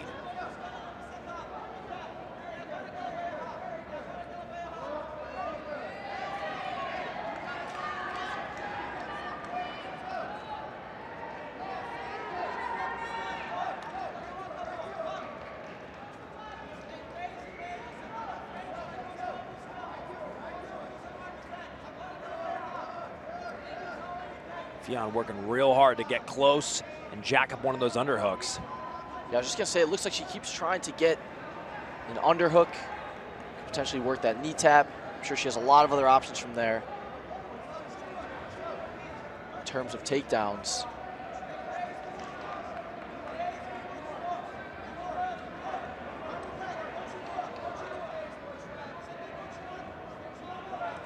Three minutes left in this black belt absolute final. Gabby McComb, the middleweight champion today, leading Fionn Davis by 2 advantages. Fionn took gold at lightweight.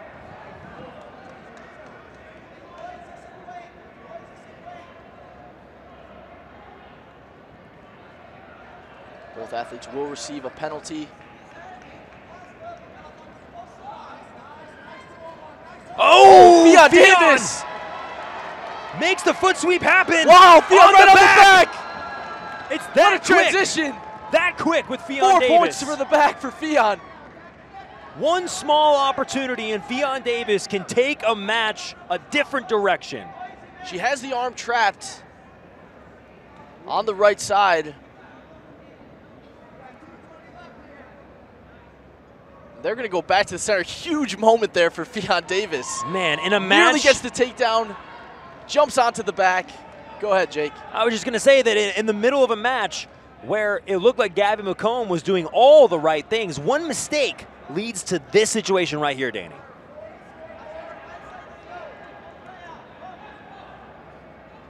Now locks that body triangle.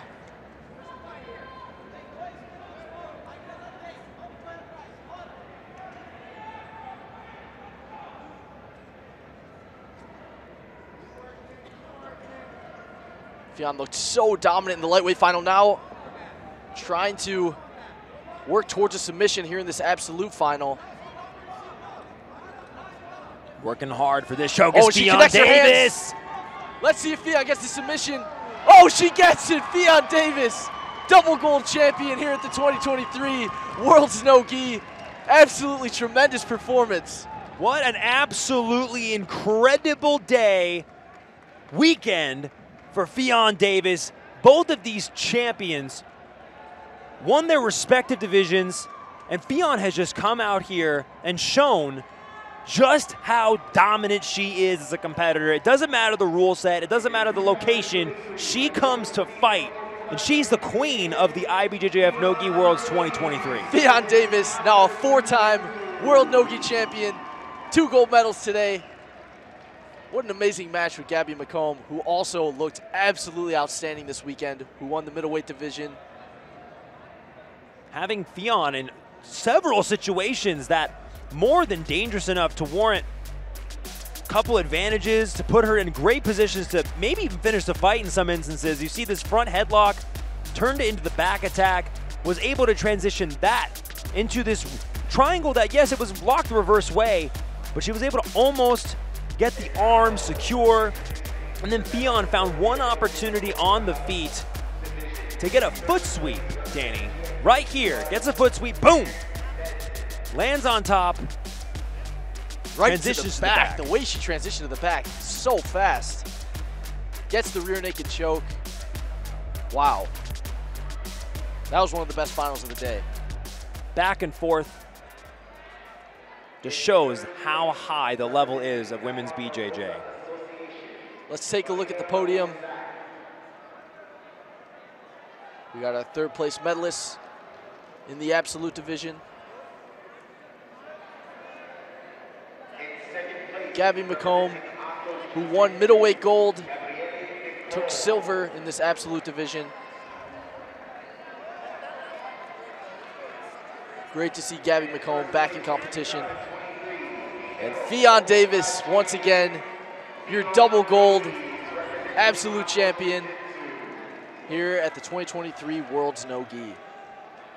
We'll go to a short break, and we'll be right back with our last final of the day.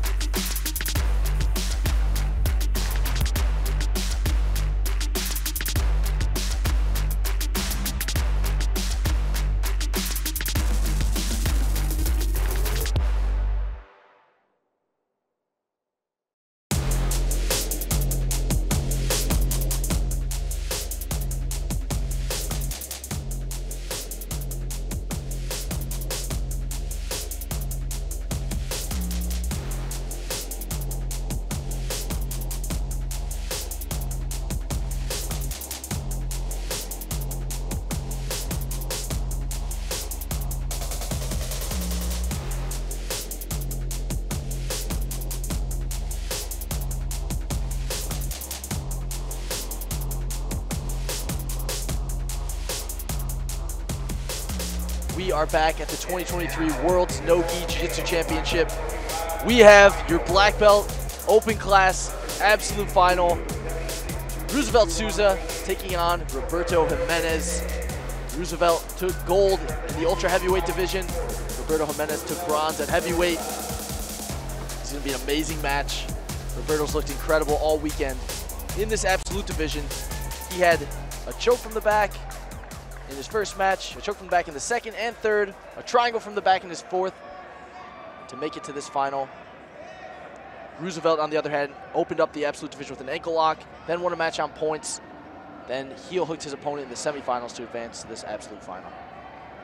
Interestingly, I saw Roberto shadowboxing to warm up, throwing punches and kicks. Leading into this final with Roosevelt Souza, he's looked impressive across this entire weekend. Roosevelt on bottom. We talked a lot about Roberto's back attacks. Had a lot of chokes from the back, submissions this weekend. And we also talked a lot about how his passing led into those back take opportunities and finishes, Jake. His ability to put pressure and force his opponents to turtle opens up so many opportunities that blend right into his favorite techniques and his favorite positional controls. Taking the back is something he's so good at. He's able to force the situation in such a powerful way. And it's been such a big part of his game all throughout the colored belts. So he's been able to hone in on his details, sharpen everything up. And now he has some of the best back attacks in the game. Oh my goodness! Roberto Jimenez nearly landing in a pass. Roosevelt Souza forced a turtle, and this is what we're talking about, he's trying to spin to the back.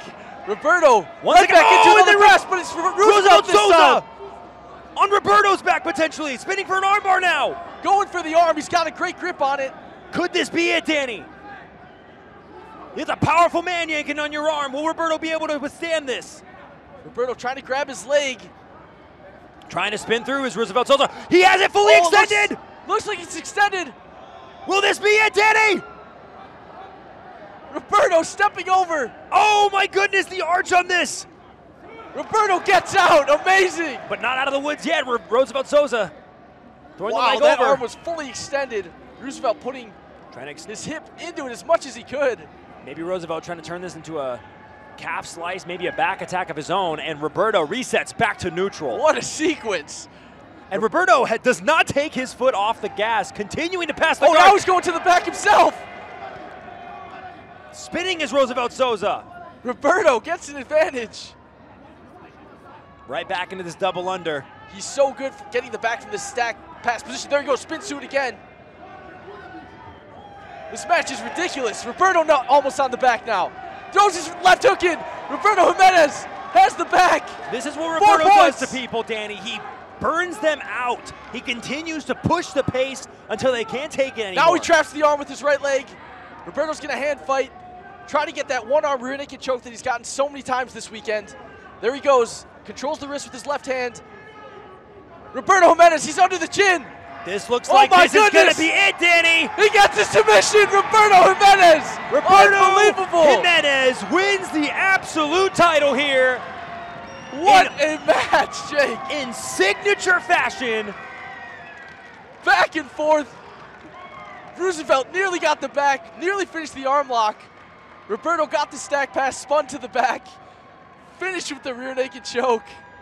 That was absolutely insane. There is not a more Roberto Jimenez way to win than what you just saw right there. An absolute barn burner, back and forth, nearly loses via armbar. Roosevelt Souza had that fully locked in, and that's a powerful man pulling on your arm, but Roberto Jimenez withstands the attack, keeps his foot on the gas, and makes it happen. He's your absolute grand champion. Roberto Jimenez, absolute champion here at the 2023 World No-Gi Jiu-Jitsu Championships. What a performance. What a match. And you got to give props to Roosevelt Souza.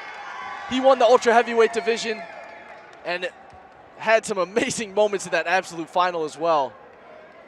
Wow. Let's take a look at the replay, Jake. I mean, this is the whole match could be a replay, Danny.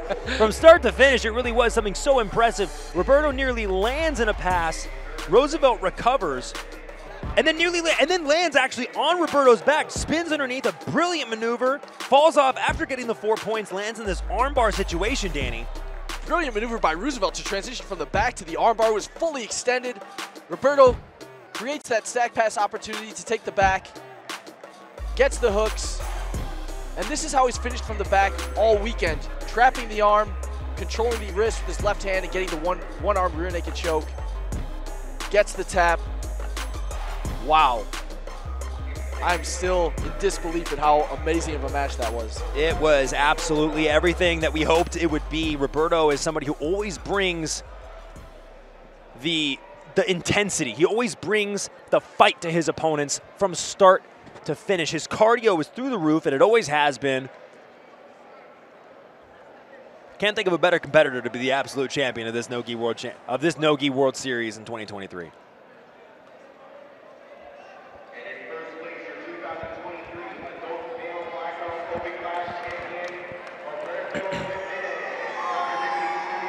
Roberto Jimenez makes his way to the top of the podium. He's your absolute champion. Wins the final by submission.